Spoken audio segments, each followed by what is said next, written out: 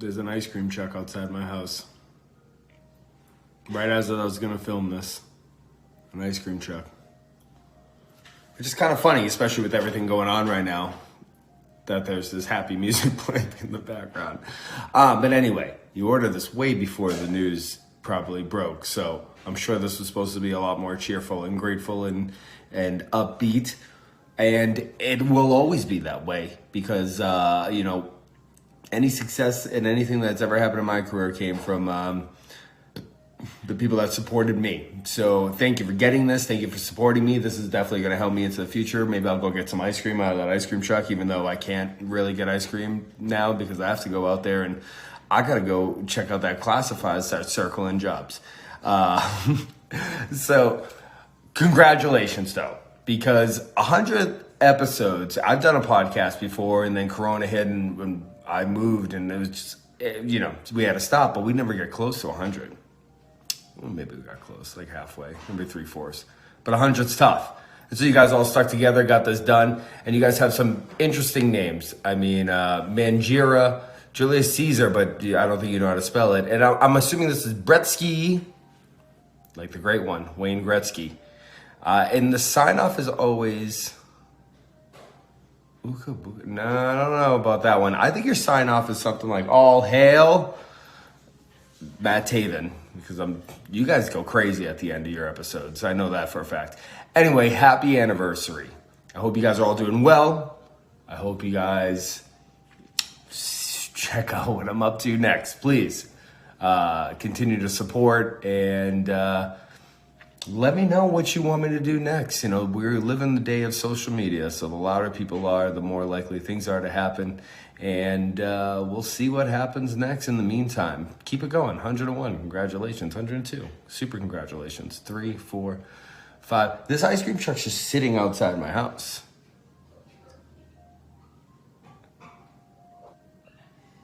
You can hear that, right? I'm like telling myself, you have to diet hard. And there's just an ice cream truck sitting outside my house. Anyway, congratulations, guys. I'm Matt David.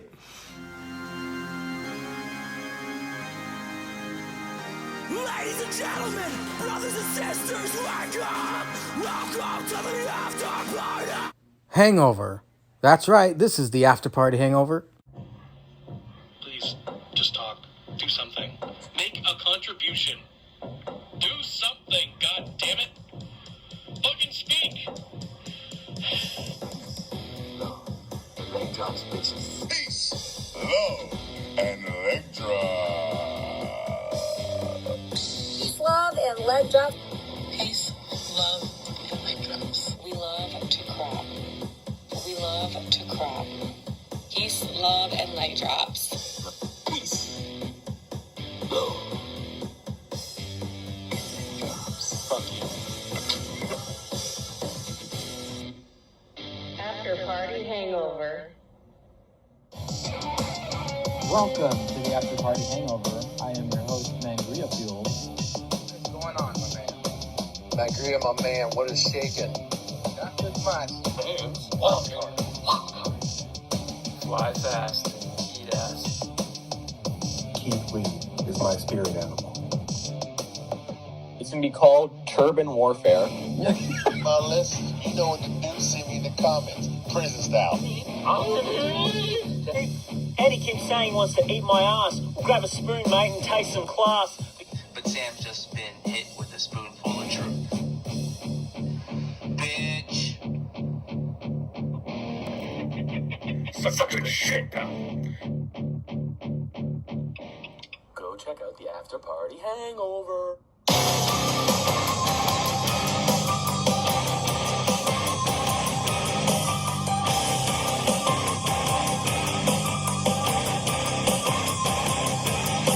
Hashtag shut the fuck up for one. We kiss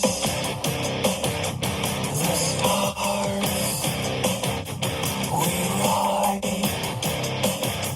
We are your name.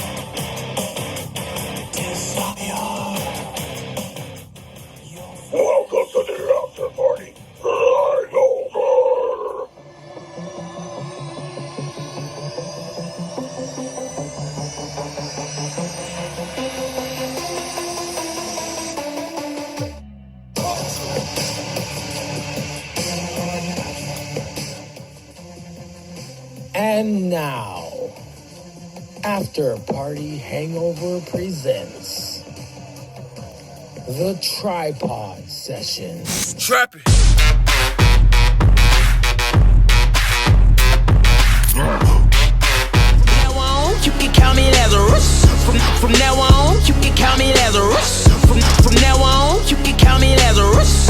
From a dead man walk, Lazarus. From now on, you can call me Lazarus. From now on, you can call me Lazarus. Hello, everybody, and welcome to the After Party Hangover. I am your host, Mangrio Fuel, and this is a show that talks about a show that talks about a show. Welcome to the 100th episode, Spectacular. That's right. This is going to be a different episode. It's a special episode. I mean, 100 fucking episodes, you know. This show, of course, was inspired by the Steel Roll After Party podcast. That's this sign right here. Such a massive fan of those guys and their podcast. It went from there. You know, they provide great content. It's very funny. They talk about wrestling. It's something we can all of us in the Steel Roll universe can talk about wrestling for hours, and it's always fun. So, you know, I wanted to bring the army closer together. You know, there's a community now, and I'd like to think this show, the After Party Hangover, brought us all closer together. That was its original intent, just to get to know the people that ask the questions every week. Because, you know, Zanka and Jake, they would post Instagram and Facebook questions, and then people would post random fucking questions, you know. And I was just thought, hey, why don't we just? Well, I'll be the Chris Hardwick of the Steel Roll After Party. Have a Talking Dead of sorts, an After Party Hangover. And so we got to know each individual member of the Steel Roll Army, all the ones who post questions on a regular basis and some that don't. We would talk about the show. We would talk about the podcast. You know, it's a true after show. Like right after the episode aired, I listened to it about 2 or 3 times. I'd pick out the LOL line of the week, and I would just pick the bullet points of what they were talking about during the episode, and I'd bring someone on. We would talk about the episode, you know, after I interviewed them, about their Instagram name or Facebook name.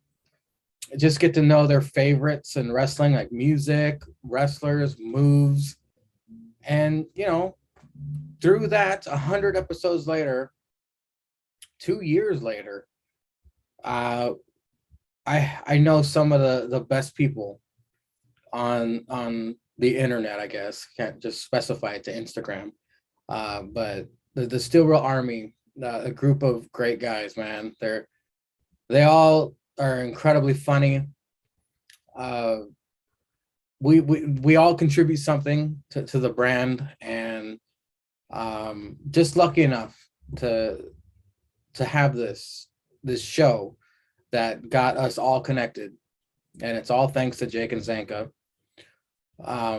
So this episode is the 100th episode, Spectacular.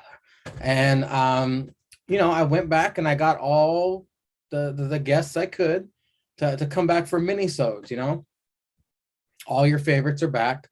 You can hear just a mini interview between me and them, catching us up on what's going on with them. And I asked them, each of them, about 3 questions. So each segment's about probably 10 to 15 minutes max. But I had a lot of fun doing it. And ladies and gentlemen, let's kick it off. After Party Hangover, episode 100. Alrighty, well, welcome to the After Party Hangover, I guess.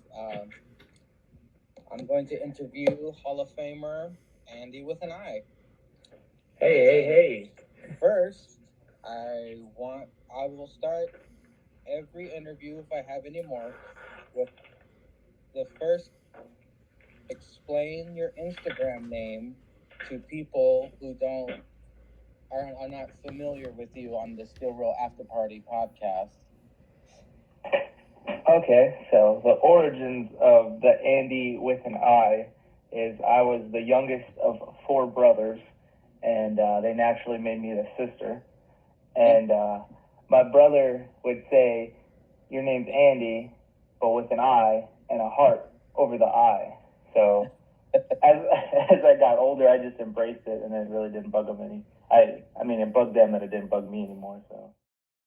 Welcome everybody to the After Party Hangover 100th episode, Spectacular. And there was only one true way I could kick this 100th episode off, and that is with the very first guest. That's right, ladies and gentlemen, Andy with an I, we're starting with the main event. The main event, Andy with an I, sir. How have you been, my friend? Inform the Steel Real Army, the Steel Real universe, how the measuring dick of APPW has been doing currently. Fucking busy.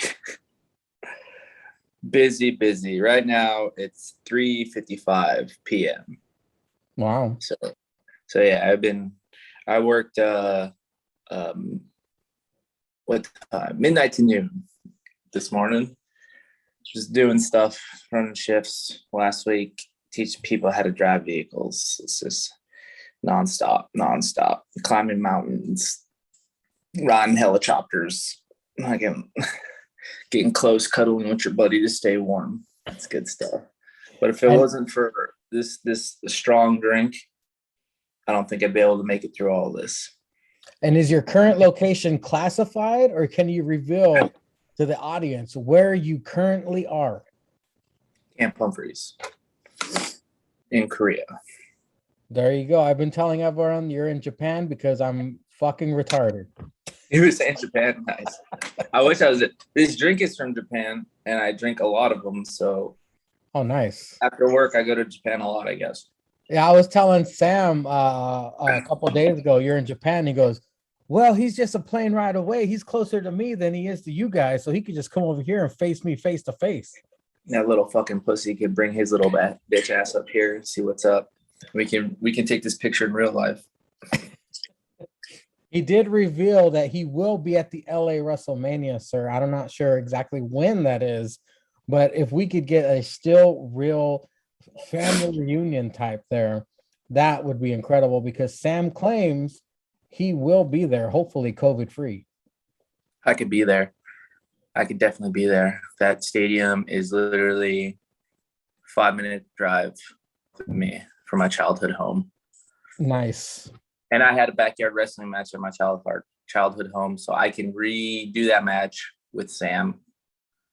But it was a ladder match. Did you won the Anarchy Pro Wrestling Tag Team Championship? Wow, some old school shit. Andy is a champion in real life. Yeah, I don't know if that is still on YouTube, but Anarchy Pro Wrestling, there was a tag team match, and I won the tag team titles as Pinche Pepe. Well, sir, speaking of Andy with an I, After Party Hangover episode 1 took place all the way back in the year 2019, August 10th to be exact. And if it wasn't for Andy, I wouldn't know what the fuck I was doing. I wouldn't know what to use. Andy helped me kick off this fucking show, which then started the ball rolling on all kinds of content on this fucking channel, not to mention the Still Real pregame, as well as possibly the Faux Pod. I don't know. It's a genesis for a lot of spin-off podcasts, but it was on Anchor, of course. Andy was also on episode 7, which was the first ever Wednesday review segment, which later on morphed into the tripod sessions. But you also came back for episode 24 with Peter Wayne Kent, rest in peace, with the Matt Taven reveal. Yeah. A big surprise. Episode 25, Andy and Monica became the first couple to be interviewed on the After Party Hangover. Shout out to Monica. Live sex celebration too. Of course, you're famous for your feuds with Sam, the rap battles, the finishing move Krumoff's discussion. Episode 38, you also returned. Andy with an I, how is your little man doing? How's Bryce doing? He's still playing the PlayStation 5? Yeah, he's got his PS5. He's into Star Wars Battlefront 2. He's playing that a lot. I can't get him off that thing. He has an Xbox Series S now. Wow. So he's just big pimping. He will turn 10 coming up here soon. So oh wow, shout hide out your to daughters, everyone. He's out on the prowl. Oh wow. So you know what? Not to brag or anything. It's been what, a year and a half, but I finally became a part of the PS5 crew. My wife got me one for my birthday. So Nice. I'm just now exploring Final Fantasy VII Remake. I'm gonna dive into all what PS5 has to offer. The new Call of Duty's coming out. I'm gonna get that one as well. Of course, 2K22. I gotta jump on all over that shit as well. But this is not about me. This is about my past guests, Andy. And I've been asking my past guests 3 questions. First, you already answered how you've been doing, where you've been, how's life. Second, my friend, I know you're busy and you don't really have time to watch wrestling. From what you've heard, what are your thoughts on the current state of professional wrestling? Let's see. I did get a chance to watch Crown Jewel. It was like on a decent timeline is where I was. So I got to watch that. I thought Crown Jewel was really cool. Believe it or not, the Goldberg match was my favorite. It was really I'm glad I'm sitting down. You just knocked me off my feet, sir. I thought it was really good, especially how they did it. Except the ending, the timing was off a little bit, but it was what it was. It was different than any other Goldberg match I've ever seen. Yeah, especially in the late WCW days when they tried to like put big stories around them. The Brock match was really good. I give 2 shits about the Becky Lynch match because I think she's hot trash. Sorry, she's got no athleticism and her timing sucks. It's just like watching a fucking cinder block figure trying to move. It's fucking ridiculous. I think she sucks. She sucks terrible. I don't give a fuck what anybody. She's fucking garbage. She got punched in the face by Nia Jax, the beauty queen, and now she's fucking riding that coattail of a fucking shot with her nose. But you do that to anybody, anybody's good. I'm just saying. You know what? I think I'm gonna do that so I can get some more job opportunities. But sir,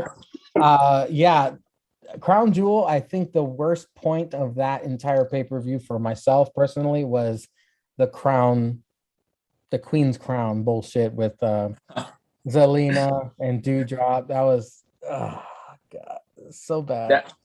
That was a good move to end it. It's so believable that the fucking the piece, the twig beat the fucking statue. It's just crazy. Dude, Dewdrop's a dime, dude. They should call her Dime Drop. She's fucking hot as fuck. Piper Niven. We're all waiting for that OnlyFans, right, Andy? Oh, yeah. I'd pipe her. Well, sir, but hold on. Before you keep going, fuck AEW. They're garbage. They're trash. They're annoying. I can't stand them. Wrestling sucks. I don't give a shit. Tommy End's trash. Cody Rhodes trash. All AEW can suck my motherfucking nuts. Well, speaking of other wrestling promotions, sir, very bad news lately about what happened to Ring of Honor. We've all heard the story about Ring of Honor going on a small hiatus, I believe, and all their wrestlers are now advertising that they're taking bookings. But I mean, Impact's still there. Impact's still there and going. What are your thoughts on that? If you've heard anything? I think it's great news because APPW can sign Matt Taven to exclusive contracts. So I think this is a godsend. We can relive. We can get Vinny Marseglia over here, and they can relive. They finish their feud in APPW. The Allure, yeah, we need them in APPW too. I mean, Mandy Leone is a fucking smoke show, and I mean, it's a blessing in disguise, but in real life, that fucking sucks. I blame AEW for that. I blame the Snake Cody Rhodes and the Snake Young Bucks. Fuck them. Sucks that they're from California too. I hate those bastards. On the tripod, we call them the Young Cucks. Young cunts too. That works too. My third question, sir. It's Halloween season. It's my favorite season of the year. I'm a Halloween baby. You can tell by the face.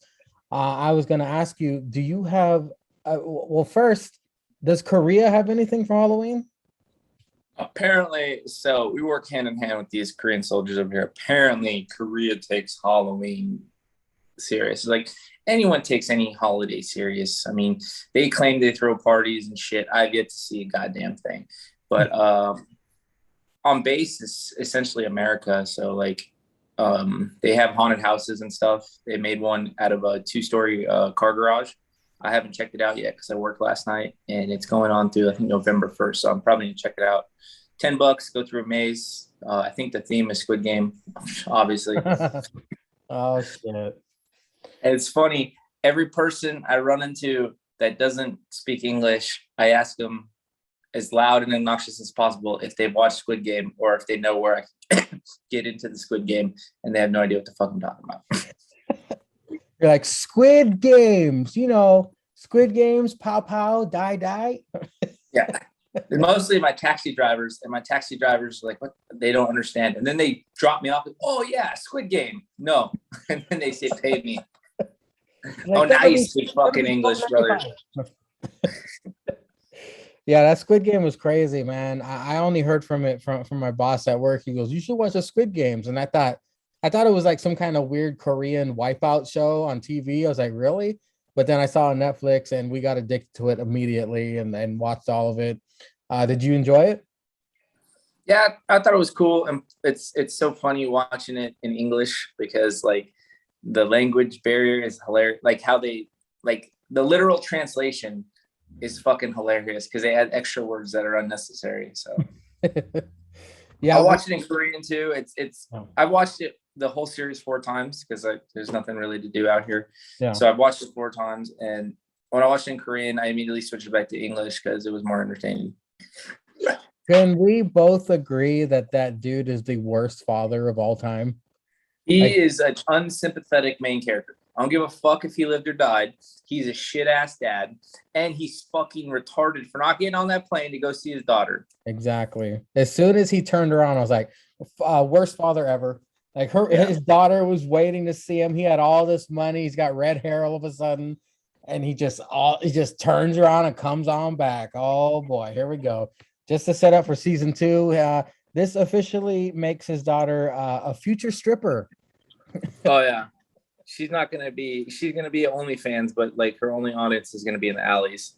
It's gonna be crazy. She's gonna host her own Squid Game behind the bar. She's gonna call it the Oyster Game. Yeah, pretty much. He's not the worst Korean father in cinema history. Have you seen Train to Busan? Yes. Yeah, he is. They're like neck and neck for worst father. And he's also in Squid Game. Me and my buddies were fucking wasted when we saw Train to Busan, so we were just making fun of like the hyperbole acting and the over dramatic shit. But I mean, it was a zombie movie. It's in our friend constitution. We must watch every zombie movie wasted and make fun of it. So it was good times. They made a sequel too, right? I'm not sure. I think they are. I don't think I haven't seen it. I didn't come across me yet. But Train to Busan is pretty nuts because I took that train to go to Seoul, and oh shit! And I was just waiting. I was waiting for some dumb shit to happen. And he had his hand on his fucking knife. He's like, "Come on!" I was on edge. He reloaded his gun while he was sitting down. He's like, "I'm gonna fuck these guys up." And it's funny about Train to Busan. They don't involve the U.S. military at all, and we're everywhere in this fucking country. So it's so funny how they make it exclusively to the Republic of the Rock Army. And I'm pretty sure if we got involved, I mean, it would be worse because like we'll get bit by zombies too, and then everyone will be. Well, all the white guys will get bit by zombies. All the black guys will be like, "White people getting killed? Fuck this shit." Take off. You know what's fucked up too? In the movies and the TV shows, they don't wear masks, right? Mm-hmm. Outside of COVID, these guys wear masks everywhere. Everywhere. So like, it's like when you watch a movie, it's kind of weird because like, realistically, they should all be wearing masks. You know what? You got to update your background and put masks on you and Sam's faces in the background. Well, I'm vaccinated. Oh, okay. Yeah. Sam's not in a prison camp, so he must be vaccinated. So I think we're good. Lovers can be Lovers can embrace. Where do you see the room he was in during our interview? Oh yeah. I don't want to spoil anything, but Andy, well, the third question was your favorite Halloween memory, your favorite Halloween costume, your favorite Halloween movie. Do you have one? Here in the States, of course. Yeah, favorite Halloween memory. Let's see. I'll go with costume, White Ranger. I was the White Power Ranger. Nice. Yeah, it was a good one. My favorite Halloween movie, what I would watch every Halloween. I would say Halloween 4 or what's the other one? Curse of Michael Myers. So it's like it doesn't have a number, it's just Halloween Curse of Michael Myers. Yeah. Bullshitty. But I love Michael Myers and I'm terrified of him at the same time, but I love him. And then my favorite Halloween memory must be when I was a kid, when we went trick-or-treating and someone tried to rob the house and then he ran away and then we saw the gun in the backpack. Oh shit. I remember that vividly. I was here in California? Yeah, it was in Torrance. Wow. California. And I was maybe 7. I think it was 7. I was the White Ranger too. Did you have the sword and everything with the tiger head on it? The white tiger head? Because my dad took it away from me because it was also the one my mom got me, it doubled as a Nerf gun. Mm-hmm. So it had like a Nerf shooter on it and it had the tiger and the sword, but it had a Nerf shooter. And as soon as I got it, I came back home and my dad was talking to my brother and I shot him in the back of the head with the Nerf gun. And my dad said, "Nope, you lost that." Oh man. And I lost it forever. Pop quiz. What does the White Ranger say when he morphs? Because there's Tyrannosaurus, Mastodon, Dragon Zord. What did the White Ranger say? Oh man, I don't remember. I think it was White Tiger, wasn't it? White Tiger Zord. But it was a falcon too. So he's a White Tiger Zord. He was a falcon as well. Fucking. So it depends on what era you're talking about. He's on Cameo, by the way. He's all over the place. He tried to fight CM Punk when CM Punk joined MMA. I would have loved to see that match. Oh, and great. He would have kicked his ass. Oh, yeah. CM Punk can't fight worth shit. He would have beat the fuck out of him. He still can't wrestle worth the shit. Well, Andy, you know what? History was made recently. We missed the boat a couple times. The first 2 SRAP members have met. The great Bretsky 99 met Boston's Lone Wolf at the latest AEW Dynamite show. They met up. Oh, that was real. They became the first 2 SRAP members to meet in real life. Uh-huh. So, if we meet now we're going to be the second. Well, does it count if I think about you when I touch myself? Hey, we'll always be first place there. There you go. Well, Andy, I'm going to hand the floor over now to you. So you get to plug whatever you want, and you can leave a special message for Jake and Zanko. All right. First, I don't know when you're saying this was recorded, but happy birthday to you. Thank you, sir. Happy 11th anniversary to Monica. Been married for 11 years. Woo woo. It's okay. He's not here right now. I got nothing to plug. The show's on a hiatus because I'm very, very busy. I do have lots of conversations I wish I would have recorded since I've been here. I have six months so far of great content, but unrecorded. I wish I could record it. We did see the video. You did see? Oh yeah, I send stuff as I can as exclusives for you guys. There's been weirder shit going on since then. Zanka, I missed the way you taste in my mouth, and Jake, you smell the same when you're asleep as when you're awake. That's what I want to tell you. Oh, Andy, fuck, we miss you, dude. I hope you come back sooner than later, man. And I hope the boys come back with a new podcast as well. But until then, we have this. We have the 100th episode of the After Party Hangover. Sir, I could not do this without you. Thank you so much for all the help you've done. everything you contributed to this. I'm forever grateful to you. Thank you for servicing our country all the way in Korea. We all appreciate it, sir. And until next time, my friend, thank you for your time. And like I said, stay tuned, brother. Fucking A. And fuck Sam in the goat ass. Well, let's start the interview by explaining to the people listening about your Instagram name. Well, how did that come about? All right, so the name Savage Alpha Foxtrot is kind of somewhat of an embarrassing story for what I tried to do a few years ago. So my old Instagram was HU Double Fizzle. It was a play off of my last name. My last name is Huffman.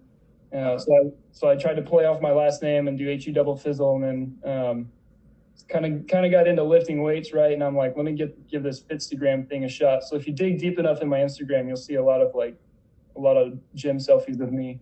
But I kind of got away from that because I realized it's pretty dumb to do that. Posting selfies from the gym. Yeah.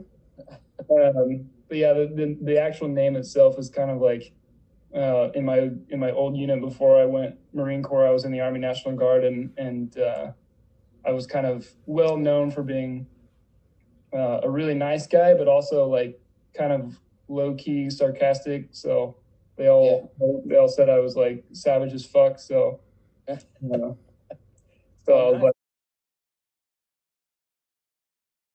hello, ladies and gentlemen. It is the After Party Hangover 100th episode, Spectacular.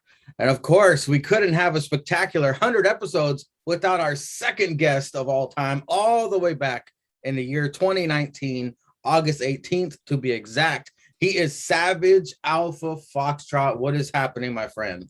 Hey, what's up, buddy? 2019, though, really? It was that long ago? All the way back. Good God. Seems like a lifetime ago. So much has changed since then. I was just trying to be an asshole on Zanka's questions. Look where we are now. I know, man. The father of the hashtag decent podcast. I'm guessing you haven't seen your royalties from that, right? No, actually. I did finally get my certificate, though, so that's good. So you got to thank Zanka for that one. All the sheriff.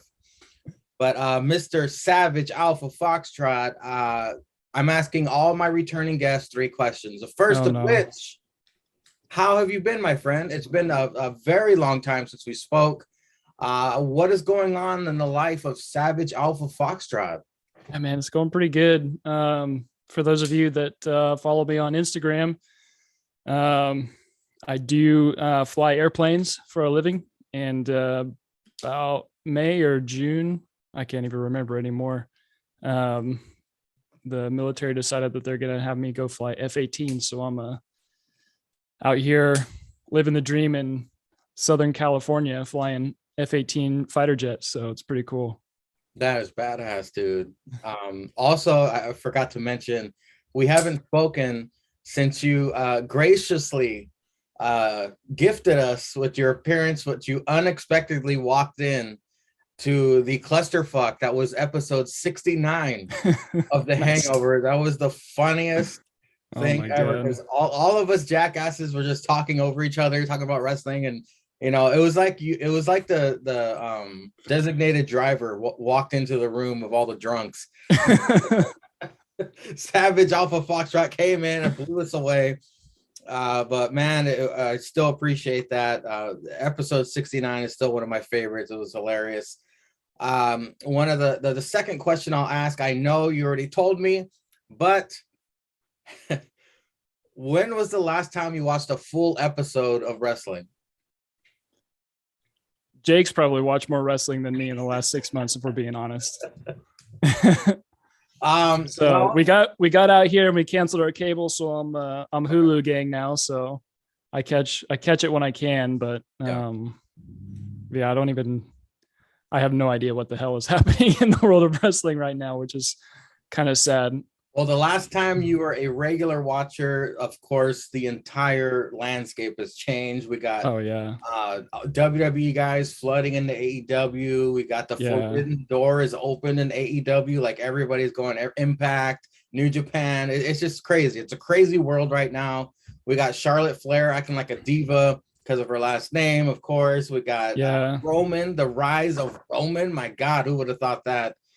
It's just a crazy world of wrestling, and it is a lot to keep up on. So maybe it's good that you're not trying to, because it's like a crack addiction. Once you get a little taste of it, you want more and more and more and more and more. Yeah. And then you watch and everything. I follow it on social, so I see some of the drama unfold on social media, and I know that AEW is basically scooping up as many WWE releasees as they can, which is basically, in my opinion, I think is going to hurt them in the future, because they're going to end up with a talent problem, and then AEW is just going to be like WWE was when they've got this stacked roster and they only use like 3 dudes.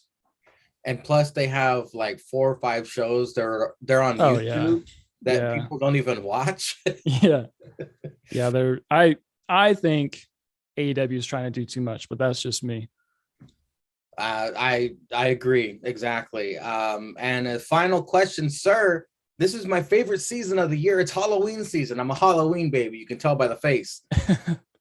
I love this season. I'm asking all my former guests, do you have a favorite Halloween story, a favorite Halloween costume, or a favorite Halloween movie you would like to talk about? Share with the audience.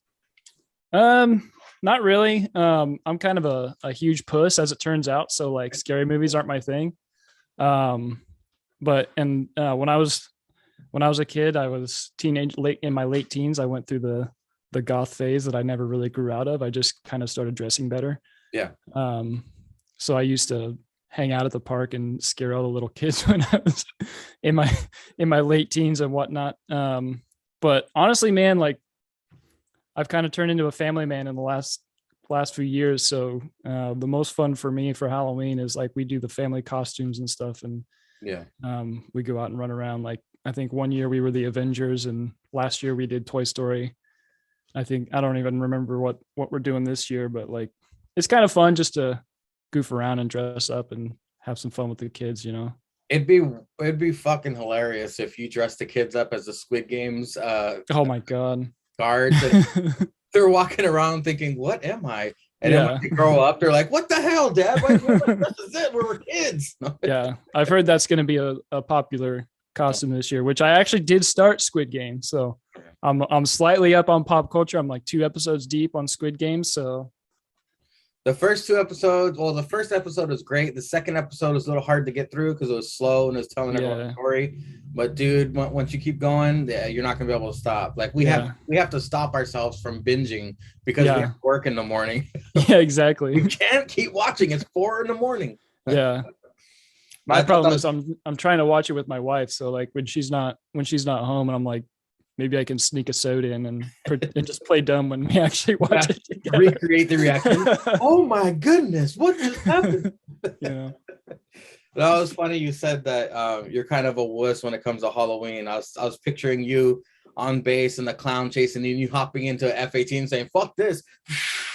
Oh, no way, dude. I don't do freaking haunted houses or jump scare movies. I like thrillers. I like shit that scares you, but it makes you think. I don't do jump scares, but I like scary movies that kind of make you think a little bit, you know. Are you a fan of the Saw franchise? Yeah, actually, yeah. That's my favorite franchise besides Friday the 13th, of course. But yeah, Saw, it's a thinking man's horror movie. Yeah. I think the last movie I watched that like really fucked me up was when Paranormal Activity first came out, like the original one. Oh yeah. I think I was like a sophomore or junior in college or something like that, living by myself. You know, it's just me and my dog. I watch it on a midnight screening. So like I'm one of the first people in that town to actually see the movie. Mm-hmm. And I didn't know anything about it. Like I didn't know, like literally just walked in blind. For all I know, it was like the Blair Witch when everybody thought it was a documentary, you know. I get home, my closet doesn't have a door. It's like an L-shaped closet. So you walk in, bust a right, and then it goes deeper. That's what she said. And at like 2-3 o'clock in the morning, which anyone that knows 3 a.m. witching hour, right? Yes, that's right. My dog wakes me up staring into the black abyss of my closet, growling and barking. I'm like, oh man, this is it. Tonight is the night. though. Don't feel embarrassed, my friend, because I am a massive horror movie mark. I love going into haunted houses. Nice. I love Halloween, everything about it.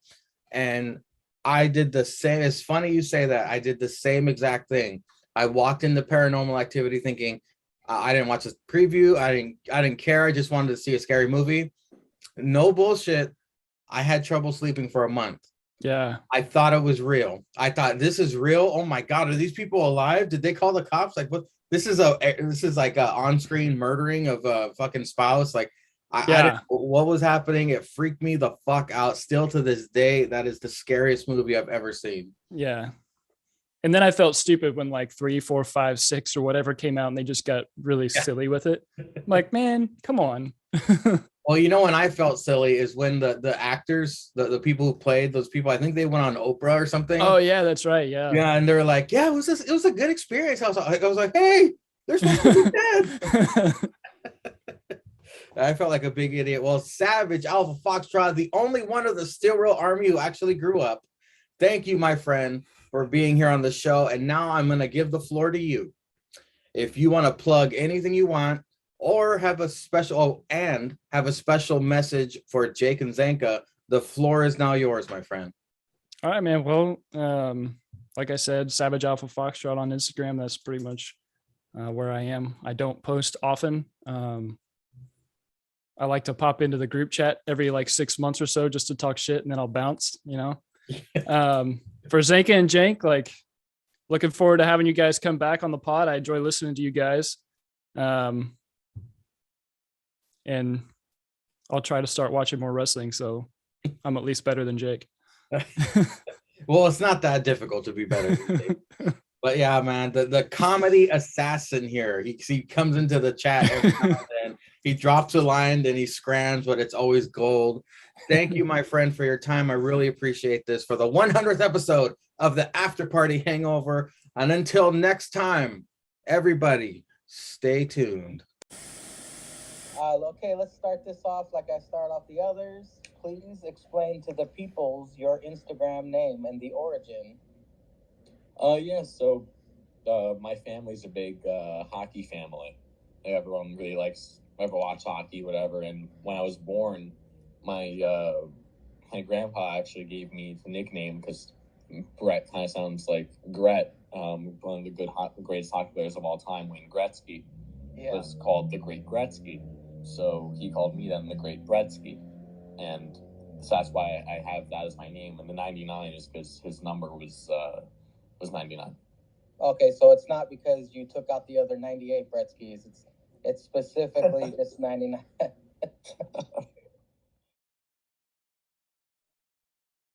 Hello, everybody, and welcome back to the After Party Hangover 100th episode. Spectacular. We have returned with one of the most important members of the After Party Hangover run, its entire run. Of course, Steel Real After Party legend here. We got the Great Gretzky 99. Sir, how have you been since the last time we talked during a solo interview, my friend? Since a solo interview, geez, it's been a long fucking time since a solo interview. It's been a minute. But man, you're flattering me. Continue. That's the one constant in my life is I know that every weekend Mangria is going to flatter me with an introduction. But no, I've been pretty good. College kind of picking back up. I mean, since the last time we spoke, one-on-one interview might have been the faux pod. Yeah, that's true. So that would have been over a year ago, I believe, at this point, or kind of nearing a year ago. So obviously a lot's changed in my life. College is kind of back in non-COVID state. Kind of actually able to have social life now, which is fun. NXT has gone from NXT to NXT 2.0. AEW has added another show, two more shows actually. And Cody is still the most hated man on this podcast. So I mean, I guess something's changed, some things stay the same. I am curious. Forgive me for not keeping up on every episode of the Faux Pod, but I was curious to know, now that you said things are back to sort of normal in college life, what does that mean? Does that mean that people don't wear masks? Does that mean vaccines or everyone's vaccinated, everyone's good to go? Are you back to hanging out with your friends like you used to, parties, all that good stuff? Or like, what's the normal 2021 now? Well, I can tell that you're not a faux potter. No, I'm kidding. No, I mean, there's still masks required in certain areas and certain common spaces for now. I mean, they say they're going to reevaluate it, but we all know they're just going to keep saying that we have to wear them. And we still, at least some Babs, and we still have to keep getting tested. Once, I think it's once every week. It's either once a week or once every 2 weeks. Still have to get tested for COVID. But no, I mean, we're getting back to hanging out with people. I mean, people don't wear masks whenever they don't need to. Like whenever it's not, if it's not a requirement, then 90% of the people aren't wearing them. And that's something a comment that I've seen just across any campus. Like people going into Boston again and being fine with it, and everyone's hanging out in each other's rooms and suites and whatever it is. So it is getting back to as normal as it can be. And also, since the last time we spoke, you dropped some massive news on the tripod. You said you were going to school overseas, my friend. I know you're headed out there. Some of the listeners who listen, well, all of them actually know. I have a question for you, though, sir. What are you most looking forward to during that entire trip? The whole time, what's the one thing you want to do immediately? Well, the popular answer and the thing I'm going to do probably immediately is going to be legally drinking. Oh, that's right.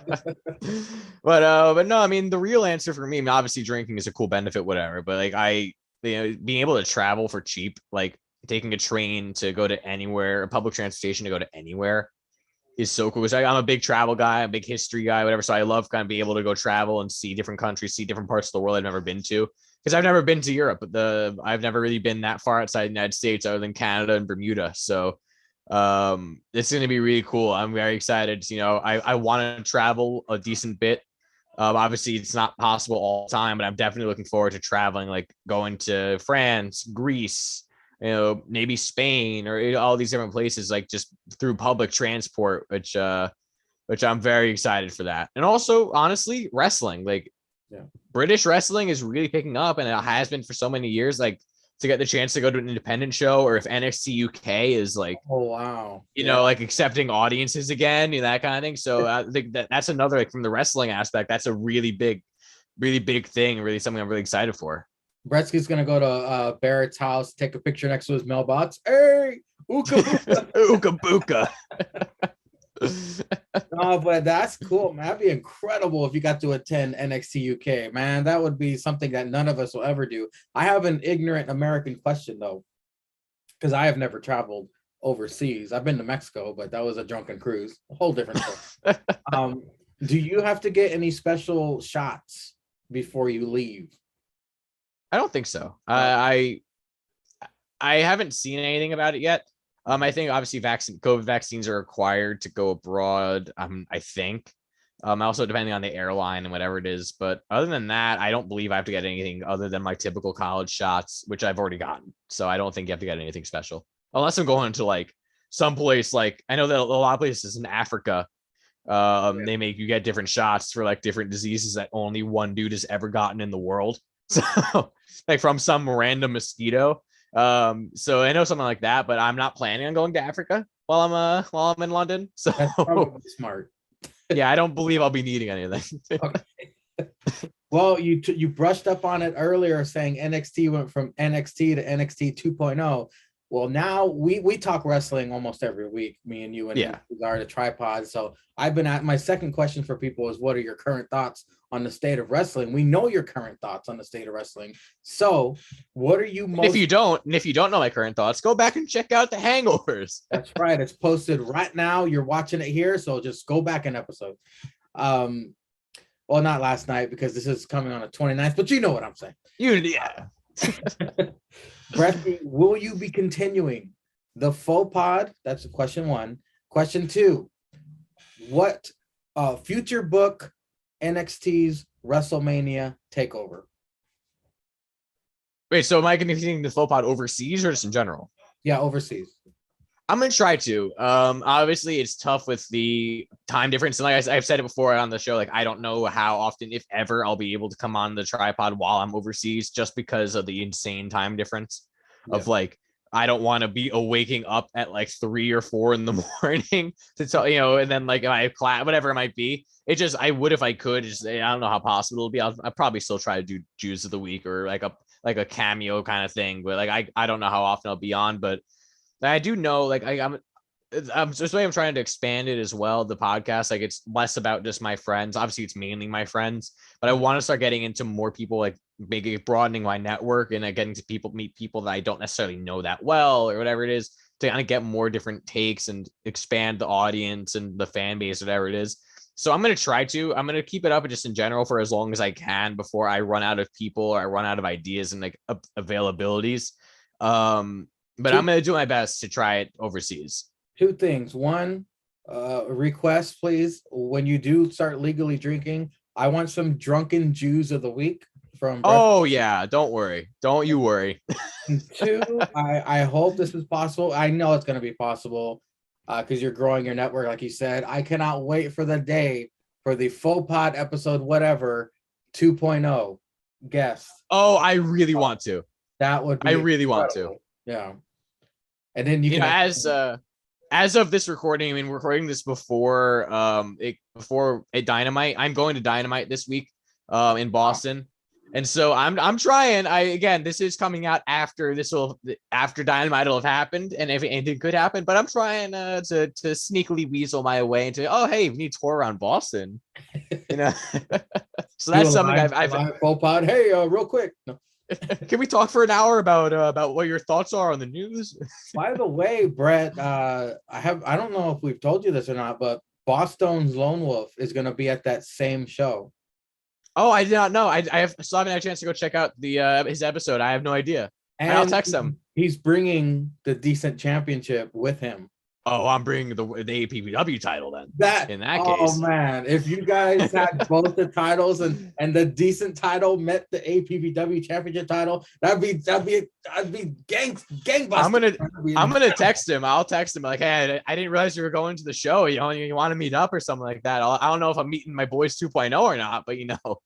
Yeah, because he's supposed to mail the Decent title to Zanka right after he goes to Dynamite. Oh, okay. Yeah, so man, if that happens, not only will you guys be the first 2 SRAP Army members to meet, but meeting with the titles. Oh my God, whew. Magic! It's gonna be unbelievable. What was the other question? You want me to future book WrestleMania? From the current roster now, what Bretsky can foresee the top 3 matches of NXT WrestleMania weekend. So I'm gonna go NXT title. I go NXT title, women's title, for sure, and I'll figure something else out. So I think for the women's title, I'm gonna go.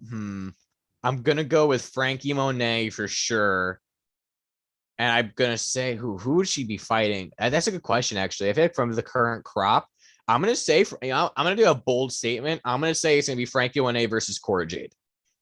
Wow, I think that they're very high on Cora Jade, obviously, and they're gonna do something like with that. Because I think by that time Raquel will have lost it and will be on the main roster. Okay. I do think by that time, which it's funny I say by that time, and it's almost here.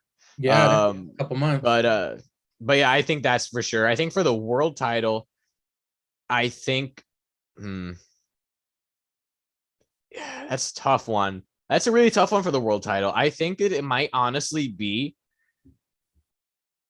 There's a lot of ways to go about it because I don't know how long they want Ciampa to have it. Mm-hmm. And I feel like you could book it so that you can have Ciampa versus Thatcher. Oh shit! So I'm gonna say that they're gonna go Ciampa versus Thatcher, just because I really want to see it again.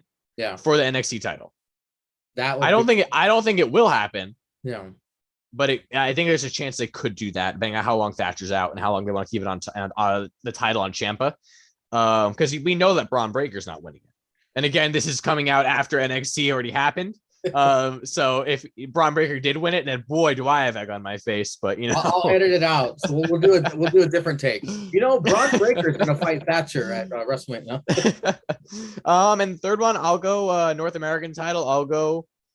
I think they're gonna extend this feud. I'm gonna go Carmelo Hayes versus I'm gonna say, you know what? I'm gonna say Carmelo Hayes versus Dexter Loomis for the North American title. I think Johnny gets his match at the Royal Rumble takeover, and then something happens, some fuck shit happens, and Loomis steps in and wins the North American title from Carmelo Hayes at the WrestleMania takeover.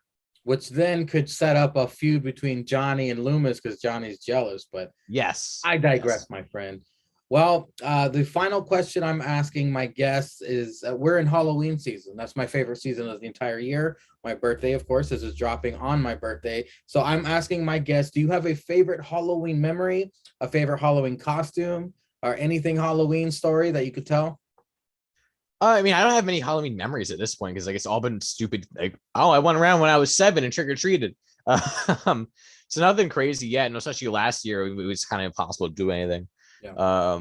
But my favorite costume, if you remember Ken Bone, oh, the guy from like the town hall, like the presidential town hall, like in 2015, whatever it was, or 2016. I dressed up as him that year. He's got a red sweatshirt. I stuffed a pillow in it, put like a name tag and everything, got the glasses and shit. That might be the best costume I ever had, was the Ken Bone costume. It got a lot of laughs from the adults. How many people did you have to explain it to who you were? Quite a few. Quite a few, but the adults loved it. The adults, I knocked on the doors, were like, oh, I know who that is. I know that guy. In terms of scary movies, do you have a favorite one? I mean, I don't really. That's actually a good question. I liked the first Saw. Yeah, I think that was a good movie. That was really good. I like some of the Annabelle movies as well. I don't remember the ones I've watched specifically by name, but I did watch a bunch of those last year with some friends. A bunch of the Annabelles, which I thought were really good.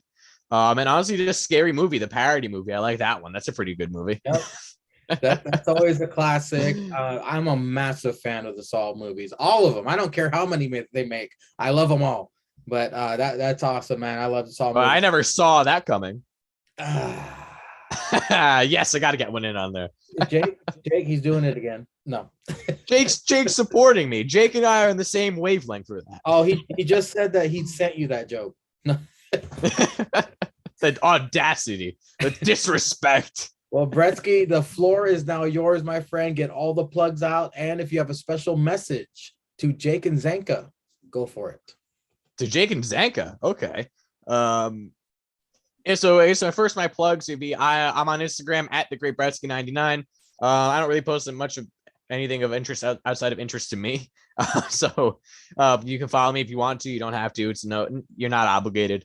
I also do have a podcast, as Mangria mentioned, and I talked about a little bit, called the Faux Pod. Basically, what all that is, if you're wondering what it is, it's kind of being pivoted a little bit in terms of the audience, but it's talking to college kids, for the most part, college kids. Some adults like Mangria thrown in there every so often, sprinkled in. There we go, episode 13 with Mangria fueled. Unluckiest episode. Yeah. Oh yeah. No, I'd say the unluckiest was Caesar's, Julius Caesar on episode 26, just the fucking audio. But you know what? C'est la vie. But no, it's basically just talking to mainly college kids. A lot of it are my friends, and kind of trying to branch out and get into more people like I don't necessarily know, I'm not necessarily good friends with already.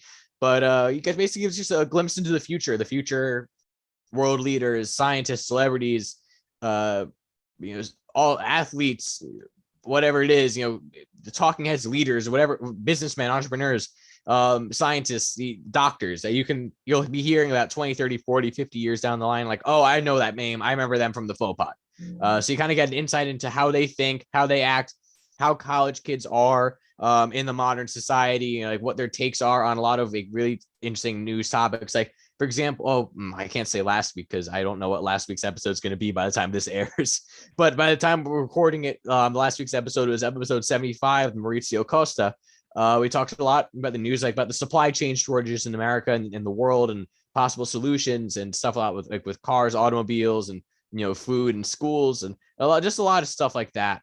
It's a lot of fun. We joke around, have a good time, get some serious topics in there as well, and get some good advice, a lot of other fun stuff, a lot of really interesting stuff. So you get to hear the future and learn about.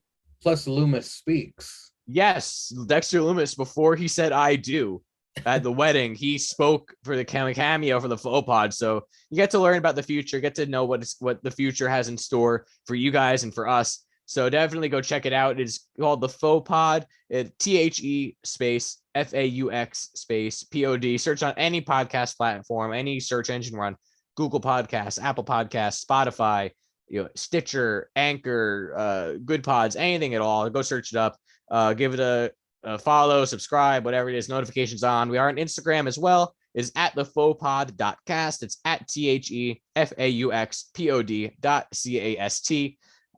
A whole bunch of really cool information. Get the joke of the week polls, get posts about new episodes, the plugs, throwbacks, all that other fun stuff. So give it a follow, give some likes, retweets, reshares, reposts, comments. We're on Twitter as well at the fauxpod_cast.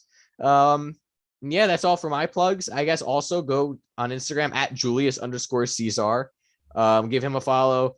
And leave a comment on his latest post, whatever it is right now, whatever the latest post for you guys is. Go leave a comment that says the Great Bretsky 99 has your number, bitch. Leave a comment on Julius_Caesar's Instagram page. Let him know. Let him know that the people know that the Super Jew of the Year is the greatest champion. Oh, it's over. I don't want to get it, but the title's too far away. Yeah, a message for Jake and Zanka. That's a tough one. Jake, fuck you. No. No, I appreciate you boys. I know this is obviously a spin-off of that podcast, of their podcast, Still Real, the Still Real After Party. They're at Still Real Us on Instagram. Yeah, no, I appreciate it. Honestly, the community has been so great. These past, what is it now, 3 years, almost 4 years, which is insane to think. The community building has been so fucking phenomenal. We gotten to meet so many great guys and girls. The podcast is always funny. The memes are always hilarious. When AEW doesn't take them down, it's even better. But no, I appreciate you guys. Giving a lot of us voices that we might not have otherwise had, and it's always a lot of fun. Always a lot of fun coming on the tripod, listening to the hangovers, listening to the Still After Parties whenever they get posted, and yeah, we appreciate you. As for you, Mangria, we gotta be remiss if I did not give you a shout out and give you a little love. Because this man, I guess it's also coming out on your birthday. So I wish you happy birthday, when it's actually your birthday. But for the sake of, timeline, this is on your birthday. So happy birthday. I gotta say, like, if you don't know, you can get it from the drunken ramblings and the yelling about Marco Stunt. One of the greatest dudes you'll meet, one of the nicest guys you'll meet. Really puts all the effort, as much effort as you humanly can into this and to After Party Pro Wrestling, which you should also check out. The YouTube page, Mangria Fueled on YouTube. Subscribe, comment, like. But no, one of the nicest human beings you'll ever meet. One of the most caring people you'll ever meet, and it's so cool to see you get to 100.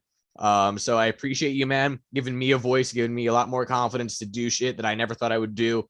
And it's really it's applicable to my everyday life as well. So I always enjoy bullshitting with you and bullshitting with you and Caesar and all the guys in the chat. So thank you so much for sticking with this, especially through all your fun shit that you went through. Still sticking with it and making every one of us smile. So I appreciate it, man. Thank you, sir. I appreciate all the kind words. And like I have truly meant, you are one of the most important people to the show, to the Still Real After Party universe, to everything. And a little spoiler alert, JH called me the house mom of the SRH. JH, he says I keep everybody together and I keep everyone connected. And you do, though. You legitimately do, though. Like, I don't know if it wasn't for APPW and for the hangovers, like, obviously we'd still be talking, but like, I don't know if we'd be talking every day. And like, Cody tweets something or someone comments something, if we send it in the chat, like, I don't know if we'd always be doing that. So really, it is like that's the most accurate thing I've heard all day. Well, thank you, sir, for the kind words. Thank you for your time. As always, thank you for your time. Everybody follow his page, follow his podcast. It's excellent. You'll learn a lot more from his podcast than my bullshit, because all we do is talk about the discoloration. No. No. We do not talk about that. I don't know who this we is. That's you. That is all you. Hey, I'm learning French. Oui. No. Go ahead, follow the great Bretsky. Again, thank you, Bretsky, for joining us here. And until next time, stay tuned. Oh yeah. On the podcast with nearly 2,500 Instagram followers, almost 900 posts, the awesome Aussie, the wrestling guy. That wrestling guy. What's going on, my man? Yeah, man, you get my fucking name right. I'm sorry. My brain has been scrambled all day, dude. I'm sorry. Yeah, I can tell. Are you still there? You're back to whatever, like, just don't give a fuck. Yeah, I'm still here. So, let's start out like I always do. Yeah, yeah, go for it, man. Would you please explain to the listeners your Instagram name? It wasn't as boring as Andy's fucking story. No, look, I have always created silly edits and videos pretty much all my life, and I thought I'd just start an Instagram account, and I didn't really think too much about it. I'm like, oh, what's kind of vague? And it's like, oh, hey, look, there's that wrestling guy. It's like, that anything. Oh, there goes that wrestling guy. Because amongst my friendship group, as you probably have, I don't know, if you've got too many close mates who, like, a lot of my mates grew out of it, and I'm the only one that's still stuck with it. So I am known to my friends as just like, oh, yeah, he's into wrestling. That's that wrestling guy. Yeah, isn't it? That Sam guy. Yeah, that wrestling guy. He likes wrestling. There's Sam. I just thought, fuck it up. Hello, everybody, and welcome back to the After Party Hangover 100th episode, Spectacular. And of course, bringing back all my former guests, a celebrity at the caliber of that wrestling guy must be on this episode. He was on episode 4 all the way back in the year 2019, August 30th to be exact. I was extremely nervous during this episode. I started it off and I shit the bed immediately by calling him the wrestling guy. Very embarrassed, but I was nervous because, I mean, Sam, he's the man. Sam, how have you been, my friend? How are you? Mr. Mangria, how are we? Episode 4. Shit. Come a long way, mate. Congratulations. I've been good, mate. Look, global pandemic, all that shit. I'm in Melbourne. Lockdowns, most lockdown city in the world. So got a chance to grow my hair out and this filthy mustache, which you can see. I like it. Yeah, man. Look, it hasn't been all negative. At least we got crowds back for wrestling. Like, that's true. That was a rough time, but no crowds here yet, so there's no local wrestling here. But all good, mate. All good, as we say. No worries, mate.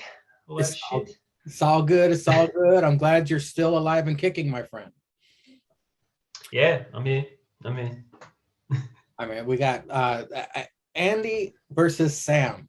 That feud ignited even more. It got more intense during the Hangover run with the battle rap. Do you remember that, my friend? The battle rap between you and Andy. Absolutely. I'll still also, it was a debate between you and Andy for the finishing move crumb-offs, in which your argument for the Claymore won the finishing move crumb-offs. Mm-hmm.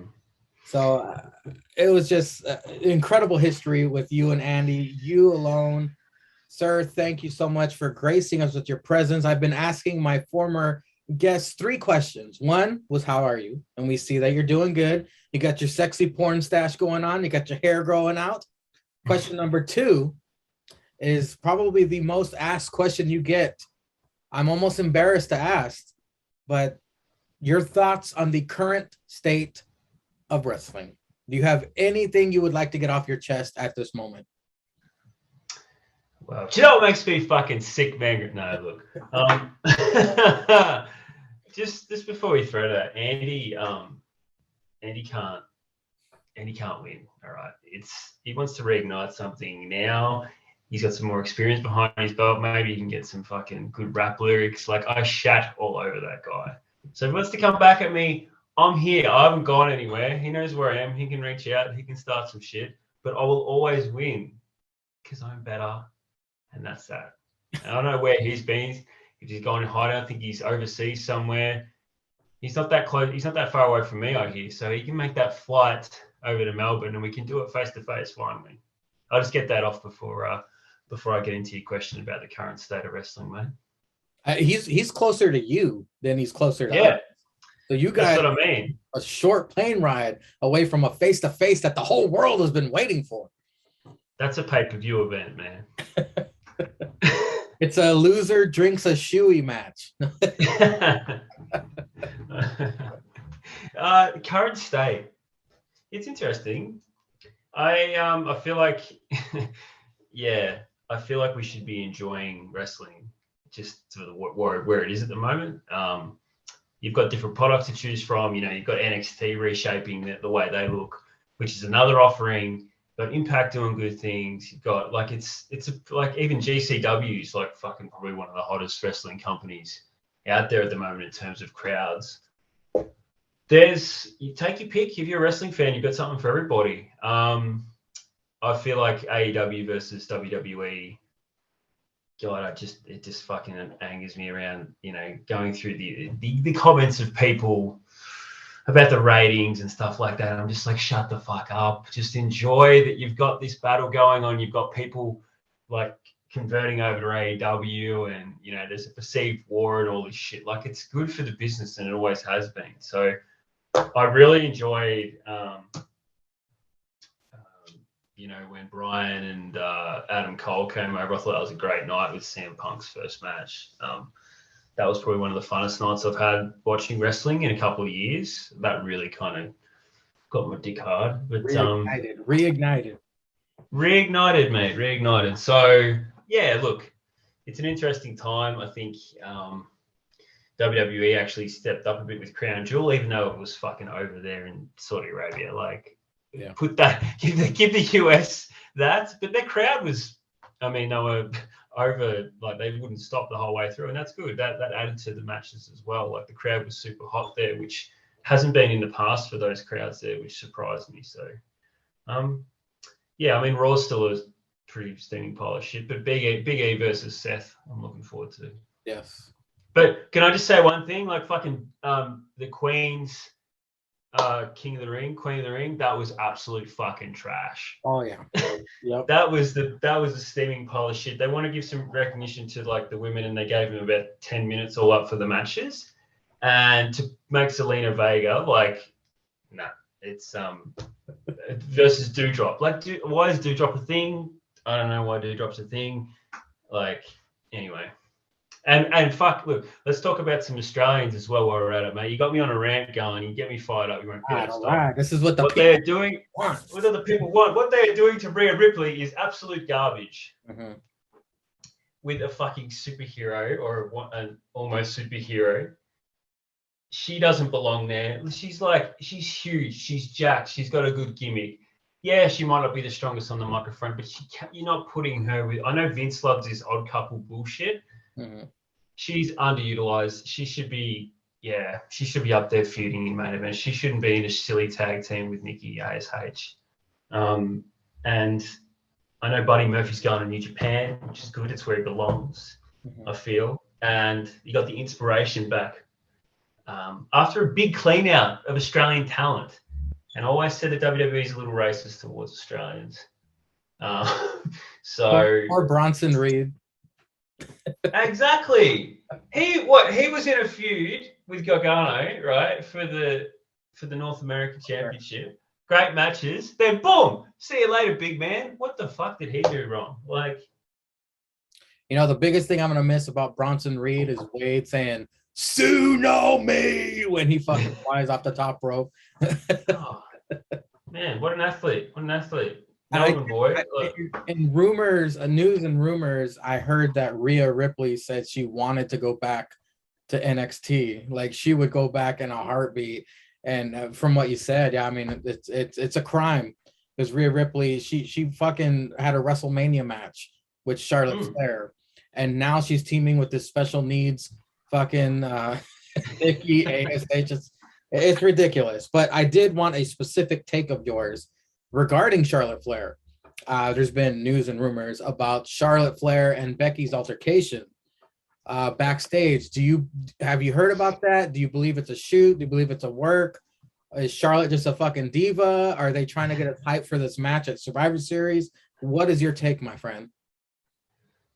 Probably a combination of all of it, man. Like, I know the internet hates Charlotte, but Charlotte's the best female wrestler by far. Microphone, in-ring stuff, even though everyone says she wins too many titles. Give someone out, like, who's better? Who's better? And look, she may get that, like, she's got that Ric Flair, like, arrogance about her now. Like, now that she's, like, main evented all these spots. And, yeah, look, she might be a little bit arrogant backstage. And that whole title exchange bullshit, the fact that they had to do it 2 years in a row, just swap over title belts. Fuck that. It was horrible. And I would have been pissed off too. I heard they were both pissed off about it. Like, surely you find a way around that to make a switch or have a match or something. Don't just do, and look, rightly so, I would have fucking chucked it on the ground as well. Like, that's just the amount of creative staff that they have in that place. And they got stuck 1 year, like with the tag titles, and to do it a second year was just like, dude, you've got to be better than that. So I would have fucking thrown it on the ground too. Regards to backstage, I mean, who really knows? It's probably been blown up as the internet does. But the Becky and Charlotte feud, it draws. I'll watch it. Like, it's always going to draw. Like, they're good at being able to build a feud. So if it adds a little bit of spice to it, yeah, fuck yeah, I'm in. And a little bit of that, wrestling is good when the lines are blurred. Yep. So they really hate each other. Like, that's when wrestling's the best. Like, it's like, maybe there is a little bit of legit heat there, but yeah. And look, people are saying she might go to AEW. Like, fair enough. Like, if you've done everything you can do. Could you imagine if she went to AEW? Who besides Britt Baker is competition for Charlotte Flair? She's gonna destroy that entire division. It's gonna be her and Britt Baker fighting as much as Charlotte and Sasha did.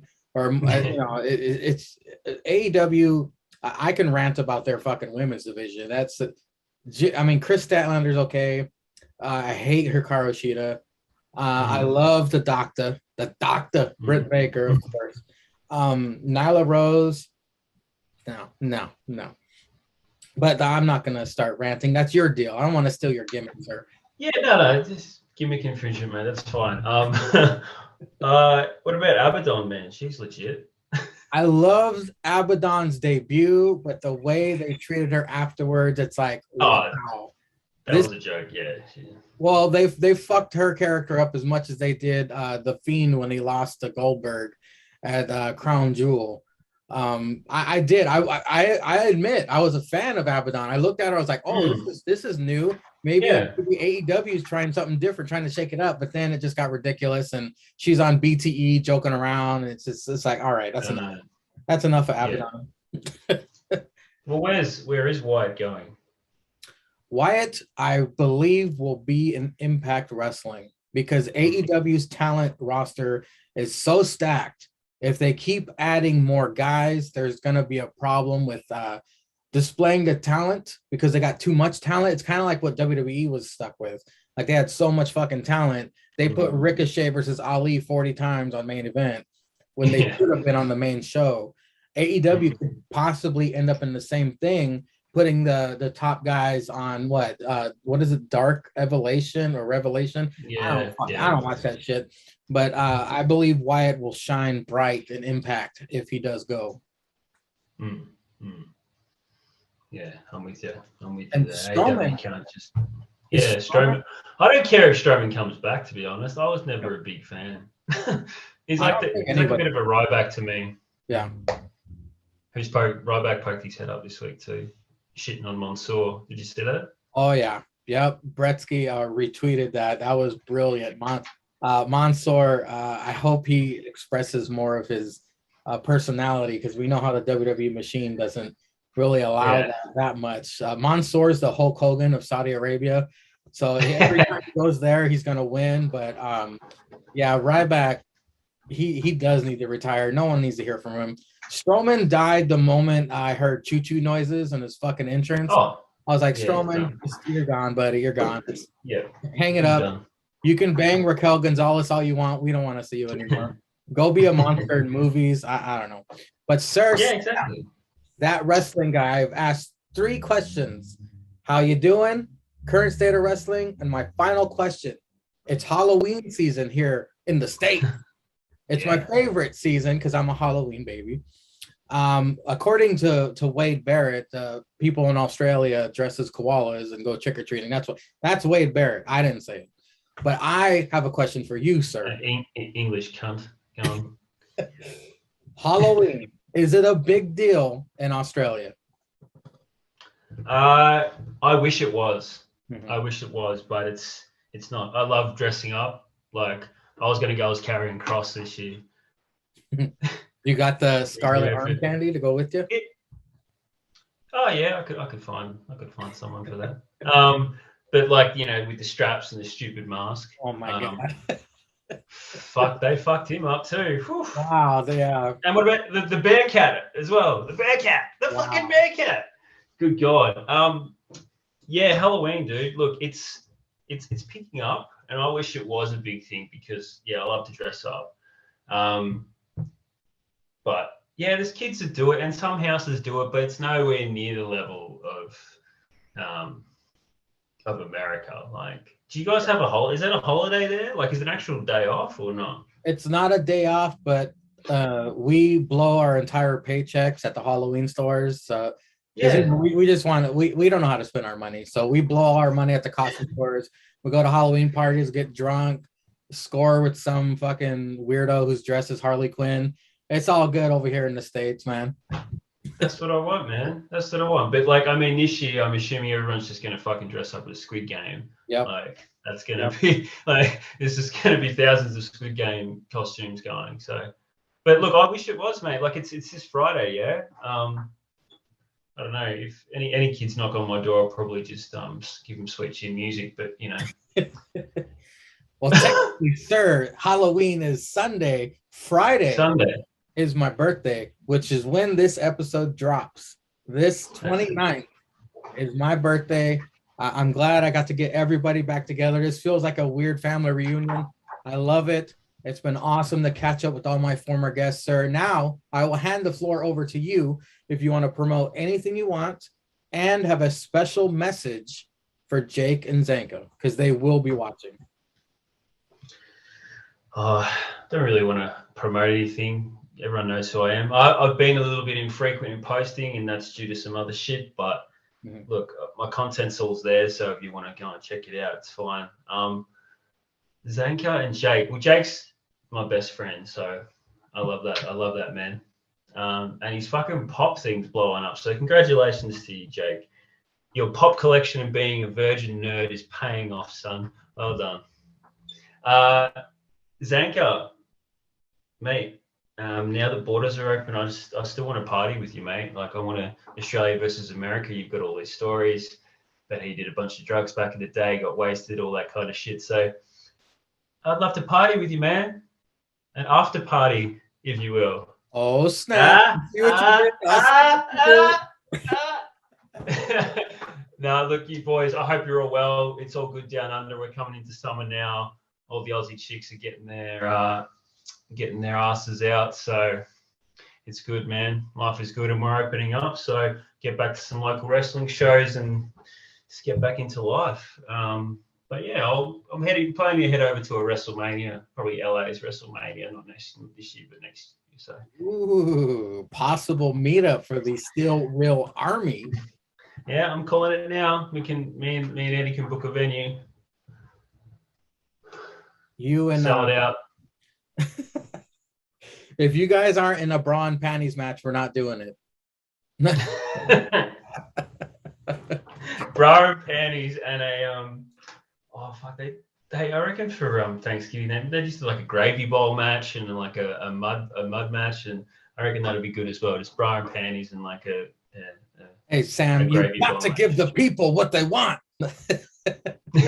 Exactly. I'm willing to strip down naked and cover myself in American gravy. That's fine. Hey, you got to do it for the content. You got to do it for the content, you know? That's all about the views and the people. It's all about the views and the people, man. Well, Sam, that wrestling guy, thank you so much for returning for the 100th. I really do appreciate this. I know you're about to prepare for a feast at the Butt Meat Buffet now that it's summertime in Australia. I appreciate your time. Thank you for joining us. And until next time, ladies and gentlemen, stay tuned. Okay, well, I start off every episode by asking, how did you come up with your Instagram tag name at JMatter? Okay, so my Instagram name, it's dorky as heck. Been using this name for a long time besides Instagram. Originally started in high school because I wanted to be a DJ.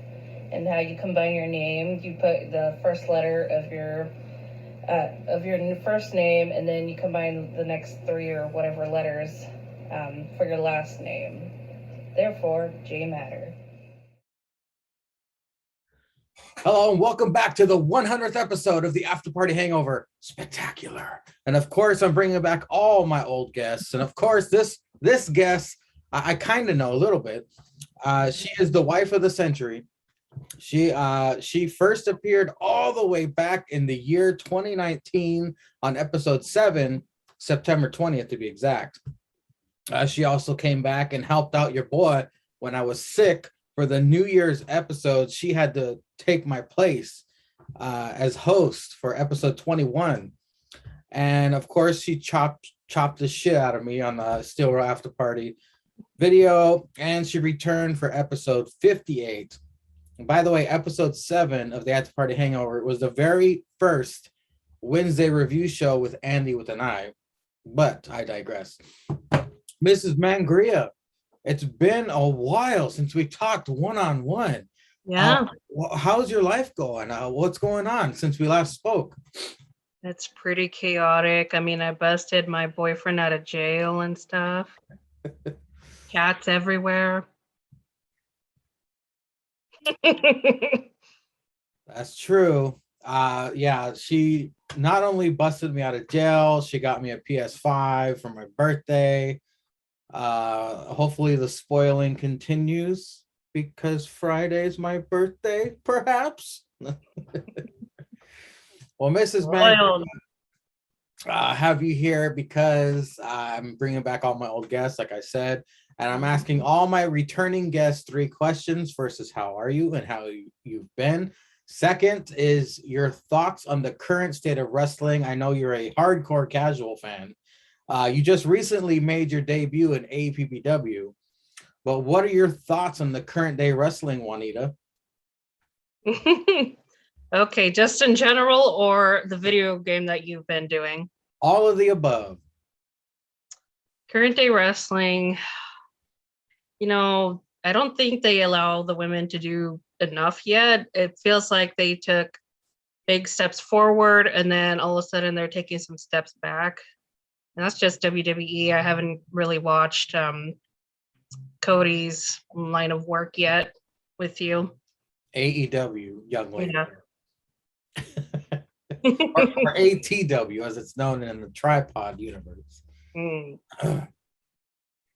Well, I do appreciate you voicing Juanita Green Card and you go as far as wearing a mask and doing live promos. Everybody appreciates that. Jake probably skips over it because he hates women, but you putting the time and effort. We got to have a talk, Jake.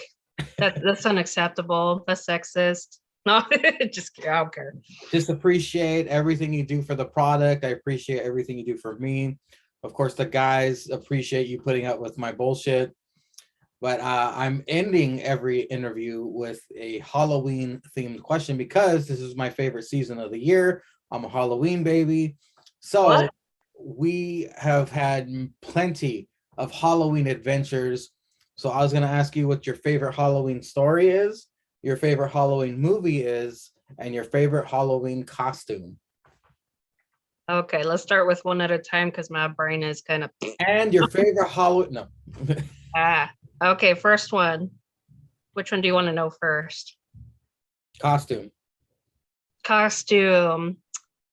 Let's see.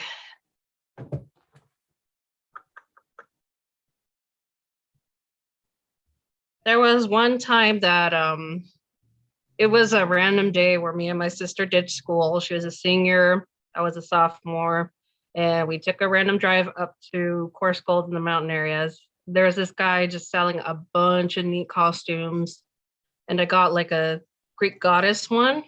that actually fit me. So I'd say that one was my favorite. Was it like a Hercules themed fucking costume? Yeah. Yeah, it was pretty long, but it was really pretty too. Okay. A favorite Halloween movie or scary movie in general? Scary movie. Let's see. I've seen so many with you. Let's see. I do like The Ring. I mean, it wasn't as freaky as a lot of people made it out to be, but one other favorite I liked growing up was Rose Red, because I also read the book, the Stephen King's. That was the TV movie, right? Yeah, it's a TV movie, but the book was way better, of course. Okay, now your favorite Halloween story. We have a ton of Halloween stories, but is there one that jumps out to you as your favorite? The one that seemed kind of chill to us. I mean, I love Halloween Horror Nights. I cannot choose between all of those, but I could definitely choose the one when we went to Vegas, because even though it was just like 3 mazes, the interactive haunted house, the one where I was taken through the trap door, and then they took me through, like, they were dragging me all through around in the dark. I thought that was pretty fun. Well, the listeners don't know what we're talking about, but so there's this attraction called the Freakling Bros Trilogy of Terror in Las Vegas. I guess it happens every year, but picture big rigs, and they have, big rigs for pulling those gigantic trailers. Well, they have those trailers parked in this like dirt lot, and each one of these truck trailers are decorated in different themes. And the one she's referring to was kind of like a witch cult theme, and everything was pitch black, of course, making it more spooky. And so me, my buddy, and my wife, we sat down in this room in front of this like fortune teller or a witch or something, and she goes, "One of you is rotten." And we were all looking at each other like, huh? And it got awkward, and then the lights cut out, and then when the light came back on, my wife was gone. And me and my buddy were like, "What the fuck's going on here? Where'd she go?" And she goes, "Get out of here, get out of here." And so we went around the corner, and when we went around the corner, there's not many corners inside this trailer, by the way. She was, it's like they pushed her from they pushed her from wherever she was, and she rejoined us. It was freaky. And then like we had to crawl like on the floor to get to the other side of it. It was I remember creepy. that. It was creepy. It was good. It was worth the price.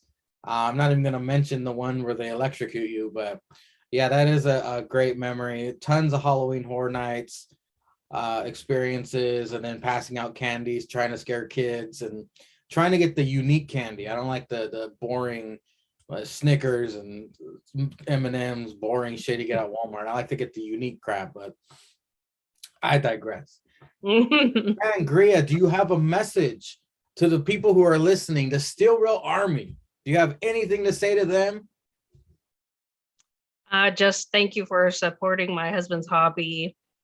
You work at this pretty constant, and I just want to thank your supporters for, supporting you, being there for you, interacting with you. It could see how much fun it is for you. That's why I agreed to do like half this crap for you. And then you even get my sister to do it. That's funny. But thank you, viewers. Well, thank you for your time, Mrs. Mangria. Thank you, everybody, for watching this. And until next time, stay tuned. But remember, Jackie, they only give us 10 minutes, and the next home wave is tomorrow at 7:30. Okay, so make sure you take time off tomorrow. I'm gonna be busy for another home wave. Okay. Ladies and gentlemen, hashtag we got one. It's Mr. _ What's going on, man? What's happening, man? How you doing? I'm doing good. How's your day going? It was good. I got stuck in a little traffic and saw your message and pulled over into a Baker's parking lot. So let's do this thing. Explain to the people your Instagram name. I'm pretty sure it's straightforward, but just for those who are curious. Yeah, my last name is Tryon, and I'm a Mr. So I put an underscore in between it, and Nailed it. Hello, ladies and gentlemen, and we are back with another one of the After Party Hangover classics, veterans, favorites. We got one. Once again, it is Mr. Tryon. Thank you, sir, for joining us here for the 100th episode, spectacular, of the After Party Hangover, sir. Of course, man. Gria, the pleasure is all yours. I know it is. Well, Mr. Tryon, how you been, man? Catch us up on your life. How's fatherhood? Oh, it's a beautiful pain in the butt. How about that? But it's awesome, man. Life's going great right now. Yeah, well, we talked back. You were on episode 8, all the way back in the year 2019, September 28th to be exact. You came right. You helped break down some NXTs for us, and you also returned as a one-on-one guest in episode 56. You had just. I think one of your children had just been born. Yes. Last year in September as well. So I was just asking, has it gotten better? Is it more frustrating? Is it rewarding, or all of the above? All of the above. It's very, very frustrating, but rewarding. The rewards outweigh the frustration. That's good, man. That's fantastic. It just started school. My youngest is turning 2. I'm starting to get gray hairs. I don't know if you can tell, but yeah. Look at that. Look at that. He's maturing in front of everybody. That's right. Well, Mr. Tryon, the last time we spoke, I asked you a very deep question in your Mount Rushmore of wrestlers, and you said you would put Edge, Randy Orton, Roman Reigns, and the next person I want to talk to you about, because this is a common character that we've been big fans of for a long time, but now he is known as the Bearcat.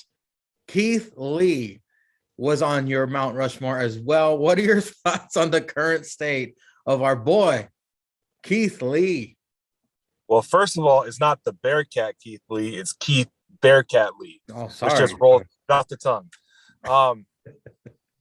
Give the man a chance. That's all I ask, Vince. I don't ask for much, but give the man a chance. Exactly. He made being 300 pounds cool, you know? That's correct. And he became a double champion, the first double champion ever in NXT, and now he is a Bearcat. I mean, hopefully they do have more plans. I mean, they drafted him. That's good. You know, they rebranded him, so they obviously have some plans for him. But hopefully, he doesn't get how you say Bray Wyatted out of the WWE. Yeah. That does seem what's going on, because with Keith Lee, it's like they give him all these new little gimmicks. Mm-hmm. It's very start and stop. Yes. And with the Bearcat, what a lot of people don't know is the Bearcat, that name was given to a black wrestler back in the 70s or 80s, whose main character was to fight racism. So it's a great premise that they're going to use that with Keith Lee, but you got to use him. He's been on TV twice since he's been the Bearcat. So he's just going to fight Vince McMahon over and over? He's fighting all the racists? Or AEW. Yeah. It's the thing, man. Everyone always wants to say Vince McMahon is the racist old Republican, but there's been more black champions in the last 2 years than there's ever been in AEW. That is true, sir. Speaking of AEW and wrestling in general, how have you been keeping up with the world? Have you had time? Are you too busy, or how's it going? I don't think I've watched a full episode of anything since the last time we talked. It's been tough. There's been so much wrestling right now, so much to keep up. So I've really been keeping up with the Roman Reigns storyline because it's amazing. So I follow that on YouTube. YouTube's pretty much where I get all my wrestling. I'm worse than Jake. I don't do the Hulu cut. I do the YouTube cut. Wow. Well, you know what? I mean, you called it when I asked you for your Mount Rushmore of wrestlers. You put Roman Reigns on that mount before before the rise of heel Roman. You knew, and you put his ass on the Mount Rushmore before all his greatness, before our tribal chief arrived. Yes. You knew and you saw it, especially with Edge returning. Edge is, he's big again. Randy Orton, of course, awesome. So those 4 men, what we have yet to see what Bearcat can do, but those 3 men are worthy of being on that Mount Rushmore. I would say so.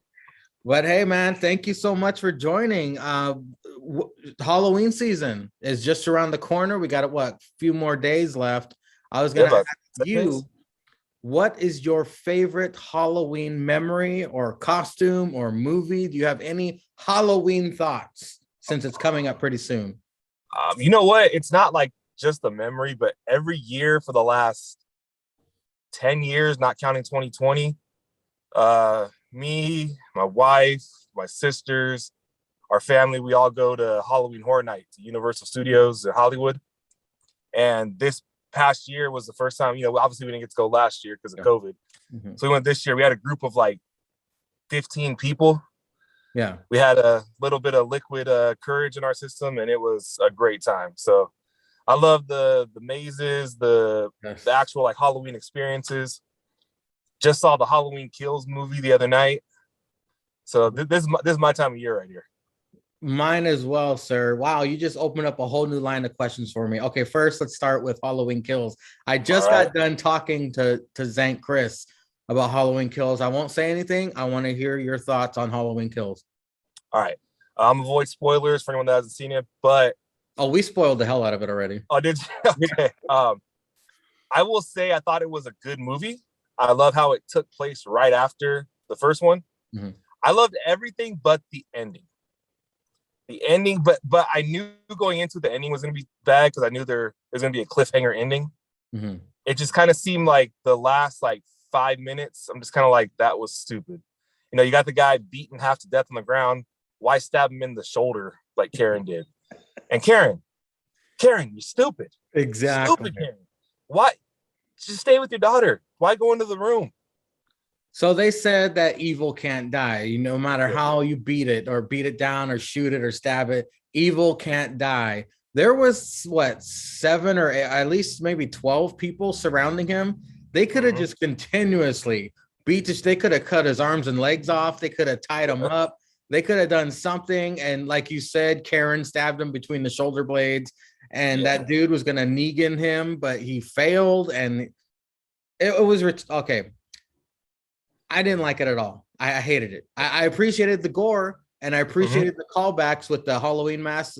Zank Chris told me that was from Halloween 3. Those on the So I appreciated the gore. I appreciated the creepiness. What I didn't appreciate was the melodramatic of the whole thing. It was so melodramatic. They had one-liners. Laurie Strode was presented in the trailers like she was going to be the one to kill him. She was in the hospital the entire time. A lot of zoom ins on the face, on the face, closed face. I just thought, wow, this is bad. I don't know if they changed directors because they always get the first one right, but the second one and all the remakes are so terrible. So I gave this one a, but it's Halloween season. I had to see it. As far as Halloween Horror Nights goes, if you've been multiple times, have you ever been to the ceremony, the opening? When because everyone else gets in early and they go in all the mazes.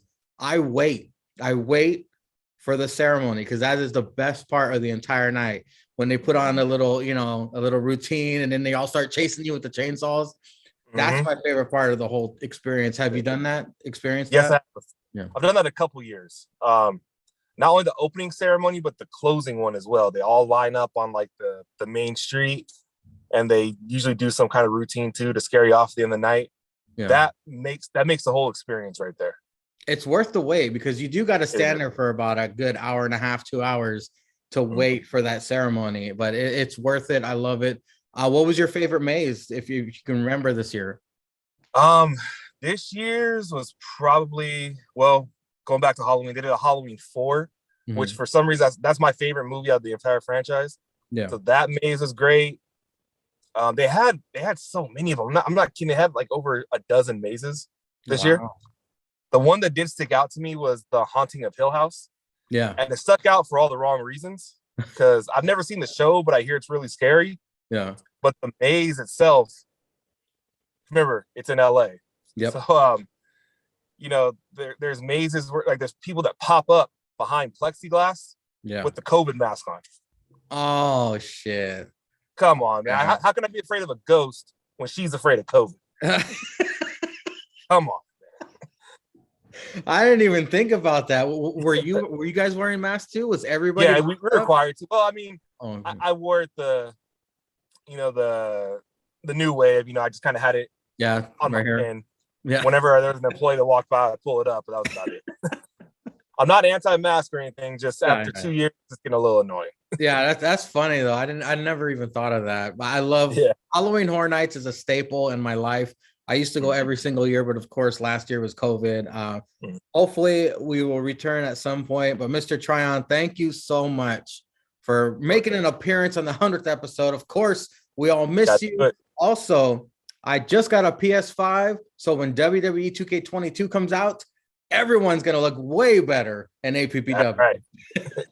All new gear, all new everything. So I can't wait for that. Thank you for joining, sir. Do you have a message you want to send to the 10 people listening, or Jake and Zanka, or anybody you want? You want any plugs or whatever you want? Jake and Zanka, look me in the eyes. I need a podcast now. And for everybody else, happy 100 to the After Party Hangover. It's been great. Well, I should say it's been hashtag decent at best, hashtag world order till the end, and hashtag we got 100. Hell yeah. Thank you. Thank you so much for your time. I know you're on your lunch break. I know you want to get to eating. So thank you for your time, sir. And until next time, stay tuned. That's right. He's had a long-time presence in the Instagram questions. He's a multiple-time hashtag champion. Jake loves his salads. It's Julius _Caesar. What's going on, my man? Hey, what's up, man? Thanks for having me on. No problem. So we'll get started here. Go ahead and explain your Instagram name to the listeners. All right. So back in high school, I got a nickname, C's. So obviously I went by that for like so long. So when Instagram came around, you want to make a handle. Just didn't want to use my name. So I kept trying to use like ways to put C's in the words. Yeah. And then one late night, I was in like a Google spiral, and I saw a thing with Julius Caesar. Thought it made sense. Welcome back, ladies and gentlemen. And I am here with perhaps the most important guest of the entire run of the After Party Hangover. Of course, I'm talking about Julius _Caesar, Big Carpe himself. Caesar, since the last time we talked one-on-one, and it wasn't about wrestling, I want to know what is going on in Julius Caesar's life since we last talked. I mean, my God, a lifetime ago when it was one-on-one about not wrestling. Inform the Steel Real Army, the Steel Real universe on how you were doing, my good friend. Wait, since the last time about not wrestling? I mean, how many episodes ago was that? It's been a minute. Back before you even called this the After Party Hangover, back when it was, it was still the After Party Hangover before the tripod sessions, before, what was it, like the Christmas episode? Well, technically it was episode 53 of the After Party Hangover. All right. I think I was probably like a Christmas episode. I mean, I'm still good, man. Still out here in these streets, still out here doing work. Got every promotion coming up in November. So we got a AEW show coming to Norfolk. Thinking about going to. If I'm off early enough, I could still just buy a ticket day of and maybe stroll in. And then I have a SmackDown coming 5 days before that. Wow. Especially with the draft and how everything's planned out. I still do have a friend who knows somebody in catering for WWE. So I might not be on TV, but I would be behind the hard cam.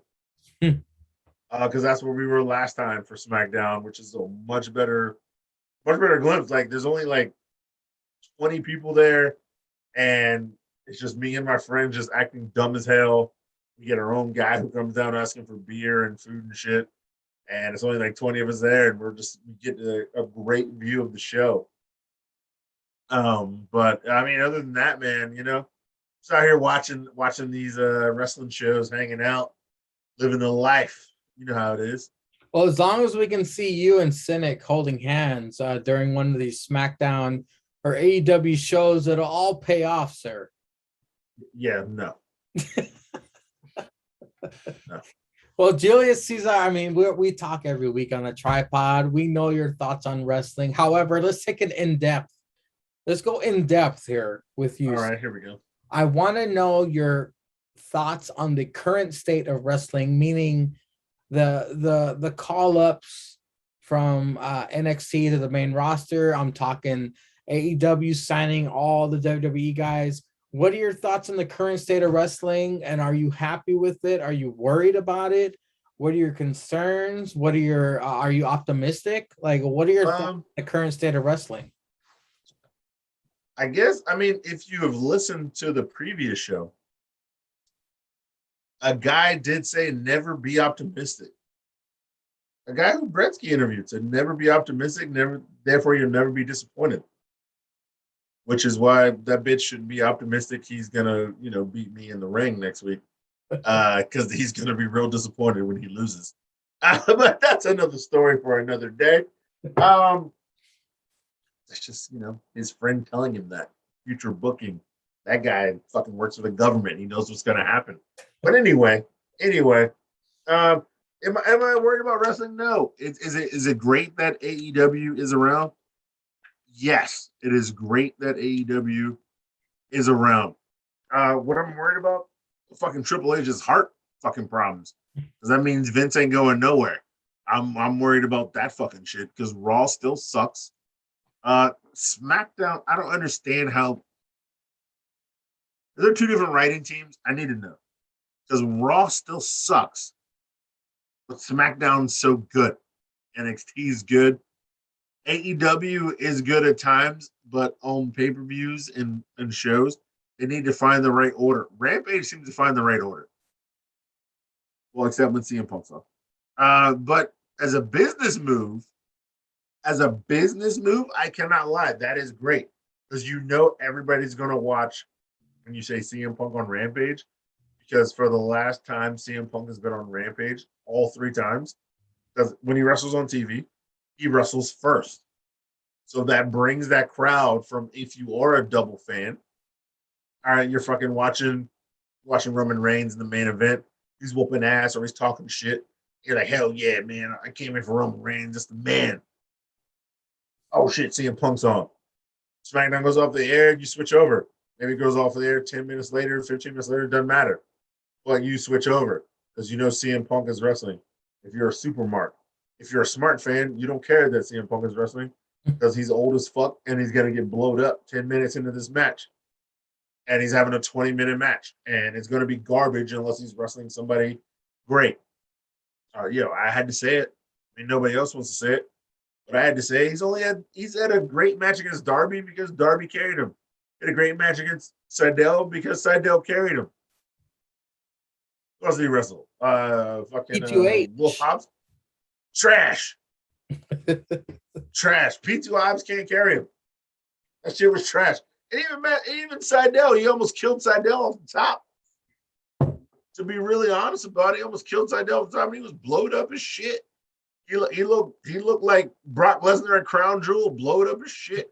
After like fucking 5-10 minutes in, and you expect him to have a 20-minute match. Like, giving this dude a title is the worst thing you could probably do in APW right now. And then even plus, why is he still undefeated? He should have, in my opinion, if he's there to put over talent, he should have put over Darby day one. He can be undefeated after that, as long as he has that loss. Because now the real question is, who's going to be the guy that gives CM Punk his first loss? Jungle Boy. In AEW. Jungle Boy. Then it's a waste to me. I don't know. Maybe if it's Jungle Boy, all right. Because if we're going by the pillars of MJF, it's Jungle Boy, it's MJF, it's Darby, and it's Sammy Guevara. So fine. If Darby couldn't beat him and Jungle Boy does, all right, cool. I'm fine with that. But if it's not, then you're stupid as shit. Because if this guy's there to put over young talent, why did he beat a young talent 7 years rusty into going into that match when that guy carried him? He should have lost to him, to be honest with you. But, that's AEW. They want to do what they want to do. They're gonna promote Bryan Danielson to the moon. Probably gonna be the next AEW champion if Hangman wins, which is what the people want against Kenny, and then he has to fight Bryan Danielson and Daniel Bryanson wins, then I'm sorry. Your company's a joke. Because once again, you're putting over an ex WWE guy for a guy you built in your company to be a main eventer. Because he was the first, he was in the first heavyweight championship match. So you built him up from New Japan to be a top guy in your company, and then he loses to an ex WWE guy. So let's really be honest here. Let's not bullcrap each other. So yeah, it could be good. It could be shit. Just depends if Trips gets back, soon enough. If Vince really gives him the company, and if Tony Khan's not on cocaine, wilding out on some dumb shit. So you know what I'm getting from this, Cesar, is I'm getting a lot of opinions on today's wrestling, which means it's all good from here. We got a lot to talk about. We got a lot of talent in both companies. It's gonna be good. But Cesar, this is Halloween season, my friend. Yeah. Halloween season is my favorite because I'm a Halloween baby. We know. So I'm asking you, sir, what is your favorite Halloween memory, your favorite Halloween costume, your favorite Halloween drink, your favorite Halloween anything? Do you have something to add to Halloween in your lexicon of memories, sir? So Halloween, I got a good Halloween story. Okay. I got a good Halloween story from the streets. So one day I went as a beer keg. I found a beer keg costume. And it was a thing you had to put on. It was super itchy, so I had to put on like a long sleeve shirt. Mm-hmm. And the hat actually lets you hold beers in the hat. Mm-hmm. So it had a keg. It was the tap, and it had a little thing on it which you can pour. Yeah. So we went to a house party beforehand a pregame, and I put some like beer in it, and we were playing beer pong, and I was pouring it up. And they're like, "Oh shit, this shit holds that," and bitches loved it. So yeah, it was that, and then so I stole a bunch of Miller Lights. I kept them in my pockets because the beer keg went over the. So we went to the bar, and I would go to the bathroom, and I would pour the Miller Lights in there, and then people would be like trying to drink out of it, and then when beer came out, they were like, "Oh shit, this is love." That was probably a really good Halloween story.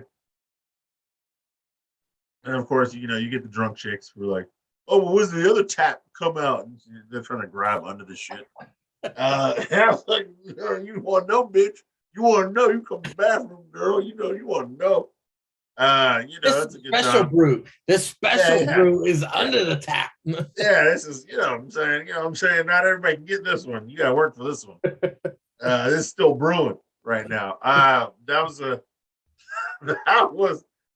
fun night, and that was probably about maybe like 5-6 years ago. It was funny. I had an old Halloween costume. It was literally like this big magnet. Mm-hmm. It's a paper I wore around my neck and had baby chicks on it, so it was a chick magnet. And then people I wore it around, and women wanted to take pictures with it all the time. Mm-hmm. And then we were getting pizza at this like drunk ass spot, and this dude was like, "Yo, man, that's fucking awesome." This is before Halloween. It was like Halloween week. It was like a Monday. Halloween was like that Saturday. The dude was like, "Yo, man, how much for that? Let me rock that." And I was like, "Yeah, man, I'm just trying to buy this pizza, bro." And he's like, "I'll buy your pizza and I'll give you like $50. And I was like, "Bet." And the dude literally bought like me and my friend's pizza. He spent $40 on pizza, and then I gave him the thing, and then he gave me $50 cash. And then we got back in our friend's like limo that drove us there and like left. Like, "Yeah, what'd you rent a car?" I was like, "No, I give it that fucking guy for like $50. And I got pizza for everybody." That was actually a good one. But it was a good like picture taker. So if you're out there, like people, like women were literally just taking pictures with me in this thing. So if that guy like got something out of it, but that shit was fucking funny. And they was like, "You sold that shit for $50?" Like, "Yeah, bitch, fuck your life. I just paid for my whole tab, so I ain't spend no money tonight." And then I got pizza, and I just shared the pizza with my friends in the car on the way home. So limo back. So it was a good ass night, man. So that one's always a good one. The beer keg was fucking funny. And yeah, that's about it. You know, pizza and beer, of course, if you add that to any story, it's always going to be a great story. And it just happened to be on Halloween. So Caesar wins the day yet again, sir. But I said that Julius Caesar is he is the most important part of the After Party Hangover show. This dude, I mean, when I was in jail, he was the only one that talked to me via what was it called? Home Wave. We got to talk on Home Wave. This dude is a true friend. I appreciate him so much. Julius Caesar, of course, making his first appearance on episode 9 of the After Party Hangover, all the way back in the year 2019. On October 5th, to be exact. He came back on episode 17. He also was, I'll never stop mentioning this because I tell everybody all the time, I know the kind of guy Caesar is because of what happened on the Christmas Eve special when your boy here, fucking brain damage Mangria, didn't hit record on the fucking episode. We had to do it twice. Caesar replicated all the reactions he did again on the questions that were asked of us. It was incredible. He came back on episode 29, episode 34, and then on episode 39, it just so happened that we invited Bretsky to this formula with Caesar, which was the birth of the idea. It was all Caesar's idea. He said, hey, we got something special here after that episode. And then episode 40 was the very first ever tripod episode of the After Party Hangover. And the rest, my friends, is history. You think episode 40, we're at episode 100 now. Incredible progress. We had beer runs, we had sessions, but of course, Caesar has been here for the majority of the time, as well as Bretsky. Caesar, I'm forever in debt, sir. Thank you so much for everything you've contributed to this show. Thank you for all the time that you've sacrificed. And again, the Christmas Eve special, I'm forever in debt for that fucking episode. No, it was good times, man. It went quicker the second time because I didn't ever think of anything. And like I remember I was just spitting dumb shit off the cuff, but it was so funny, and we literally just re-recorded it. So it flew. Everything. I feel like the first time was like 2 hours and 15 minutes, and the second time was like an hour and 15 minutes because it was just so off the cuff. It was just like bam, bam, bam, bam. I remember because I said, "Oh shit, Caesar, I didn't record any of this." And Caesar just went about his night. I think you went into like a club, or you went somewhere, you went home, or you did something because you were talking to someone. You're like, "Hey man, how's it going, man? How's it going?" "No, man, I'm recording this real quick." And we redid everything the same day. No. So yeah, no, I remember I had to record with you, and I told some friends to meet me. I was working at the bar, and I was like, "Yeah, I'm off at like 5. Like, meet me at like 7, and then like we can get some drinks here." And we can roll out. And then like I knew they were gonna be late. And it's funny because they're white people, and I knew they were gonna be late. And so they showed up at 8, and I rolled back in to get my jacket because it was cold. And I was recording outside so we could have some space. And I went back in, and they showed up at like 8:15. I was like, yeah, just get some drinks. I left my tab open. I was like, yeah, go ahead, have some drinks. And I got my jacket. I was like, I just got to finish recording right quick. And I went back outside. Now I was talking with you, and that's when like we kind of re-recorded everything. Yeah. And I got back inside. I was like, yeah, let's go. I just had to do something for a friend right quick. So they were cool with it, and yeah, man, it was funny as shit, and it was a good time. And I'm all about a good time. It was crazy. I appreciate every second of your time, sir. Thank you so much. I'll never forget that. And you hold a special place in my heart, sir, for being there for me when I was locked up. I mean, you are the most important person in the After Party Hangover timeline. And now, Julius Caesar, I give the floor to you, sir, for any plugs you have, or if you have a special message for Jake and Zanka of the Stiller After Party, the floor is yours, sir. Nah, man, it's all good, man. Look, the Hangover was birthed after the after party. And it's good times. It gave me a way to vent and talk about wrestling. It's kind of like, like I guess Sam is that wrestling guy because he always talked about wrestling, and that's how he got well known. And I do have just a couple friends at work I just talk about wrestling with, but with you guys who watch it as intently as we do, as I talk to my friends at work, it's fun for me to come up here and talk about all the wrestling bullshit that we can. We run crazy late. Sometimes we finish early, but I mean I'm always down to talk about wrestling. The group chat is awesome as well because we can just rant about dumb shit, fun shit. We mostly 80% talking about wrestling shit. So yeah, the Still Real podcast. I'm always a big fan of doing podcasts because if I'm not working or hanging out, I'm driving on the road and I love listening to podcasts. And that's what got me started in the Still Real After Party. And then yeah, man, asking dumb questions, which gets you into the Hall of Fame, which is a great shit. And Zenka and Jake, those guys are good as shit at what they do and the fuck shit that they provide, and us asking dumbass questions. Just wish to talk about SmackDown more. If they're gonna talk about one show, why not talk about SmackDown? They both hate Raw. They hate it. They know they hate it. They have no energy to talk about Raw. Let's talk about SmackDown. Come on, let's just change the show. Let's talk about SmackDown and then the pay-per-views. We still only do 2 shows a week. It's fine with us. The SmackDown leads into the pay-per-view. So nobody cares about Raw. Yeah, we're excited Big E has a title. And he has the world title, the real title, not the universal title. So that's actually dope. Like Kofi and Big E within a couple of years have actually the real title, which the title that I know we don't condone his dumb ass anymore, but like the title Bruno had, the title Hogan had, the title Cena had so many times, the title Edge had. The title Shawn Michaels, Bret Hart. Yeah. Kurt Stone Angle. Cold, The Rock. Kurt Angle. Kurt Angle. Kurt Angle get the Tony D. The Taker.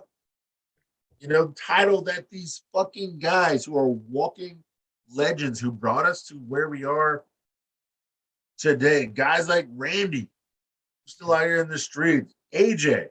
Finally got his hands on it as well. If you want to count the new guys who are possibly going to lead, like, Dean, Seth, Roman, all had the world title. Legends of it. Wait, Miz has been wrestling for 30 years, 20-something years? It's crazy. Miz has been constant pro for 20, 30 years. These motherfuckers had every championship twice. Just legends of guys who have had that title. Both Kofi and Big E are title holders, and then holding it, not getting not getting super shit runs, but having the title for a while and representing it, having big match moments and winning it. Kofi probably got the best WrestleMania run.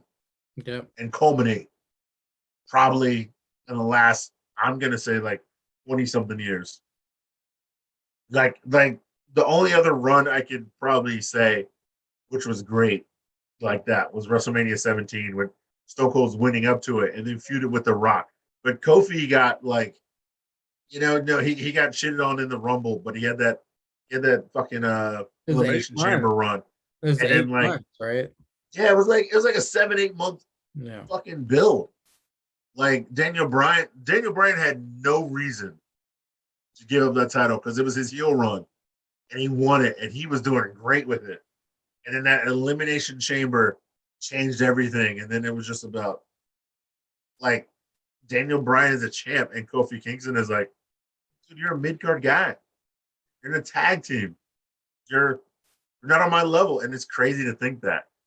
Daniel Bryan, before he got that run, as a B+ player. You're not this guy. You're not the champ. You're not that guy. He had no reason to give up that title. And he did it because the story was just too good to not give it up. And the people needed that. And yeah, it was awesome. It was awesome. So yeah, wrestling, man, it's still awesome, man. It's still real to us. Fuck that. Still real to us. Damn it. Crying a fucking gym about it. Like and legit. Woods gotta be next. Woods gotta build that shit. Woods won the King of the Ring over the Prince. Yeah. Over the Prince?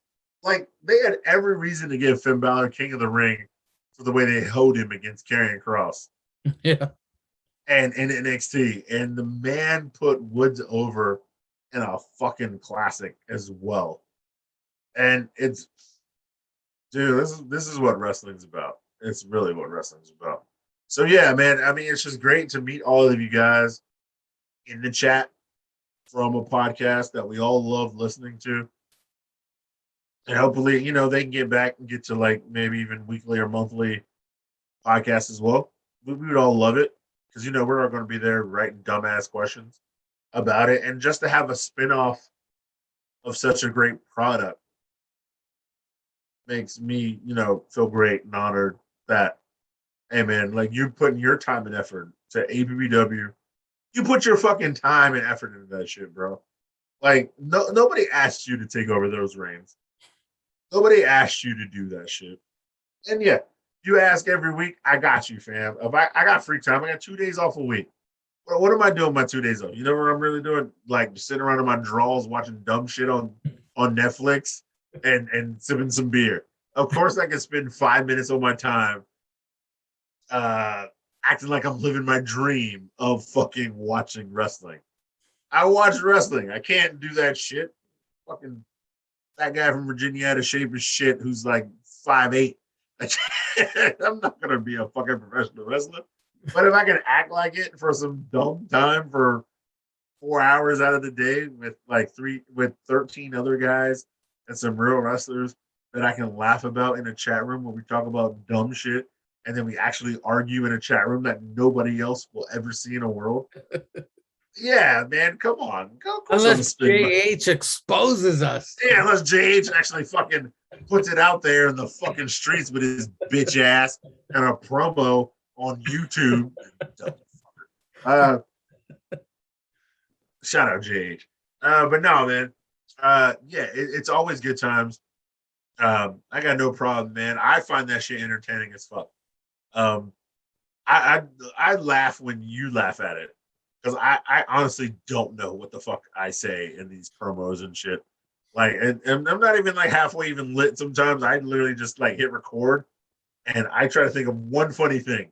Like, if I go, before I hit record, I'm like, I'm going to think of one funny thing and work it in.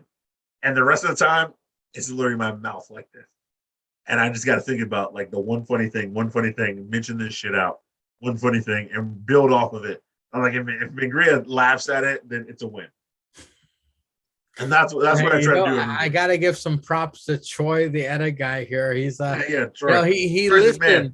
He listens and he places strategically. He puts that and he puts it in there. Yeah. Fucking Troy, man. Fucking Troy.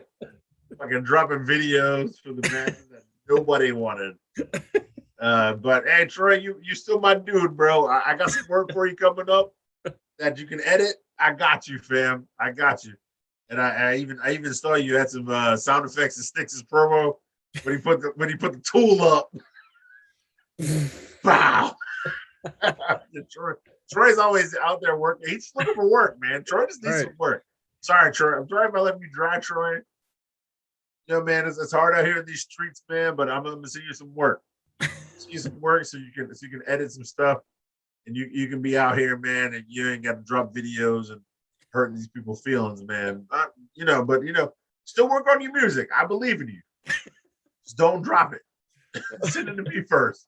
I don't know. He might have something cooked up for Bloodbath and Beyond. God damn it. I don't know. All right. You know. All right. Well, I gotta drop.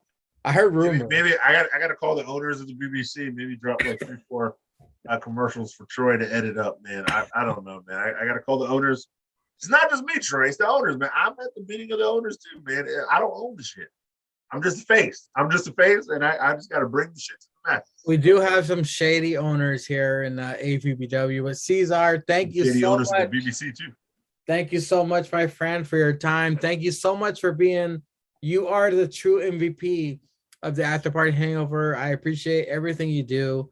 And until next time, ladies and gentlemen, stay tuned and hail our Lord and Savior, Jesus Christ.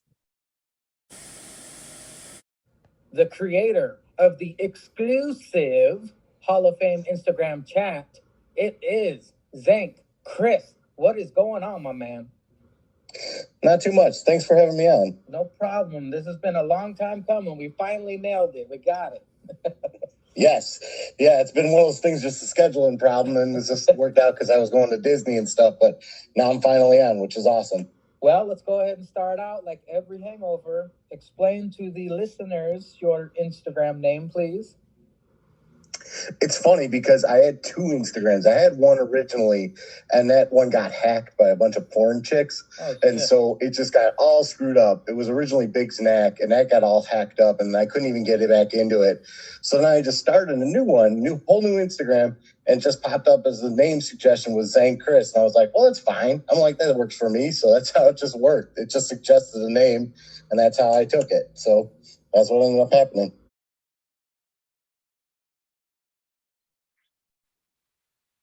Hello, everybody, and welcome to the After Party Hangover 100th episode, Spectacular.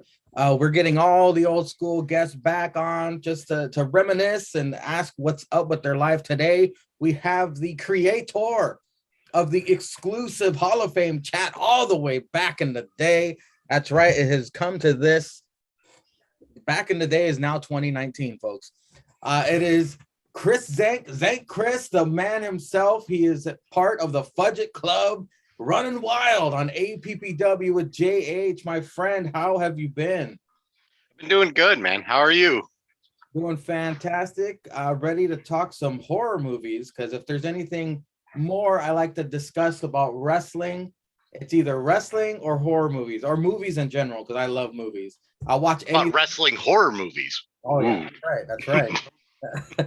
Well, my friend, you first appeared on episode 10 of the After Party Hangover, October 13th, 2019. My God, that seems like 2 lifetimes ago, my friend. It does. It feels like forever and a day ago, man. It's so crazy. So much has changed in all of our lives, but catch us up. How you doing, my friend? What's going on in your life? Update us. I am pretty much doing as much as I can to watch as many horror movies as I can this year. If you've seen my Instagram, you know I'm watching horror movies like crazy. I'm trying to reach like 105 by November 1st. I'm only like 3 or 4 away. So I'm up to 101 was the last one I just watched. So I watched Halloween Kills last weekend, which I liked. So I liked it a lot. We'll get to it. We'll get to it. Yep. As other things, I'm still watching a shit ton of fucking wrestling. Now there's more. It's all over the fucking place. Yep. AEW's like 5 times a week now, and then there's NXT 2.0. There's so much wrestling, it's like hard to even keep up with all of it nowadays, but I try and do the best I can. Not only the wrestling shows, but the reality behind the scenes shows, as in Roads to the Top. We got Ms. and Mrs., we got Total Bellas, all that shit. There's so much content, wrestling content. But that's not including like Impact or New Japan or any of those like ROH. I can't keep up with all those, but there's so much wrestling content out there right now. What's the one show you keep up with the most in wrestling? AEW probably right now. I think that's the one keeping my interest the most right now. SmackDown too. I watch SmackDown because it's got all the heavy hitters on SmackDown right now. That's the 2 that I gotta must-have watch that week. So Dynamite and SmackDown pretty much. Are you happy that Punk and Bryan and Ruby Soho, all these former WWE talent are flooding into AEW? Do you think it's made it better, or do you think it's made it worse?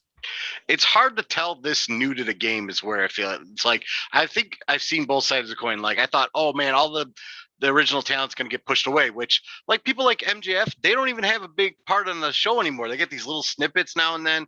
Jungle Boy's kind of in a faction right now, and it's like he's not a big player. I mean, Sammy Guevara's still with the Inner Circle, which is cool, but like all the originals kind of got like a smaller role now, because you got like these shows, and I've watched them recently where like Punk comes out and Punk gets 25-30 minutes of a show, and if it's Rampage, that's an hour show. That's like almost half the show Punk's getting. Now I know he's pulling butts in seats, so that's cool. I get it. I totally understand.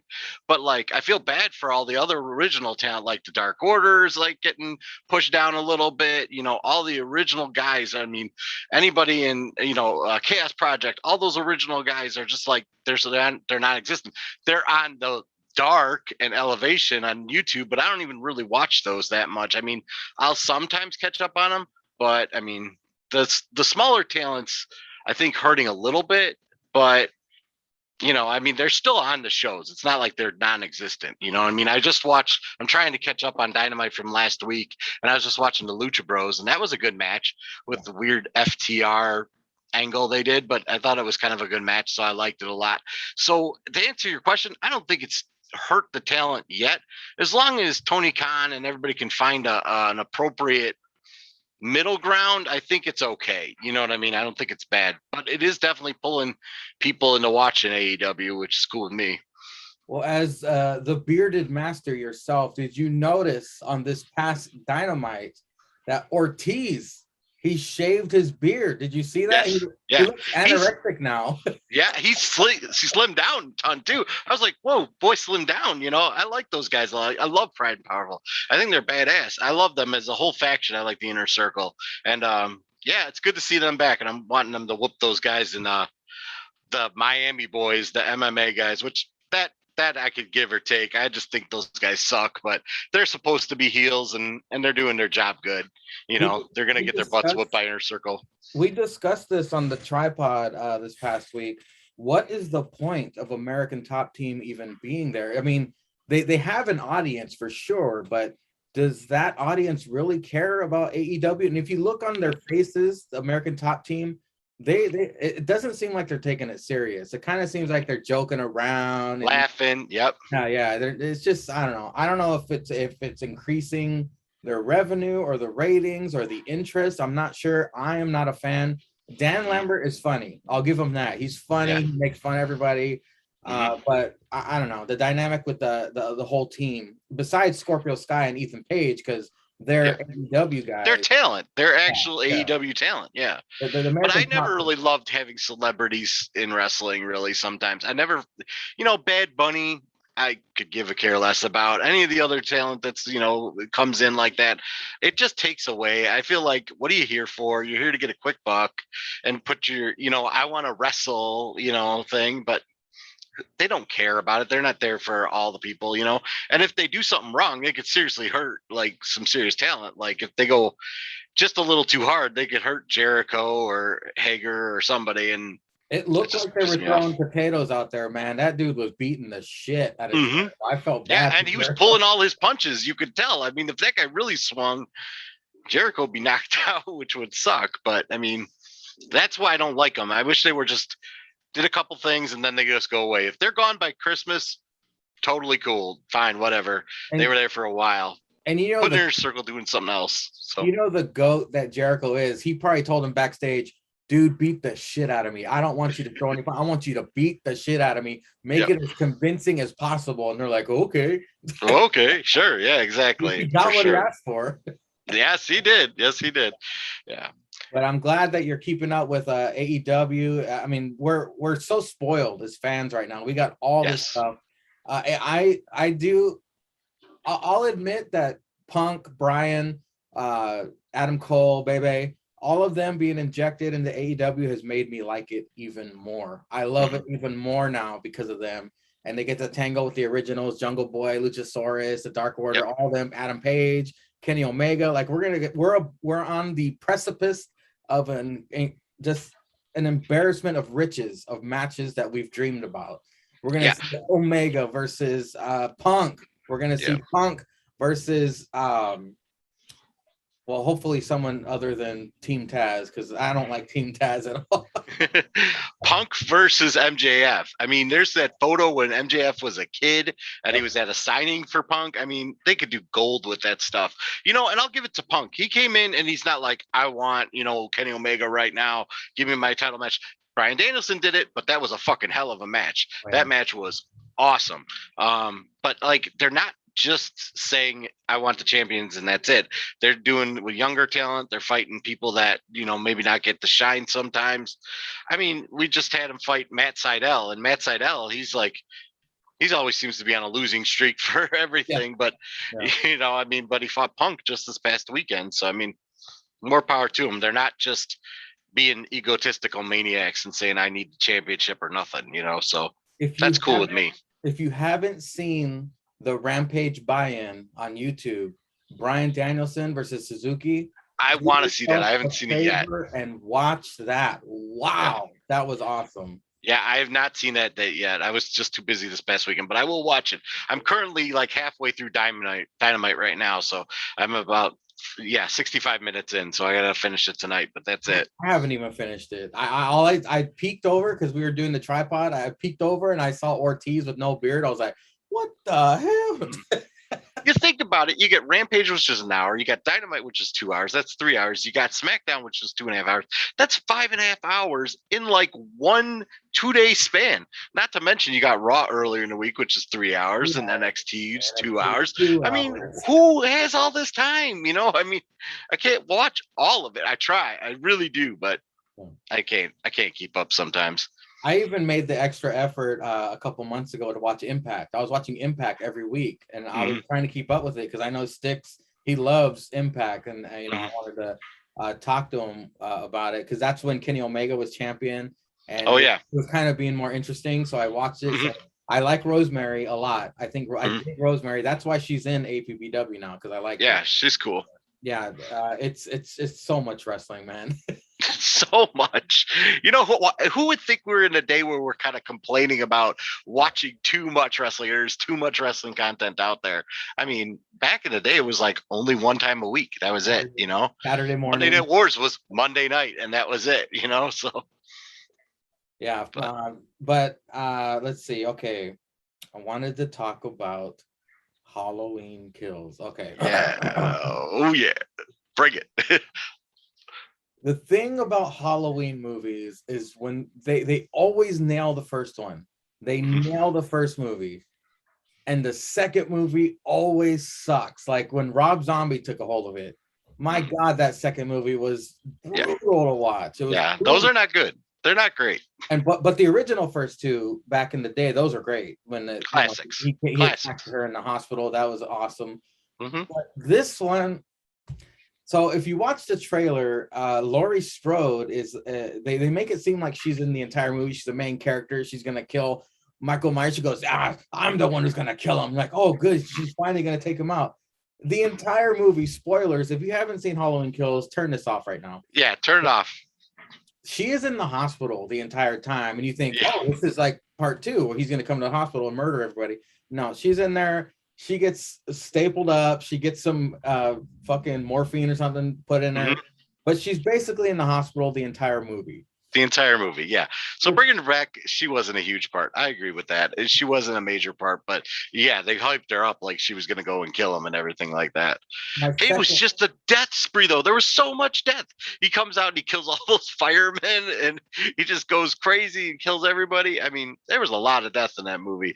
It is kind of like, it turns some people off, though, because spoilers, they find out like he can't really die and everything like that, and his spirit will always, he's pure evil, and he just keeps coming back. But it was cool kind of to see that mob mentality where like, we're sick of this crap, we're just gonna jump him, and then everybody wanted to just go kill him as a huge group, like a mob, like pitchforks and torches kind of thing. I liked it. If it was a different director than the first one, was it? I'm not sure. I'd have to look it up. This Halloween Kills had so many close-up face shots, zoomed in face shots, one-liners all the time. It was so cheesy. It was melodramatic and cheesy. I was like, oh no, what are you doing to this movie? And Dude, then huge fan of the Halloween franchise. Though they did nods to like little Easter egg stuff, like Halloween 3. A lot of people hated it. A lot of people. I kind of liked it. It was weird. It was not like the Michael Myers stuff. It had like the face masks that affected children and everything like that.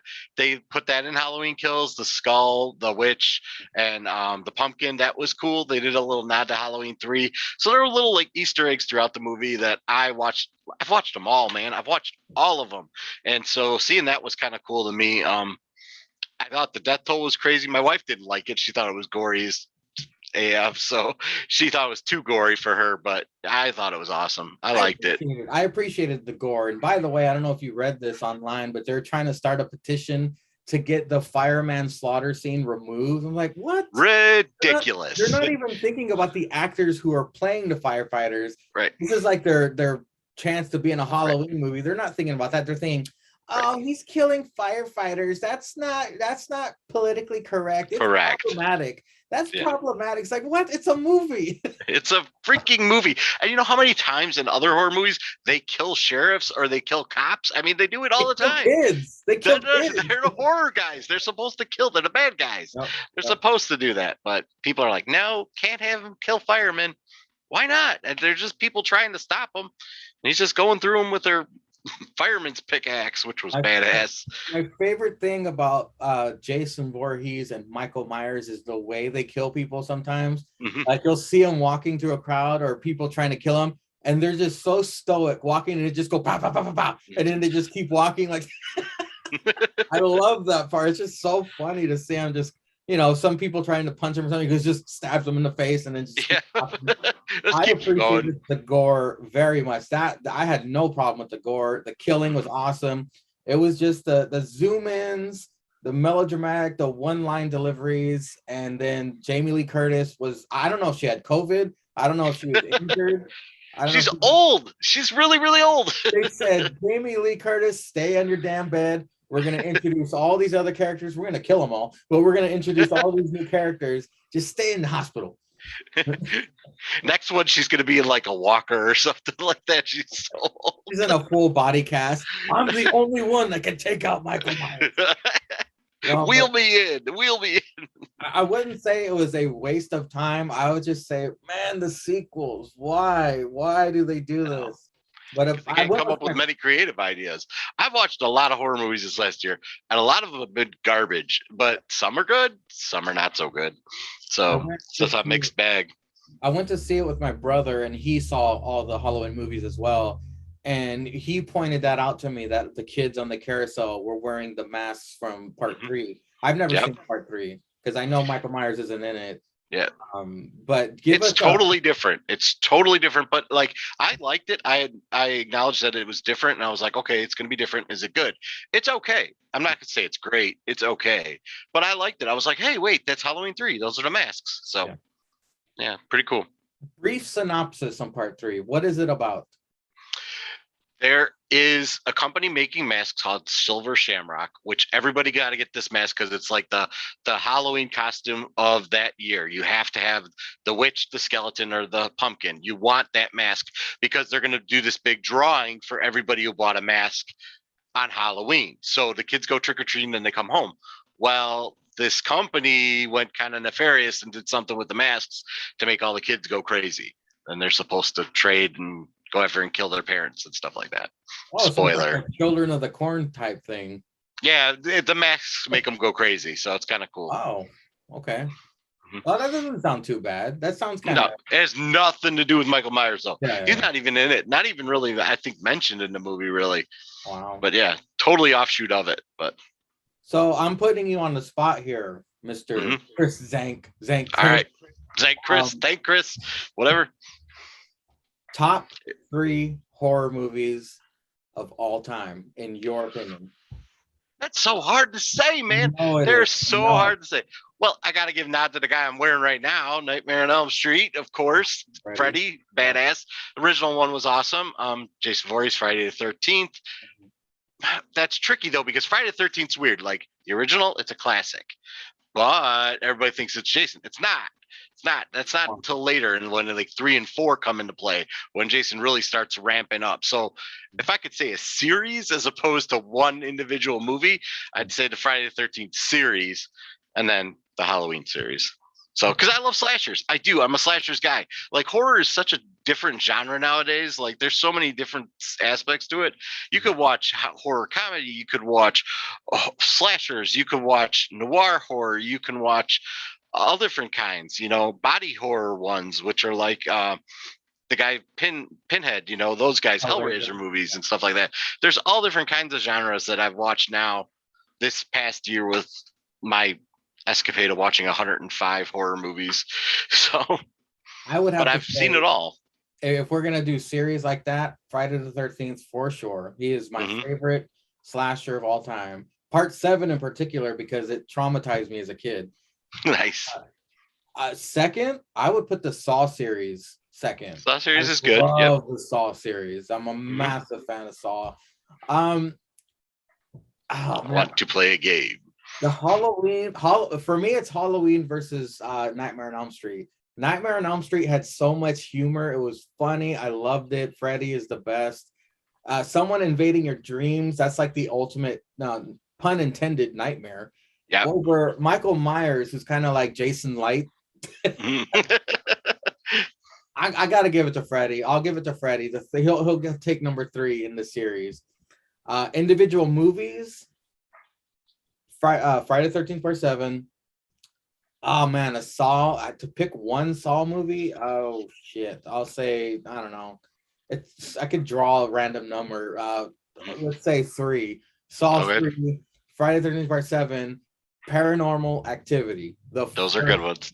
Those came out of nowhere, and when they came out, that was like, whoa. That was like Blair Witch too. When Blair Witch came out, it was all the big deal, you know, like everybody had to go see it. And everybody then was pissed off that it was all like shaky cams and like them running around in the forest. But it was meant to be creepy. It really was. I like Blair Witch Project 2 more than I liked 1. But really? they're both kind of, yeah, I did. I actually liked them more because they go more into the aspect of what the Blair Witch was instead of running around in the forest. But teach their own, you know. I mean, everybody likes their own kind of stuff. I got motion sickness watching the first Blair Witch. It's like, what is going on? And then they have the extreme close-up. Talk about close-ups. They have that extreme close-up of the girl saying she's scared and she wants to go home. And I'll never forget the one scene in that movie that will forever stick out to me. It's not the ending. It's when they were camping and they were in the tent. And then all of a sudden, all these like they were looking at the wall. They shine like that. And like, yeah, all that weird stuff. Yeah, it was innovative for its time. It was different. It was very different. And the sequel did get crapped on a lot by all the critics. Everybody hated that movie. I've only seen it twice, and that was when it came out. So I don't really remember. I know that there was camera tricks that made them think that they were doing something, but they weren't. They murdered some people. I don't know. It was crazy, but yeah, I should go back and watch those now. I haven't watched those in a long time. The Blair Witch ones. Have you seen? Probably better time to see the Paranormal Activity ones because those are better. Have you seen Hostel? Yes. And I own 1, 2, and 3. Oh, there's a third? I think so. I know there's 1 and 2.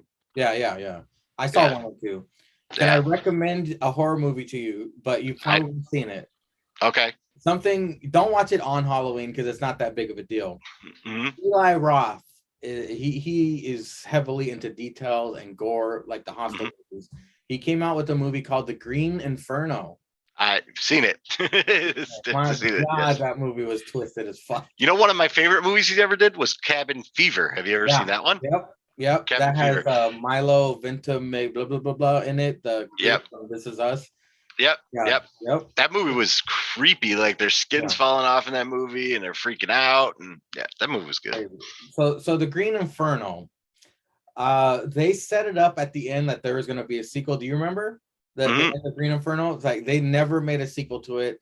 I don't know. Maybe it didn't do well in the theaters or something. But what were your thoughts on the Green Inferno? Those jungle people murdering everybody and eating them. That was creepy. Yeah, that was creepy. I mean, it dealt with all them eating. It's like the feeling of powerlessness, you know, like there's nothing you could do about it. You're stuck in a place that you don't know and you don't know what to do. And that these, you know, pretty much cannibals are after you and they want to kill you and stuff like that.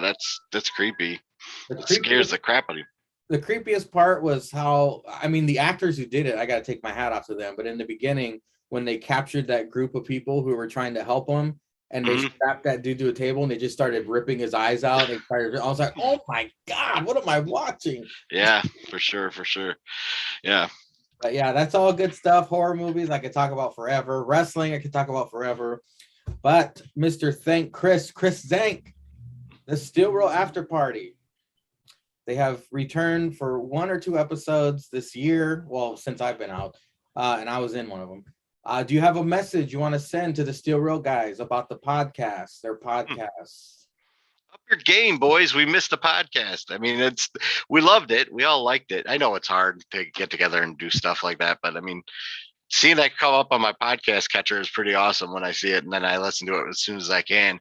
You know, I understand though that it's hard to always come up with like episodes, and people are doing so much. You know, Jake's doing his Funko thing right now. I totally get it. You know, and Zanka's doing Zanka stuff. You know, I get it.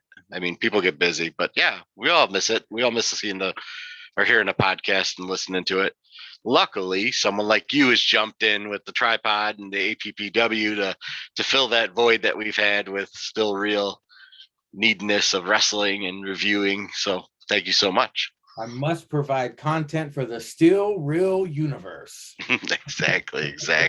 Mr. Thank Chris, you were part of the Fudget Club. And I don't know if you've caught Joe Gacy on totally have, which is ripping us off. He is a must watch when he comes on to my screen because he just screams Fudget Club. Have you heard his theme song? I've heard it, but I can't recall it. I'd have to watch it again and listen to it one time. It's very hippy dippy. I might even make that the Fudget Club's new theme song. The sirens are hard to listen to sometimes. Yeah. I love how every time we come out, you're like, this is the worst theme song ever. That's so terrible. But yeah, I don't know. Somebody's watching APPW and WWE, and they're like, oh yeah, this is good. We got to take some notes. Yeah. Joe Gacy cut his hair. Let's make him like these guys. Yeah. I mean, he had a gray shirt, down to the gray shirt that I wore pretty much. Yeah. I'm like, this guy is ripping us off. Preaching morals. He's preaching morals and a safe space. Ripping us off. We have all the good ideas. WWE can't come up with any. Rip us off. I'm taking them to the People's Court. No. Well, Mr. Chris Zank, thank you for your time. I appreciate you returning for the 100th episode spectacular. Yes. Is there a message you want to leave the people with before we leave today? Live your lives, guys. Watch as much wrestling as you can. Have fun. Do what you love to do. That's all I could say, pretty much. Thank you very much. And we shall return with another guest. Thank you. Thank Chris. Adios. Bye. Well, let's start out every question. All the questions we start out with first. The Instagram name. Explain Sticks Adam.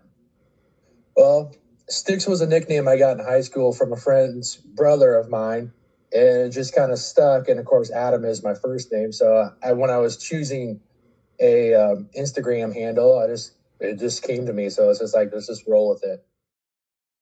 Welcome back to the After Party Hangover 100th episode, Spectacular. Today, well, up next, actually, we have Stixie Drip Drip. Of course, he is also known as the Miracle, also known as the Tribal Chief of Drip Island, coming down from Miracle Mountain to grace us with his presence. Ladies and gentlemen, welcome back, an SRAP legend. His name is Sticks Adam. How are you doing, my man?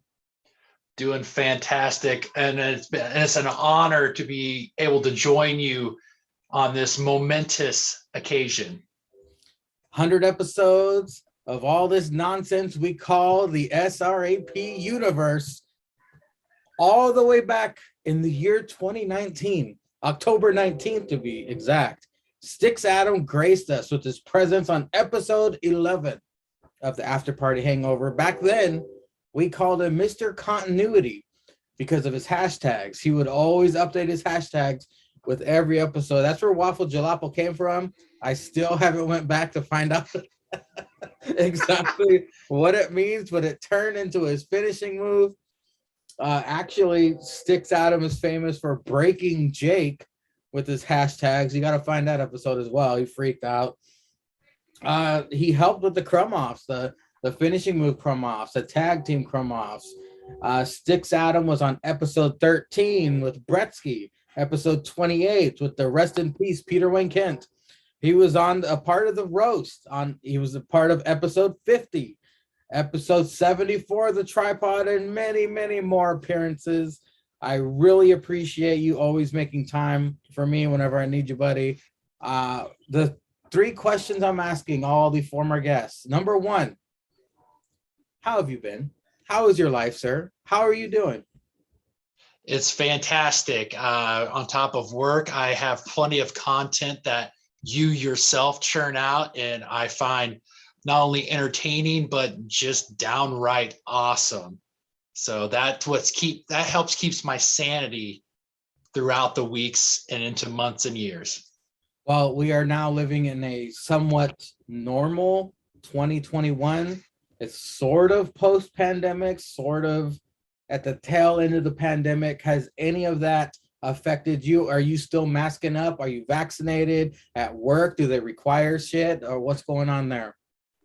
Well, we're still wearing masks. I haven't gotten vaccinated yet. I'm gonna wait and just wait for a little bit more research on this. I mean, but otherwise, I mean, we're still kind of affected. We're waiting to see if we're gonna have to be if they're gonna make us get vaccinated for our jobs. But I mean, it's still with us with me and my job every day. So it's just actually kind of something you're just kind of getting used to, but it's just a lot of waiting and seeing and see what's going to come down the pipe. You know, I haven't asked any of the other former guests this. I am curious, Sticks. I know we watch a shit ton of wrestling during the week. Oh, yeah. However, I'm curious, is there a TV show that you watch right now? Is there a regular TV show that you are a huge fan of at the moment? Well, I'm outside of wrestling. I've been pretty much consumed with sports between football and with the basketball season coming up. I have dove into League Pass with a couple of teams to watch, but I have on the back burner, I forget what season I'm on, but I'm actually watching Rick and Morty right now. Oh, hell yeah. Yes, and it has not disappointed. I love it. That show, man, it's from the creator of Community, Dan Harmon, and it's fucking awesome. The cameos that are in it, you can recognize their voice. It's incredible. I love that show as well. It's awesome. It's been so awesome so far. Speaking of sports. Yeah, I know. You know where I live, Six? Yeah, I have a quiet idea of where you live. I live in Raider Nation. Well, you know who I live with? I live with a Raiders fan. Oh, and let me tell you, she was being. Now I'll tell you this: she was being nice when it was really close in the first half. She's like, "Oh, you're still in it. You know, we like to give away leads." And I was like, "Yeah." Saw the final score and I was like, I think the score was a little bit closer than probably what the game was actually like. I saw that score, and my boss at work is a hardcore Raiders fan. I'm not looking forward to going back and hearing the gloating. Yeah, I mean, I only caught a little bit of it because I was extremely busy. But yeah, I saw the end score, and I was just like, oh God. Yep.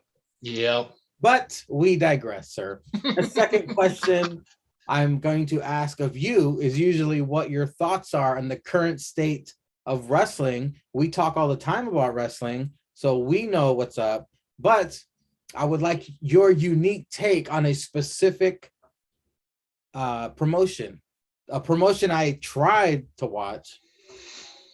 Your thoughts on the current state of Impact Wrestling? Well, I've bought the pay-per-view and I have fully ingested what we just had called Bound for Glory.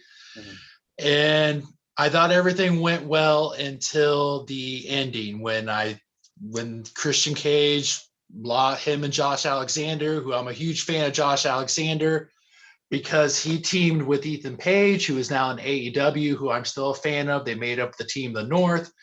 Josh has started penciling out a really good singles career. He just became X Division champion, exercised option C, got a title match at Bound for Glory. Him, Christian Cage put on a heck of a good match. Match gets over with. Christian and him embrace. Christian gives him some words of advice. Josh's wife and one of his kids are in the ring, and all of a sudden Moose's music hits. Moose won the Call Your Shot challenge earlier in the night. So Josh is hurrying, like kind of getting his gear back and trying to get his wife and kid out of there. Eats a spear. Pin 1, 2, 3. Moose is your new Impact World Heavyweight Champion. Wait a minute. So Josh Alexander defeated Christian for the championship? Yep. Oh, shit. See, I had read that after Bound for Glory, like Impact and AEW's like teamwork back and forth. I think that was going to be, they were done. They were going to go their separate ways, start kind of building going forward. I think Impact was going to do a deal with New Japan, because I think Mitsuharu Suzuki, who he was supposed to show up on Impact. I think he was going to be on one of the TV tapings. So I think that's kind of why Christian lost. Now he's going to go back to AEW, refocus, probably have a match with somebody building up, probably going forward, and Impact is going to go forward with a lot of their people, because I had heard that, obviously they got the Iconics, aka now the Inspiration. They won the women's tag team championships at Bound for Glory. Supposedly the rumor was that Braun Strowman was supposed to be there, but supposedly they let out a rumor that some talents that they had that were supposed to show up had travel issues. Supposedly he was supposed to make a huge debut at Bound for Glory. Well, he didn't show up. So if Impact's relationship with AEW is ending, what does that mean for the Good Bros? I would assume that they're probably going to go forward with their tag team run. Now I know they had a triple threat between Finn Juice and Chris Bay and Hikuleo from New Japan, the Bullet Club, and then those guys. So I'm assuming that they might not be on AEW television as much. Now I could be very wrong. I had just read some stuff the kind of hours after Bound for Glory happened, that a lot of the AEW runs was going to be, they were either going to quit or they were going to kind of tamper down. Okay. So okay, well, interesting. Thank you for ordering that pay-per-view and filling us all in on the Impact Wrestling details. Now, so we're in the Halloween season. This is my favorite season of the whole Mine year. too. I'm a Halloween baby, you can tell by the face. But I had a question for you, sir. I'm asking everybody, do you have a favorite Halloween story, a favorite Halloween movie, a favorite Halloween costume that you'd like to talk to us about right now? Well, majority of my girlfriend and mine's movies are all pretty much spooky movies. But I would have to say, I don't have a favorite moment or costume, but I am a fan of the Collector series, the Collector, the Collection. I thought those were really well done, and I've been a fan of those. We just got done watching, I think it was this last weekend, we watched the newest Halloween, the newest Halloween movie on the Peacock, and we thought that was pretty good. Yeah, okay. That's funny. That's been a common thread through all of the past guests. So you liked it? I didn't mind it. I thought the kills were pretty good for that franchise. I mean, but going in, I knew they were probably going to at least do one more movie. Yeah. So it kind of dulled my expectations for it. Well, I'll start with the positive. I appreciated the gore. And I appreciated the callbacks with the from Halloween 3, the dead kids on the carousel. Yep. What I didn't like was how melodramatic it was. It was very melodramatic. There was a lot of one-liners, a lot of close-ups on the face, and then Jamie Lee Curtis would be like, "I'm gonna have to kill him," and then the scene Yeah. you're in, and they go to Michael Myers killing people. Well, they in the trailers they made Jamie Lee Curtis seem like she's gonna be the main focal point, like she's gonna be the one to take out Michael Myers. That bitch was in the hospital the entire time. It was all about the rest of the family and Michael Myers just murdering everybody. And that one scene, well, I already said spoiler on the other interview, so fuck off. But when he got surrounded by 12 people and they beat the shit out of him, how in the world did he survive that? They could have ripped his arms and legs off. They could have tied him up. They could have ran him over multiple times. How did they fuck that up? That was ridiculous in my mind. It wasn't a massive waste of time. It's just my final thoughts on it is every time they remake Halloween, they get the first movie right. The first movie is Rob Zombie's. The one on this one last year's or a couple years ago, the first Halloween. The second one always sucks to me. It's always terrible. I'm like, oh man. I saw it with my brother, so my wife didn't have to sit through it. But it was I didn't like it. I crapped all over it. But I do appreciate it's that time of the year. It's a Halloween movie. It's Michael Myers. He's one of the kings of horror. So I enjoyed myself. Those are my thoughts. I had to get it out. I agree. I hoping that the next one we're done and over with. I'm glad that they have kept John Carpenter.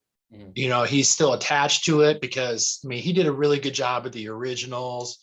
And then when he kind of didn't have much of an affiliation with it, it's kind of when they start going downhill. Yeah. So I guess I don't know if I want to say that I dumbed my expectations down for older franchise movies, but I kind of do. So I mean, I'm even like with the new Scream movie that's coming out. I mean, they got a lot of the originals, but it's just like I'm not really expecting anything to make me kind of go, ooh, hey, I'm just want to see how it goes and how it possibly ends. I hope it's not a money grab. I hope it's not some bullshit ending, because they've done the twist endings where there's two killers or it's the guy's mom, or they've done it to death. If it ends up Nev Campbell being the killer, Sydney being the killer, then I'm like, finally, yes, that's what I wanted to see.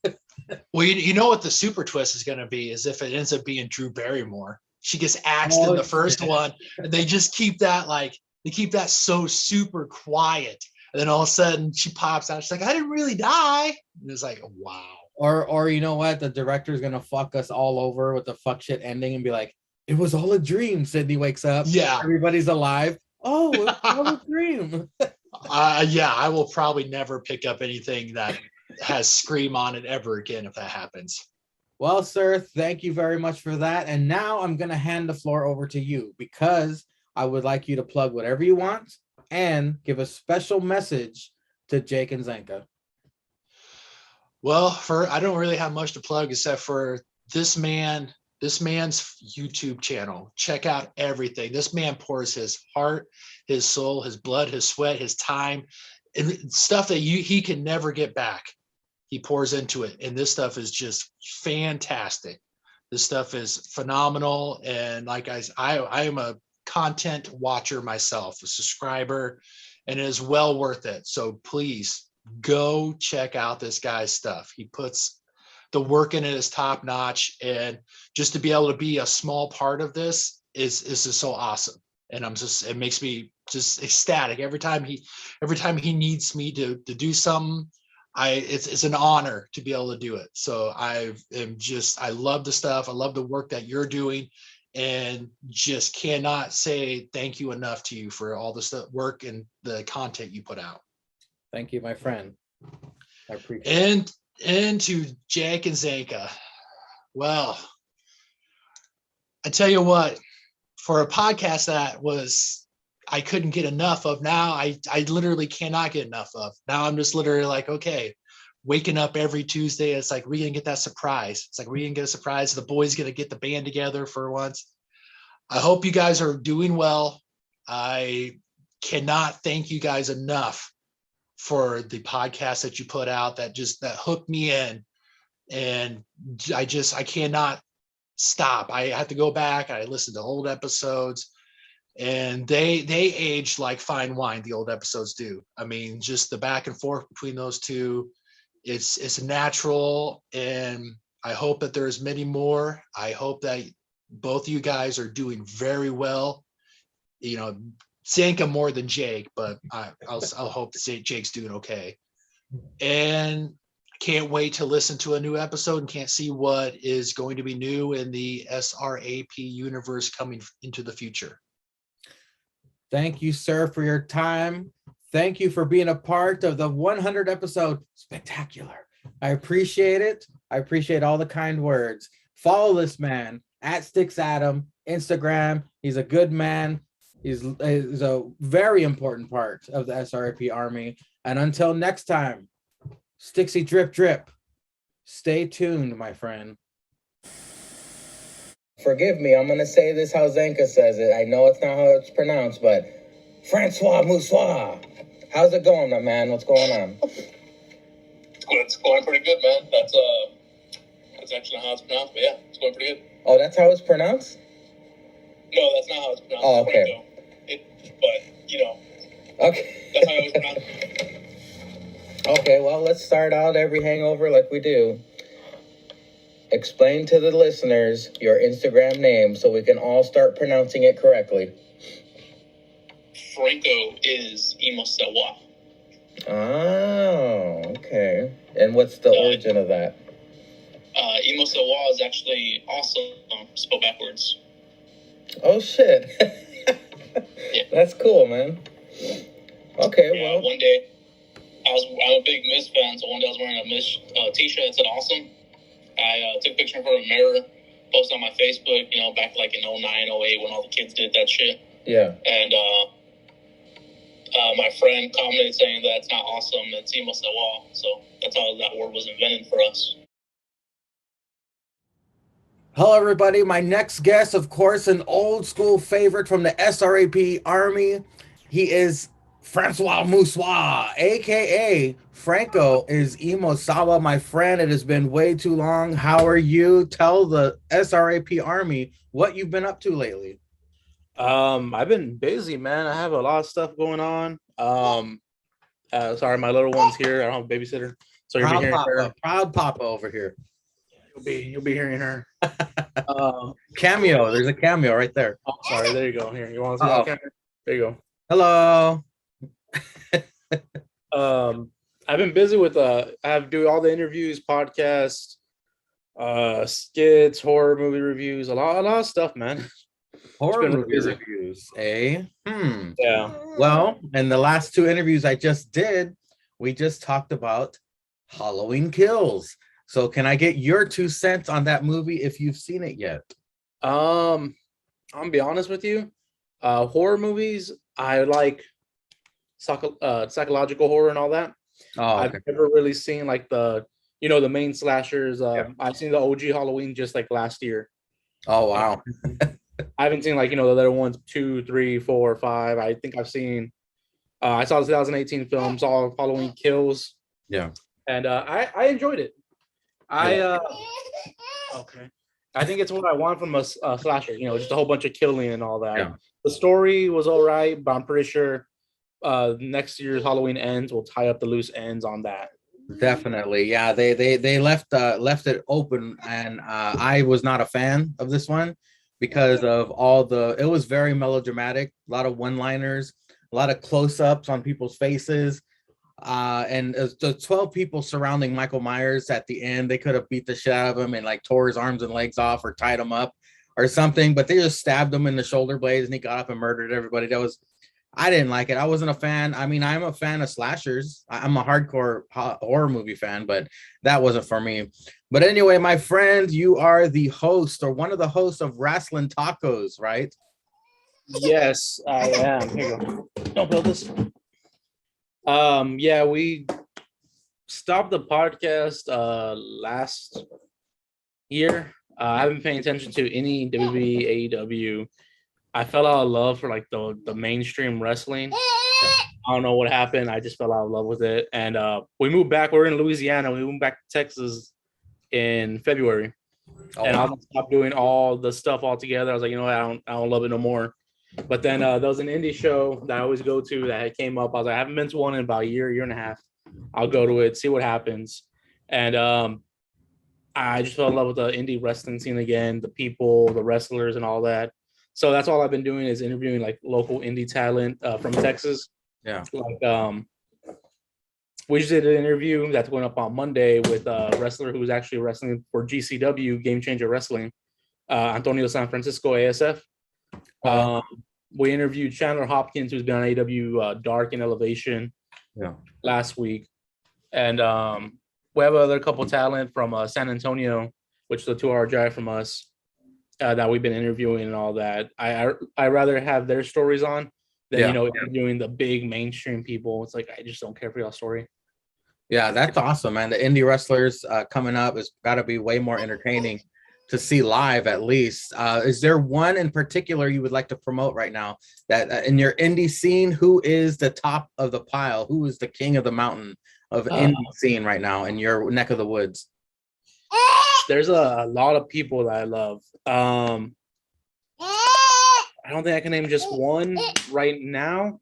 A person that I think is TV ready, whether it's Impact, NWA, AEW, or whatever, WWE, is Alexander Crowley. Unfortunately, though, he just suffered an injury on early October, collarbone injury. So he's been out. He's going to be out, I think, for another few weeks. But he is one that, since I've been following his career since he cuts hair, he does the cosmetology and all that. I've been following his career since he started training because another guy, Richie Garcia, put me on to him. He told me, hey, keep an eye on this guy, keep an eye on this other guy. And I've been following his story since he started training and all that. So he's one cool dude. Alexander Crowley. If y'all go to my YouTube channel, Emo Sowal Productions, y'all can see a couple matches from him, highlights and all that. We did an interview with him.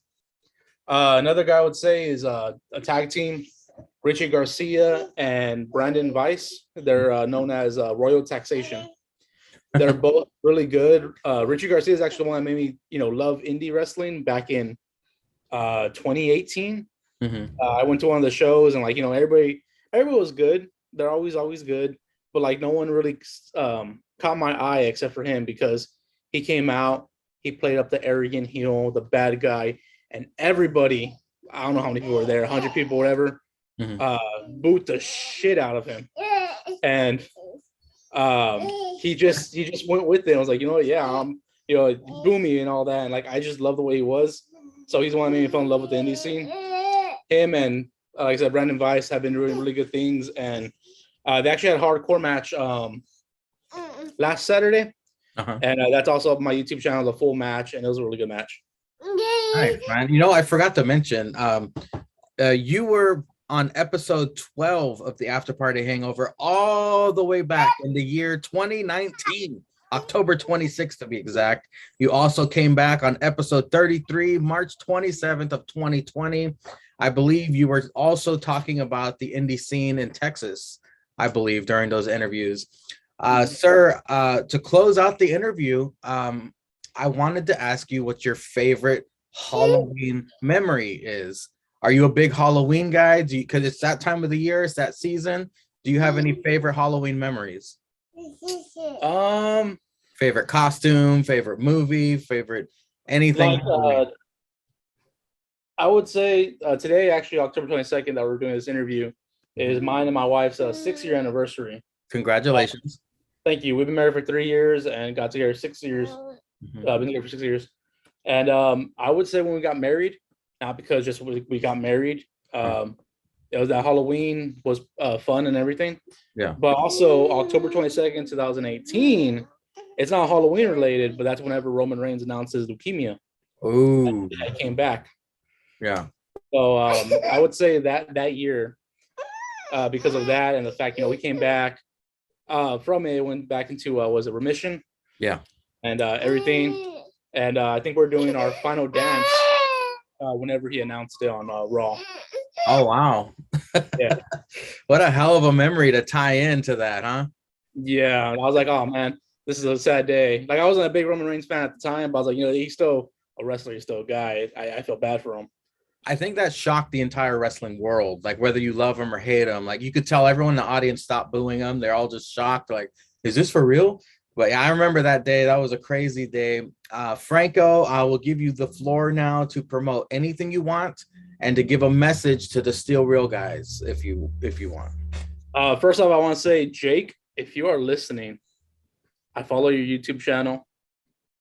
I'm upset at you. You know, like Funko Pops. We all know that you're a nerd for Funko Pops and Dungeons and Dragons and all that shit. But you took my shit. We had a podcast called Population Podcast that we had you on about Funko Pops, and you took my idea from it. You have a own podcast now about Funko Pops.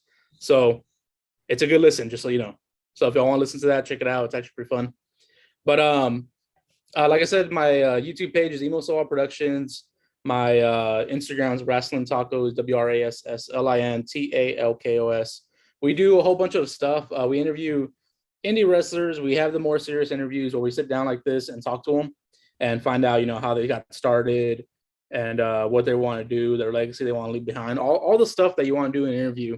But we also have a fun interview that we do. I don't know if y'all like Pokemon, Yu-Gi-Oh, Magic the Gathering, that one, Wrestling Tacos. We do all that fun stuff. We open up packs with the wrestlers and we ask them dumbass questions, honestly, like, what's your favorite type of taco? Are you In-N-Out? Do you like In-N-Out or Whataburger? Like fun questions. So go check that out on Emo Soul Production. That's EMOSEWA Productions. And yeah, we're on the road to 200 subscribers right now. I think we're at 176 as of this morning. So go subscribe to that. Follow us on Wrestling Tacos. Whatever you want to do. If you want to do it, it's cool. I love In-N-Out. I have not had Whataburger. I have not tried a Whataburger. You're not from Texas, right?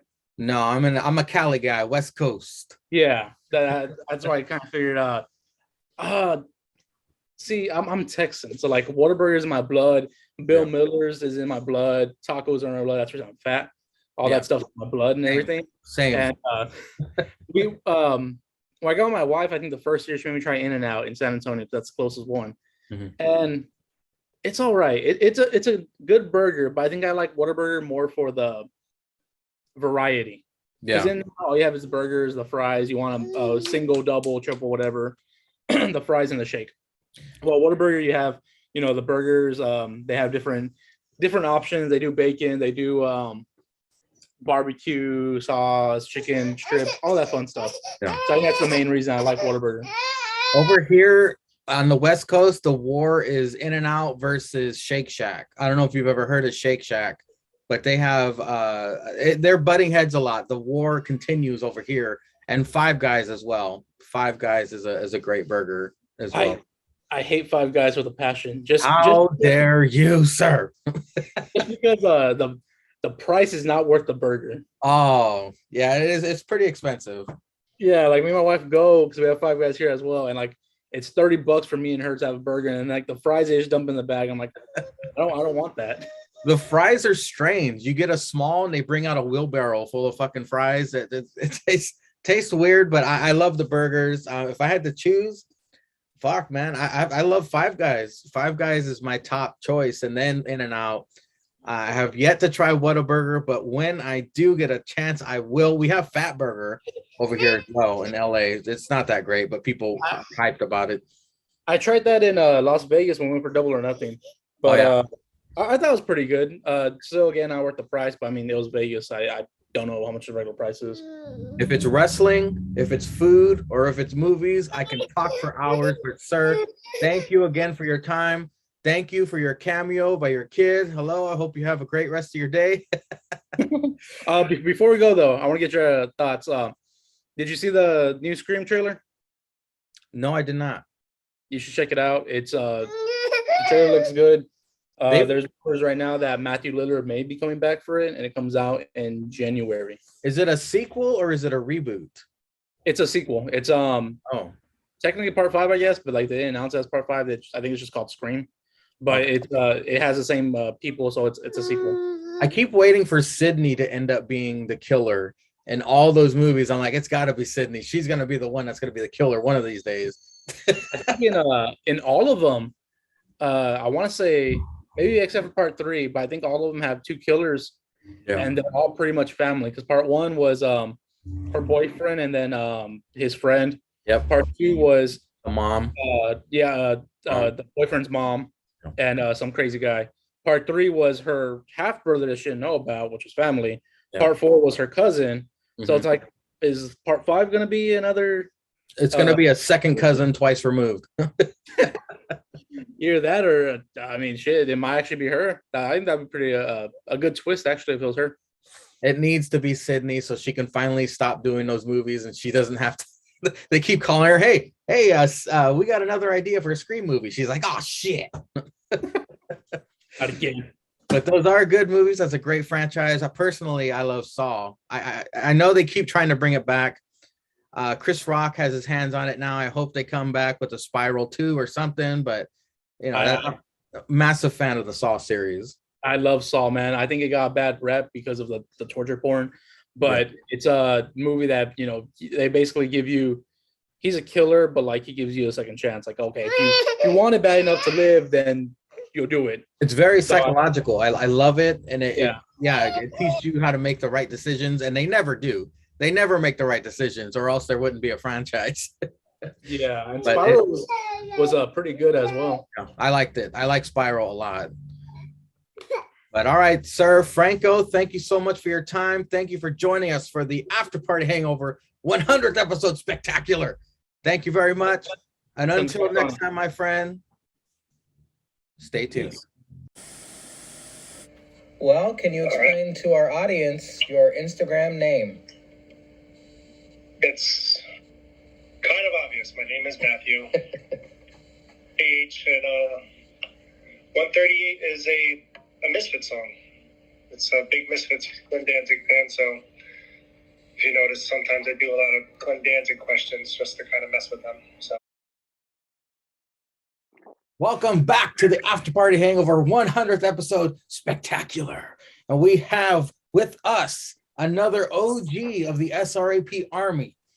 He is the Lawnmower Man who first made an appearance on episode 16 all the way back in the year 2019, November 23rd to be exact. He also returned on episode 35 to interview me. And he also was on episode 59. He is the Lawnmower Man, like I said. He's the Cooler's Cooler, the leader of the Fudget Club, the misfit of the SRAP Army, formerly of Mega Pounder Inc., Matthew J.H. 138. How are you doing, my man? I'm doing all right. It's quite an introduction. That's pretty good. So Matthew J.H. 138, update the SRAP universe, the Army, on your life. I know the exclusive Hall of Fame chat already knows what's up, but for anyone else who's curious, how you been doing since the last time we chatted? I would say almost the exact same. Mm-hmm. Maybe I started drinking more, but that's about it. It's basically working, and when I'm not working, it's running around. He's still the busiest really not much man in America. It is ridiculous now because now we can't even hire people. So people are so used to staying home from those free checks. Yeah, you can't even hire anybody anymore. So now we're caught up, but we just don't even have the manpower. So we just run around like crazy, like idiots all day. But good times, right? Yeah, sure. Hey, pays the bills. That's right. What are you drinking tonight? The curious minds want to know. What is it? It's it. Yingling Oktoberfest. Oh, nice. It's a Pennsylvania beer. And you only drink it in October, right? So that's how I sell it. Well, that's good to know, sir. I know you are the busiest man in America, and you do get your wrestling news from the tripod mostly, but I want your thoughts on the current day wrestling. I know your hero, Brock Lesnar, just fought Roman Reigns at Crown Jewel, but do you watch any other wrestling, or have you no, the current state? I actually figured you were going to ask this too, and I was like, oh man, I better start like catching up on something really, really current and try and watch something. And for the life of me, and I told her I can't remember our Hulu password. to even look Oh, it up. wow. So Yeah. I watched some show on YouTube. It was called Ups and Downs. I forget what it is. What Culture Wrestling, and they Yeah. just rate everything. So I watched the past couple episodes of all that stuff to kind of catch myself up on it. Like I'm aware of what you guys say and everything like that, but Yeah. you know, I had to get another perspective. But I did watch Crown Jewel. Crown Jewel was surprisingly decent. You know, usually people, It was the best one. Yeah, people don't like these blood money shows, what they call them, but I mean, Yeah, they started out incredibly with the Hell in a Cell, and then the Lesnar Reigns match was great. Of course, the fuck shit ending, but who's gonna stop Roman Reigns? I don't fucking know. Maybe Drew McIntyre. I don't know if they're gonna bring someone else new in or not, but SmackDown was always great. Tonight, actually, in 30 minutes, Dynamite comes on. But you don't have to watch that. You can check out Dynamite on Mangrio Fuel's YouTube page. A new episode just dropped today. Well, actually, Yes, dropped on the 23rd, because this drops on my birthday, the 29th, which brings up Matthew JH, your gimmick. What day is today? Well, when this episode drops, hold on. Okay. Took a picture. I haven't watched. I looked it up. The day this episode drops is October 29th, which is National Cat Day. Also, National Oatmeal Day. Also, National Hermit Day. Also, World Stroke Day. I don't know if that's a masturbation joke or what, but and then National Pharmacy Buyer Day. National Frankenstein Friday.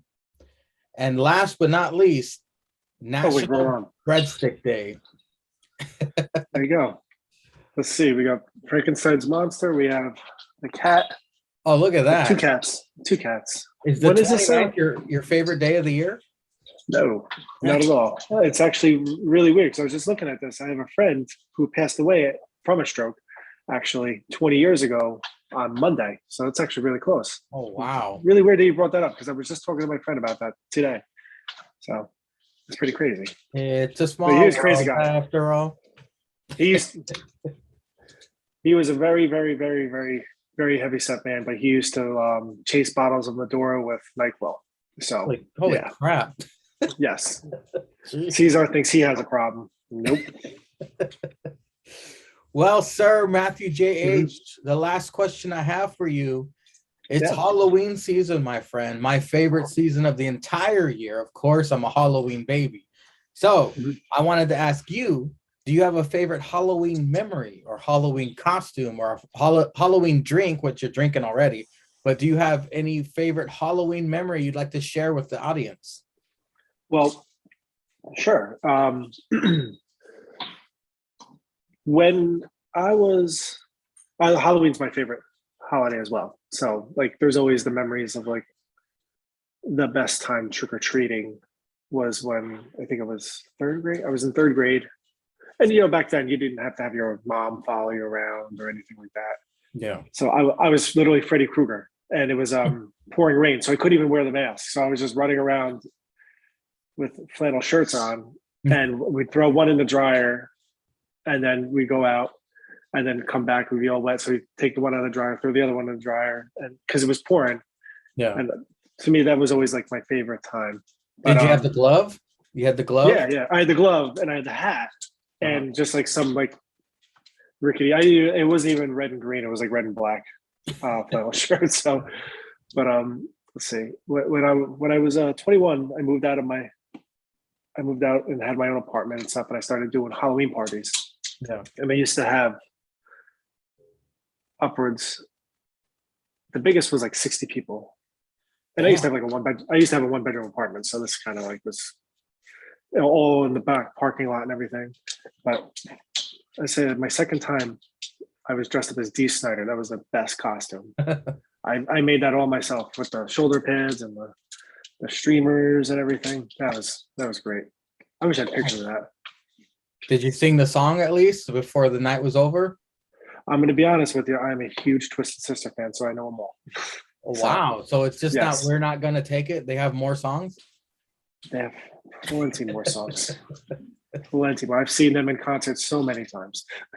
He seems like a cool guy too. You see him on all these different reality shows. He seems like a decent dude. As far as rock stars go, he is like probably the smartest, Oh, yeah. and he's never drank in his life.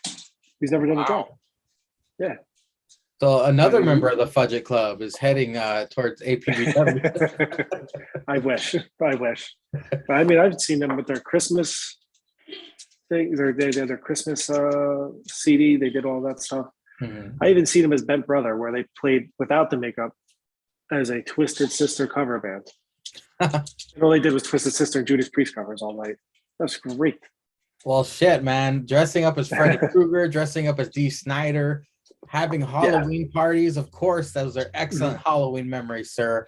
Now I'm going to give you the floor. If you want to plug anything, you want to give a shout out to Jake or Zanka, you have a message for the Steel Real guys, whatever you want, go for it.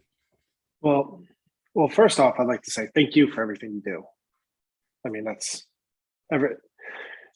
you kind of keep the glue all together, especially when the regular show isn't on all the time anymore. I was like, you're kind of like that guy that keeps everyone together. So for that, thank you. And just keeping people involved and stuff like that. And I know sometimes my schedule gets a little crazy. So, I think, what is this? We're on week 2 of trying to do this with me. So yeah, I mean, and there's times I had to do stuff and I completely fell asleep and missed your calls and stuff. So thank you. As far as Jake, always, he appreciates my dad jokes. Nothing wrong with that. So, and Zanka for creating it. So that's, I mean, if you think about it, technically this is all born from something he had started. They are godfathers of all of this. They started it all, and I appreciate being the house mother, keeping everybody together, and bringing you guys some entertainment. And I appreciate everybody who was in the chat who voted for me in my dad joke page, Suburban Dad 732, just in case. But doing that in those meme wars, I met some really good guys who were big wrestling fans as well. So look out for subscribers, because I know they're already baiting Zanka for shares.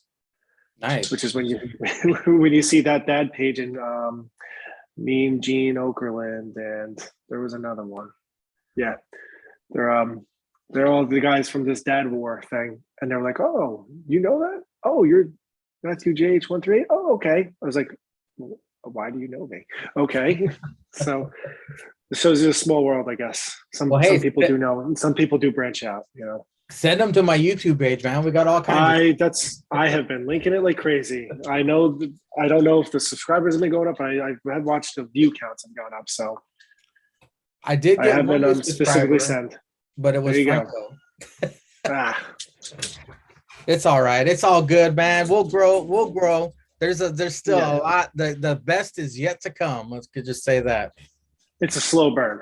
That's right. Thank you, Matthew JH. Thank you for your time. I appreciate you joining me here for the 100th episode. Spectacular. Thank you to no one saw it, but cameo from Sweet Nikki Numbers. Have a great night, Nikki Numbers. Have a great night, JH. And until next time, everybody, stay tuned. Well, as always, let's go ahead and start off the hangover with you explaining your Instagram name. Cynic_chaos. So Cynic is kind of like it's actually like a gimmick that I developed in a sense. I do backyard wrestling for the most part. Nice. Anything you ever see on my Instagram, a lot of that is yarding, which indie wrestlers tend to look down on, but I don't give a shit. And Cynic is a character that I was a babyface for a while, and then when I went heel, I had to kind of switch things up. So I went with the face paint, the darker look, and it kind of ties into what Bray Wyatt is doing now, but I was doing it before Bray Wyatt.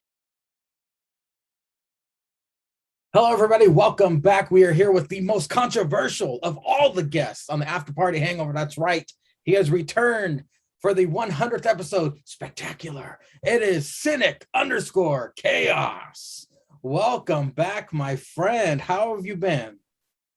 Indubitably. Out of character. Serendipitous. Out of character. Doing great, Mangria. Congratulations on your creation. And I'm happy to be a part of it. That's right. Without you guys, this would be nothing. I appreciate your time, my friend. Catch us up on what's been going on in your life. I mean, first, you were on episode 18 all the way back in the year 2019 on December 7th. Isn't that Pearl Harbor Day? Senate Chaos also returned for episode 23. He came back for 32 with his wife, Lauren. And he came back for episode 54. And now he's making an appearance on the 100th episode. Senate Chaos, Nick Kern, tell the universe, the SRAP Army, what you've been up to and how you doing. Well, first off, you see all the major gaps in that. I could tell how much you hate me. A lot of work, a lot of wrestling training, and a lot of time with family. And it's kind of hard to balance everything out. I love doing this when I can. I get into it. I love it. I love it's just kind of one big family, and it rules. We get to talk what we like about wrestling. We like to shit all over everything else, all that fuck shit. But I'm just doing the best that I can to survive, man. Well, speaking of wrestling, I was going to ask your thoughts on the current state of wrestling. Did you happen to catch Crown Jewel? My crazy ass caught you in the chat watching it at the same time as me, which is live because we have no lives. That's true. I was literally at work carrying thousands of pounds of flooring all throughout the day. And while I'm doing it, I just set up my phone up against this like Mexican guy's microwave and I'm just passing it with my headphones in and I'm kind of catching it in bits and pieces. I gotta say it was for, the whole blood money thing. Put that aside, like aside from the whole Queen's crown thing, it was pretty solid. Yeah, I do. I share the same sentiment. I mean, even Goldberg came. He showed up. That motherfucker Goldberg came all right. Goldberg, he came death. He crumbed the Killer Instinct.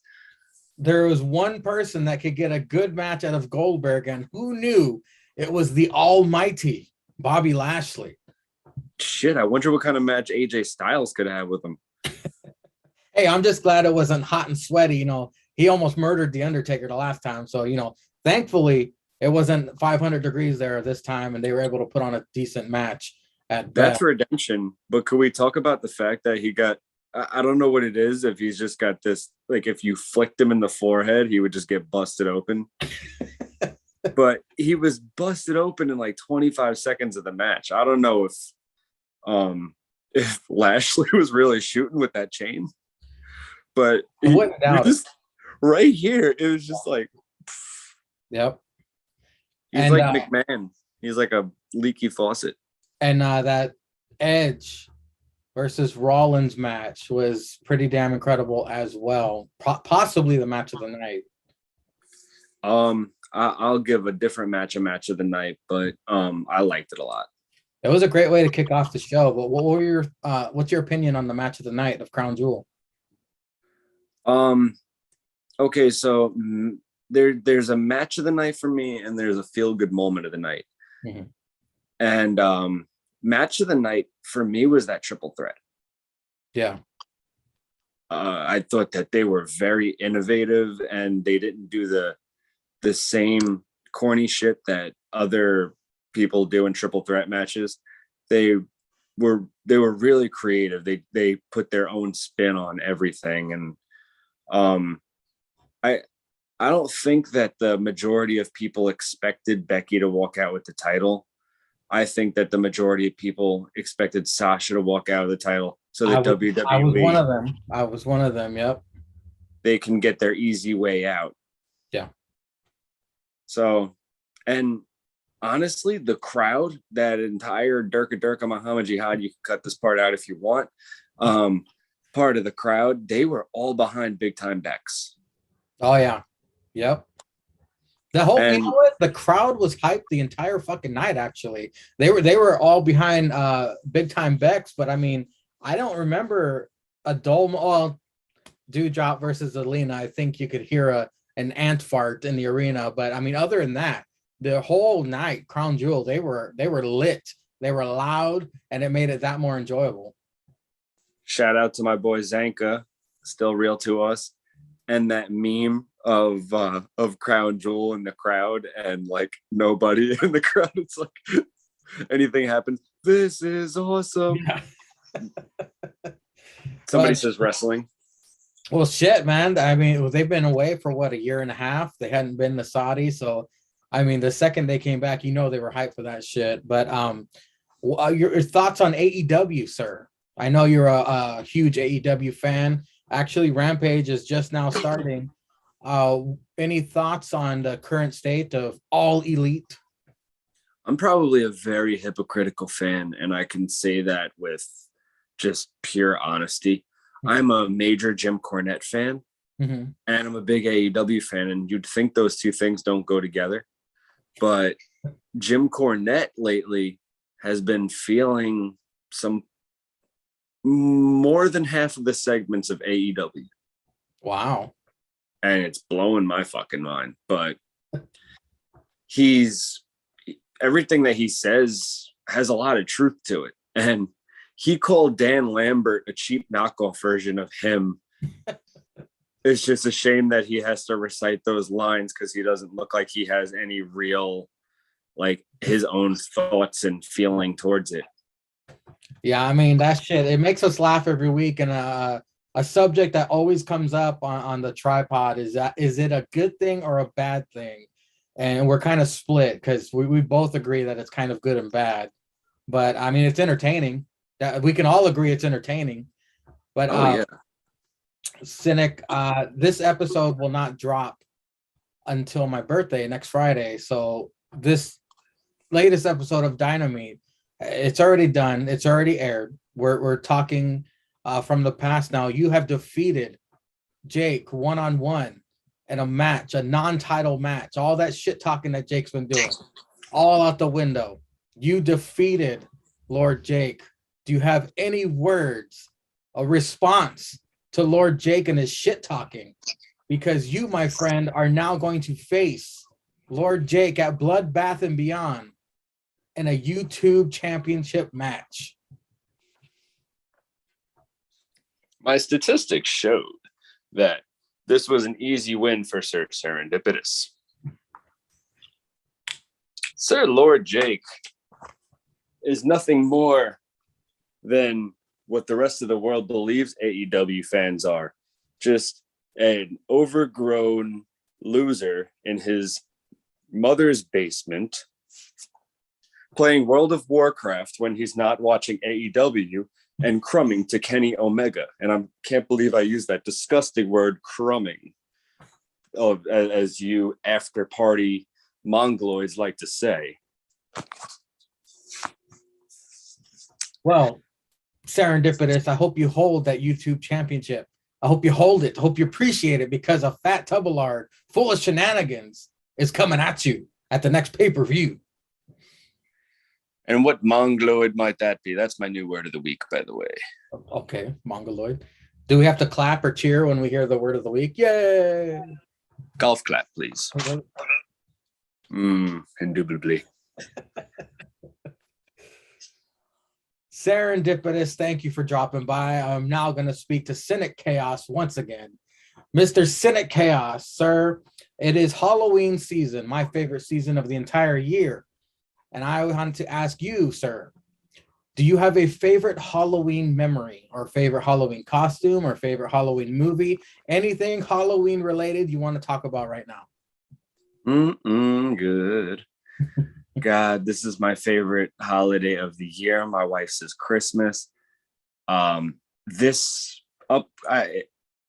might be projecting right now, but my wife is going as Renee Paquette. I'm screwing her over and not being John Moxley, as I'm going as Macho Man Randy Savage. Oh, yeah. Ooh, yeah, I've been working on this one, brother. Doing the impression for my son. My son is going to be the best in the world. Oh, my son, shit. He's going as CM Punk. Yep. Her mother made the outfit and it's phenomenal. Like he's got the trunks with the stars on it. He has, I think she cut like sleeves and like put the X's on it and everything, so it looks like his hands are taped and everything. He's got the AEW World Title replica thing. It's gonna be so cool. Because he's got the Punk shirt too. He's got a Punk shirt that just came in. We're awesome. Literally going as a wrestling family. That's amazing. Renee, she's gonna dress like Renee. What's Renee's costume? She's gonna go kind of old school Renee, kind of the leather jacket with the blonde bob kind of look. Oh, okay. So she's like, she's not even like in WWE anymore. She's not as affiliated with wrestling. So my wife is just like, I'm just gonna be like Renee. Nobody's gonna get my fucking costume because you're not John Moxley. And I was like, well, you need to be Miss Elizabeth. And she's like, I never even watched any of her shit. That's funny because she's just gonna look like Sandy from Grease now by herself, and you guys are gonna be all wrestling themed. But hey, man, you better take a bunch of pictures. I want to see how the costumes come out. That sounds amazing. Oh hell yeah! And I had a history when I was a kid, just being fucked with in a bad neighborhood, and the egging and all that shit. But in the past, my favorite memory was getting hit with a frozen egg, seeking out the dude out of a whole group of like fucking badass dudes, and he was just the one bitch ass what's the wigger, like just the white dude that tries to act black. Wigga. You don't want to offend any of the white people.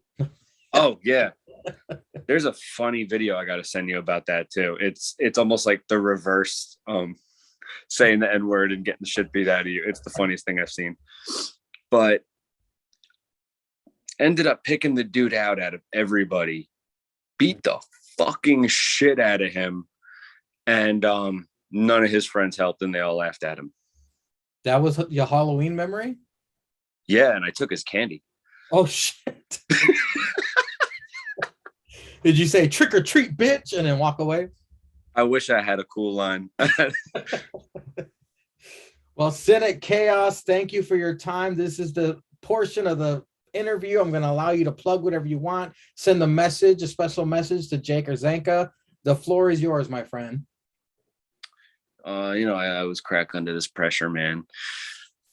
As far as Jake, you will never, ever be YouTube champion. And if you ever win the world title, it will immediately turn into a cosplay title and no longer be taken seriously because you have part ownership. And who likes Cody Rhodes anyway?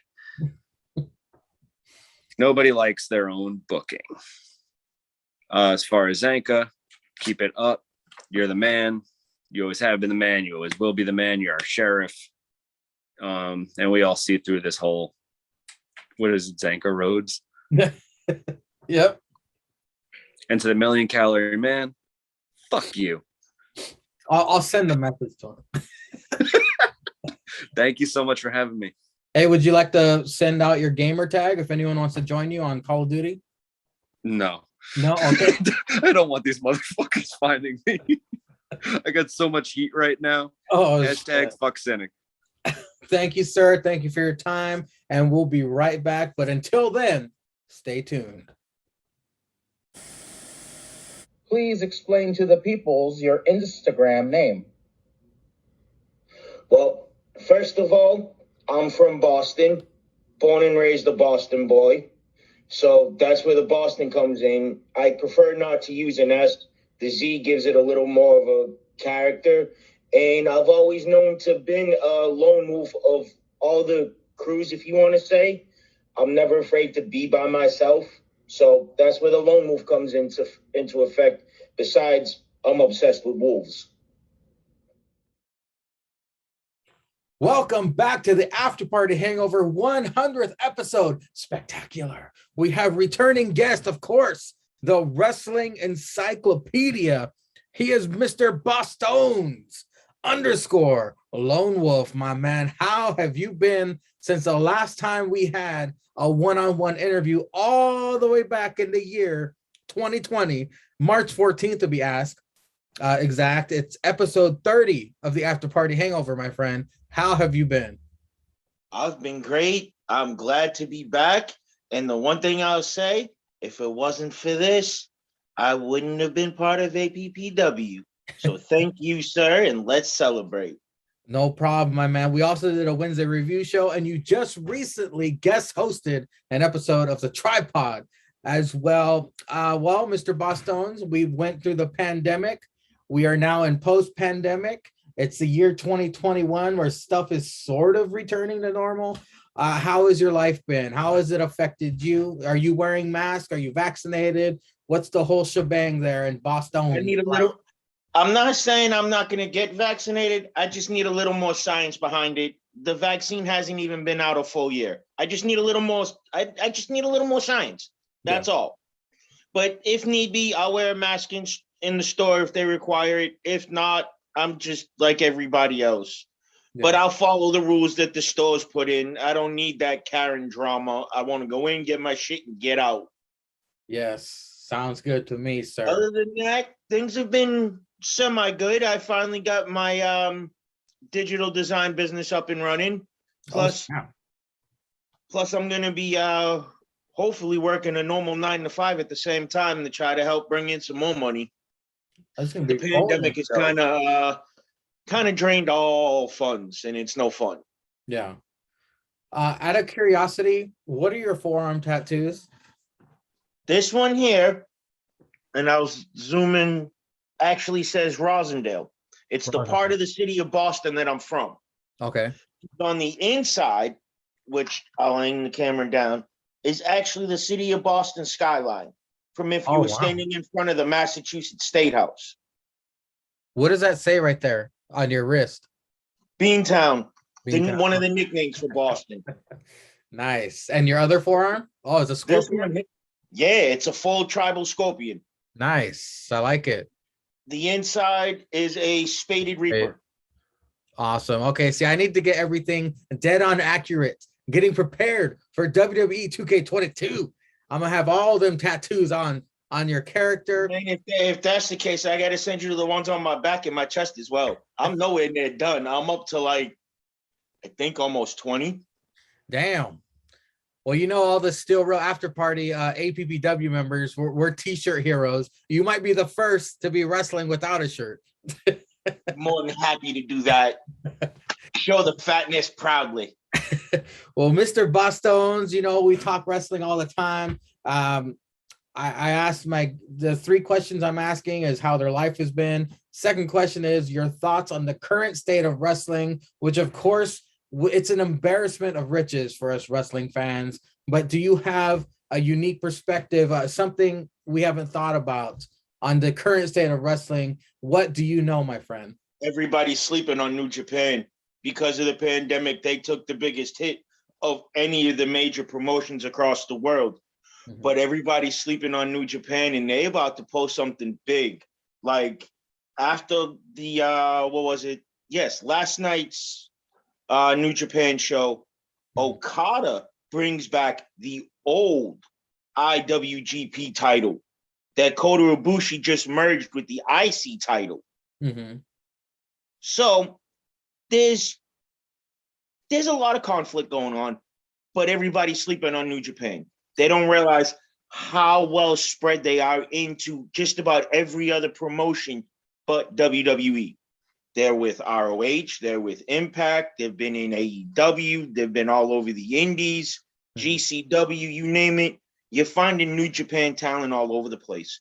They're the only true, and I will say this till the day I die at the moment.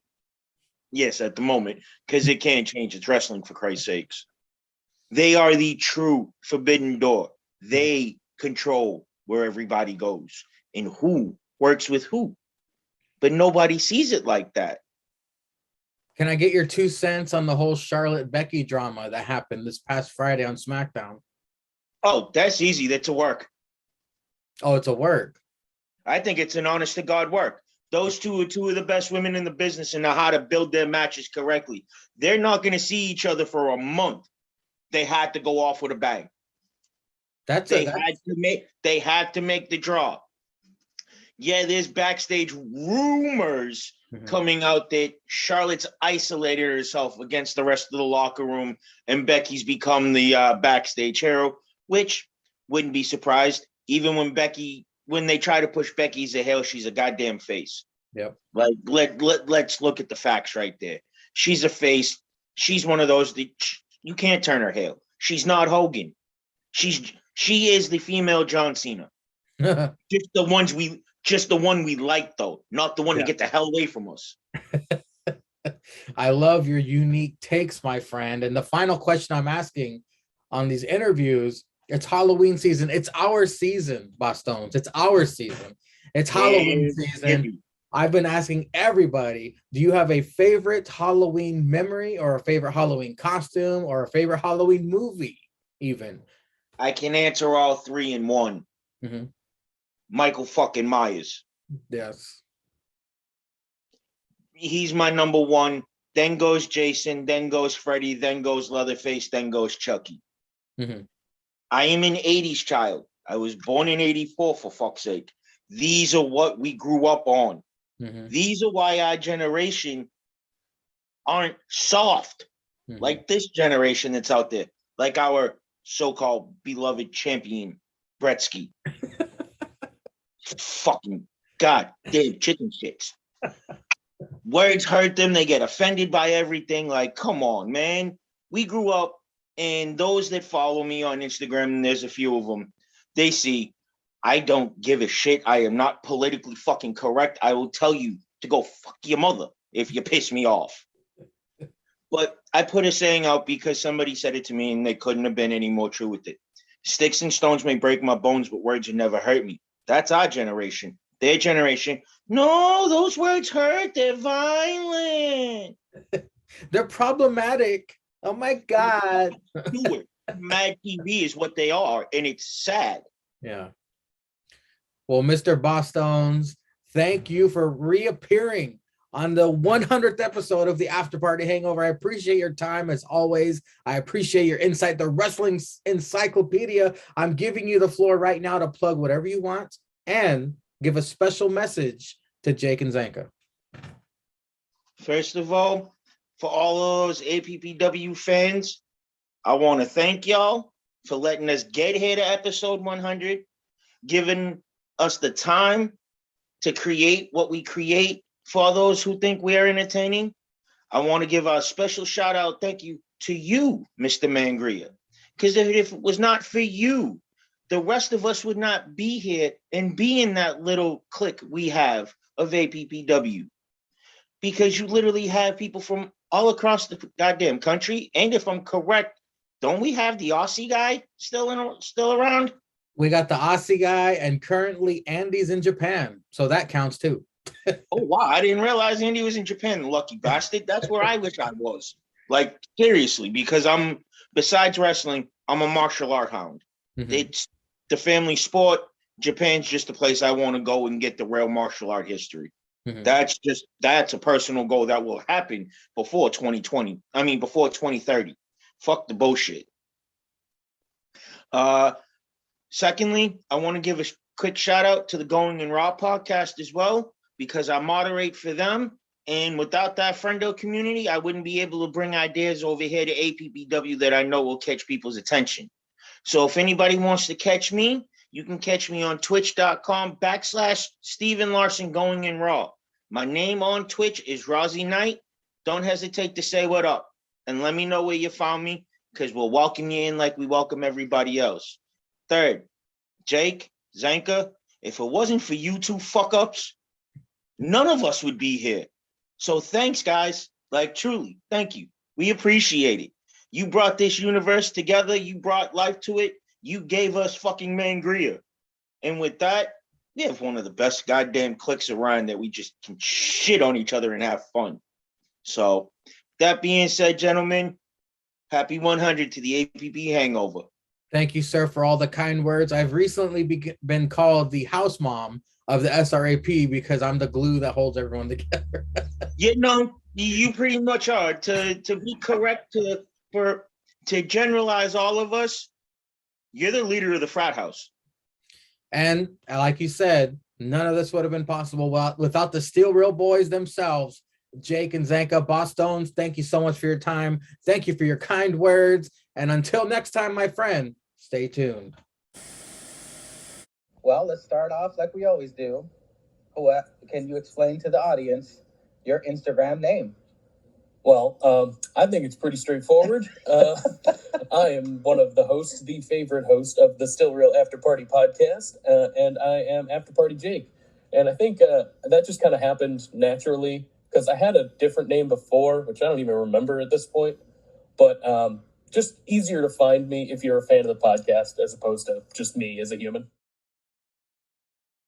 Right. Today, we have the Vince McMahon, the Ted Turner, the Tony Khan of the Steel Real After Party, the man who keeps us listening, the man who brought us all together. It is After Party Zanka. What is going on, my man? Well, you can't see me right now, but I'm hitting turnbuckles, dude. Sweet. Throwing up the middle fingers? Of course. Well, I'm not going to ask you. Of course, I'm at a child's playground. I'm not going to ask you any retarded questions, so I'll answer it for you. He is After Party Zanka on Instagram, and that is because he is Instagram's #1 host of the Steel Real After Party. His name is Zanka. Mash them together at After Party Zanka. You nailed it, dude. That's right. At the very end of the After Party Hangover 100th episode, Spectacular, I bring back on the whole reason why we are all here as a community. That is right, the hosts of the Still Real After Party podcast. It is Zanka, aka Zanka Rhodes, aka the Sheriff, and After Party Jake. Well, actually, the artist formerly known as After Party Jake. Skip damn well. It is Jake Travers. Thank you, gentlemen, so much for coming on here. This has been a hell of a nostalgic run, talking to all the former guests. And you two, gentlemen, are the last pieces of the puzzle, the reason why we're here. So I'm going to start with Zanka. Zanka, how has your life been since we all got together and talked? I mean, it's been a very long time since we all got to catch up. So how you been, man?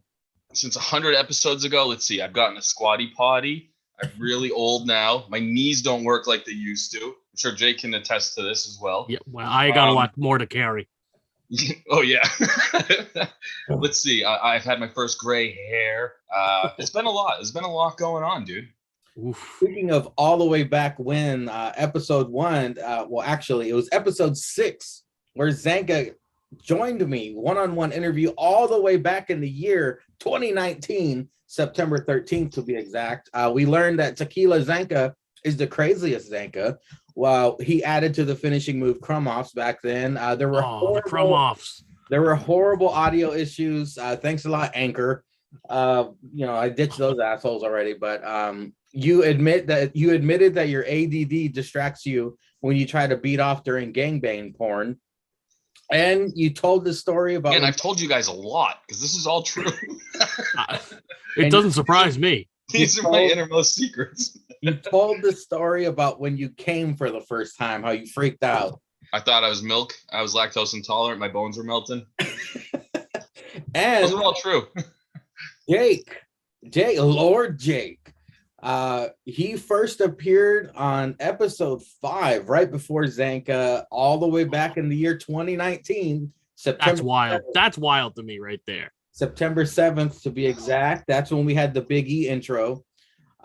We did Fuji Movie Redemption because you did so horrible when Zanka first introduced Fuji Movie to you.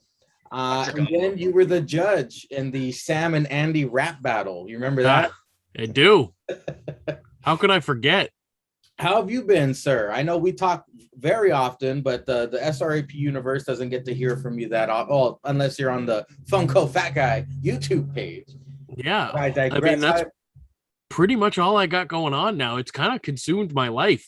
I mean, I've gotten super integrated into that whole community, and it's like bigger. I know it's just toys at the end of the day, but like that community is gigantic. It's pretty insane. So yeah, I've just been making the content for that and doing live streams for that, and that's pretty much it. Well, speaking of gigantic, what's up with that gigantic pink sweater you're wearing, man? What the fuck's going on here? It comes in tarp size, so I got one. I didn't know they made hoodies in Pepto color. This isn't Pepto. Pepto's way lighter. Well, both That's Pepto. Pepto's like a light pink. This is a hot pink. Hot pink's my color. Both of you fine gentlemen came on for the first time on episode 14 of The Hangover. That's when we had the Matt Taven intro and the Peyton Royce outro. And you guys turned the tables on me. You interviewed me during that episode. That was a lot of fun. Well, I've been asking all the old guests 3 questions. How you been doing? I got that out of the way with you guys. Question number 2. Your thoughts on the current state of wrestling. I gotta imagine Jake's answer is going to be really short, so I'll go to Zenka first. You should get mine out of the way. Get it out of the way. Yeah. Jake, thoughts on the current state? Sucks. Zenka, your thoughts on how the current state of wrestling is getting crazy? We got Charlotte acting like a diva. We got AEW, WWE guys are flooding in to AEW. What are your thoughts on all this shit? There is so much going on that I am fucking at a point where I'm almost lost. Like Okada just brought back the fucking favorite IWGP title. There's even that going on. No one's even talking about that. AEW and WWE right now, they're about the same product for me. I know people like to fit them against each other as like one's great, one's not. Yeah. I zone in and out on both. Both have things I like, both have things I don't like. Neither one has really like got me invested a ton. I'm curious to see what the draft is gonna do now. We'll see what happens tonight on Raw, but yeah, I don't know. There's really not. I want to see Willow. Jeff Hardy might bring back Willow. There's so much going on. That's such a broad question. It's like, yeah. I mean, Cody Rhodes just beat fucking Malachi, so it's like, who knows what's gonna happen in the world of wrestling, dude? There might be too much going on. That's the problem. Yeah. You know what's funny is you said nobody has brought that up. I interviewed Boss Stones last night, and he brought that up. Good. He yeah, brought that he's up. from The Boston. Wrestling Encyclopedia brought that shit up. That's funny that you brought it up. There's big breaking news on that. By the way, I'll tell you guys after we stop the interview. But I've been asking everybody their favorite Halloween memories, favorite Halloween movie, favorite Halloween costume. But you two have said that in past SRAP episodes. So Instead, I'm pushing that aside, and we're going to sprinkle a little of the Still Real After Party podcast into this show. I had to. So I'm going to dust off an old deal that Andy's famous for. The Would You Rathers. We're going to start with Jake. Oh, wait, Magria, what day is it? I mean, we don't have JH telling us every day, so you should have done that kind of research. I did with JH, actually, because this is dropping on my birthday. October 29th, this Friday. Let's see if I saved that picture or if I deleted it. It's there's so many fucking ridiculous themes for that day. Okay, here it is. Well, for your birthday? October 29th is National Cat Day. Oh. It's National Oatmeal Day. Oatmeal? National Hermit Day. Oh, well, hi. It's Hello. World Stroke Day. I don't know if that's a jerk-off joke or not, but whoa! Hopefully I won't have to find out because it's my birthday, damn it. No, but it's National Pharmacy Buyer Day. National Frankenstein. Well, if you see a pussy covered in oatmeal, you might have a stroke. So we could like tie it all in together, dude. That's true. National Frankenstein Day and National Breadstick Day. All right, now we're talking. I've never turned down the breadstick. That's why this. So we'll go with Money built by breadsticks right here. What if, or would you rather? Sorry, Jake, would you rather have an autograph restraining order from Alexa Bliss, or have a free cameo of Billy Kay making fun of you for having a small dick? Ooh, that's tough. Billy Kay. Probably Billy Kay. Yeah. Yeah, that's the Because I want that autograph. So I'll take the cameo of Billy Kay making fun of my tiny penis. She's right. So, like, yeah, I mean, it just makes sense to me. And it'd be hilarious. It'd be so worth it. If she has all that fucking tons of makeup on like she did in WWE, it would be even more funny. She's a tag team champ right now. Yeah. What's going on? Impact Tag Champ. Congratulations to the inspiration. That song fucking blows. It's real bad. Sheriff Zanka or Zanko Rhodes, would you rather fart glitter after you come during sex? That one. Already that. Yeah. Or fuck a unicorn? Ooh. The glitter one's pretty good. You'll get more use out of that. How much glitter we talking? Because it gets everywhere. That's true. You know that meme of the dude who goes like this? Yeah. That much? Yeah. All right. If I wasn't in a relationship, I would pick the glitter thing. Because every one night stand, it would be a surprise for that person. That's true. I feel like my girl would get bored with it real quick. She does all the cleanup. So I'm gonna fuck a unicorn. I got it. I mean, there's a forever story for you, at least. You should have. Okay, I had an alternative, but I had to cross it out because no one would ever pick it. For Zanka, I was gonna say, would you rather fart glitter after you come during sex, or watch a gay porn between Omos and Kali? Ooh, he'd pick that one. He'd I pick gotta know that. what the fact Why'd is. you cross it out? You would pick that one over 100% fucking a pick that. unicorn? Do you know who you're talking about right now? He knows. Serious? I watched Lars Sullivan. You don't think I watched that? I thought you were traumatized from that, so you wouldn't want to do that. Because remember, you had to give up jerking off after that. That This might is have way been the one different. lie I told on this whole was that I gave up jerking off. He would have to watch that for science. It's like Animal Planet. Yes, 100%. I will pick that. You know what? I'm picking that. Yeah, I don't care if you crossed it off. I'm picking it too. Hey, Omos and Kali, you better get that loot, buddies. I gotta know what Kali's packing. I just have to know. I gotta He's know got what the they're both biggest packing. tits. Who? Does Omos? Both of them. I want to see both. Yeah, Omos would probably make me cry though. What he's packing. Kali's, Yeah, I probably. feel like would have some dents in it and shit. He lives in the desert. A couple That's fucking camel bites out of it and shit. Some You never sand know. falling under his ball sack. Yeah. Oh, what is this rated? Am I allowed to talk? You can say whatever you want. Okay, Retard, retard, What are you talking retard. about? Okay. What do you know? What show? It's a spin-off of our show. Like, I've done. There's no rating. I've done other interviews where I'm. Oh yeah, me, with Bretsky. and they don't. school. No, I've done other interviews. Yeah, and they Bretsky, don't air. Bretsky actually censored Zanka and Caesar. I He thought had that to. was so funny that he had to censor them. I'm Dude, not that was surprised. a fun podcast. Caesar got hammered. I got stoned, and I just let him ramble for like ever. That was fucking hilarious. That was a great episode of the Faux Pod.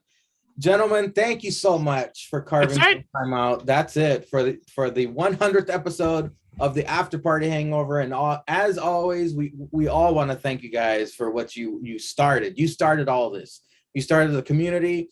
This fucking show has reached 100 episodes based off of your wrestling podcast. Stop being fun. gay. Stop being gay. APPW. We would have done this anyway.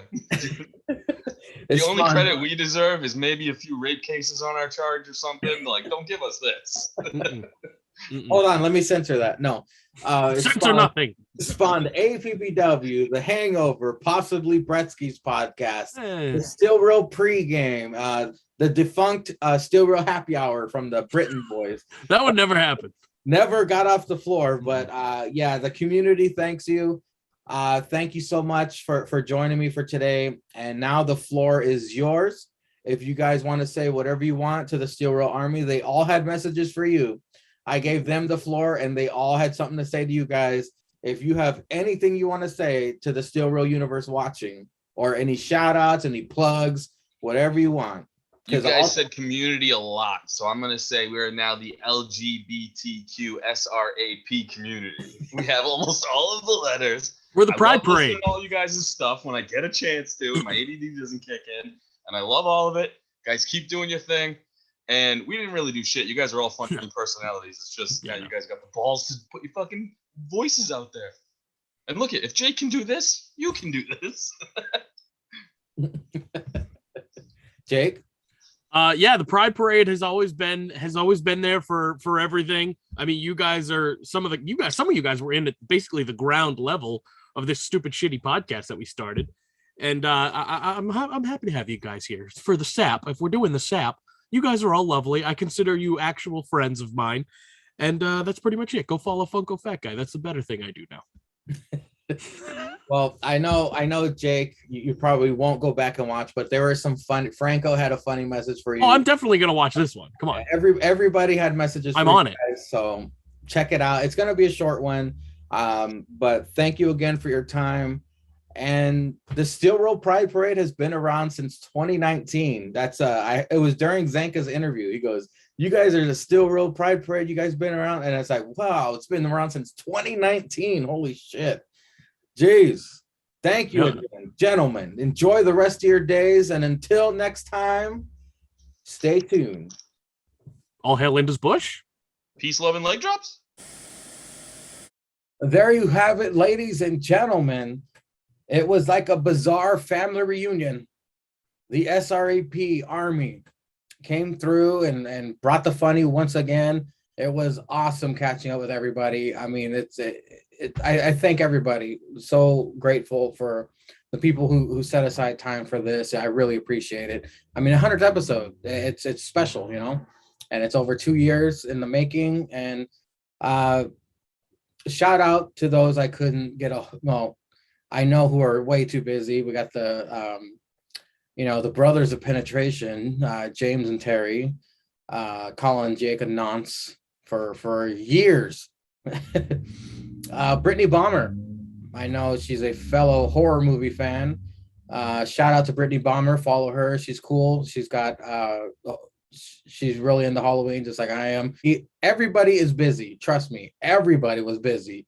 It was just a miracle in timing that I got there, that small section of time to talk to each and every one of the people you just watched.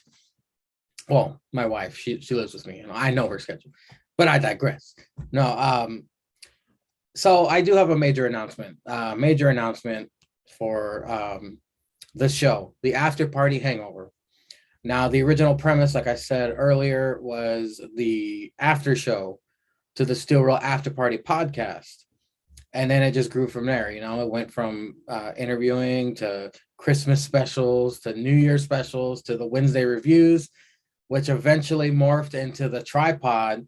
So I would just basically be talking to Cesar and Brett about Wednesday night wrestling because the podcast eventually stopped. And it's currently in a hiatus. Hopefully they come back. But yeah, the show, the After Party Hangover, I'm going to shelf it for now. The After Party Hangover is being shelved, the brand, until we get a new Steel Roll After Party podcast. And once we do, then episode 101 will be right around the corner, and I will go back to talking about the episode. As far as the format goes, I don't know if I'm going to pick, one person and then interview them again. I don't know. We'll find out. But I know the After Party Hangover show is going back to its true format. It will be a direct after show to the Steel Roll After Party podcast. But until then, I am coming out with yet another show. That's right, folks. Stay tuned is all I got to say. You haven't seen the last of me or the tripod. So until next time, ladies and gentlemen, thank you for watching all 100 episodes. Thank you for sticking by me this entire time. Of course, this isn't goodbye because I never stop making content. It's a tiny pause. Just a tiny pause.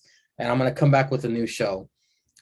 So, ladies and gentlemen, until next time, all hail Linda's Bush.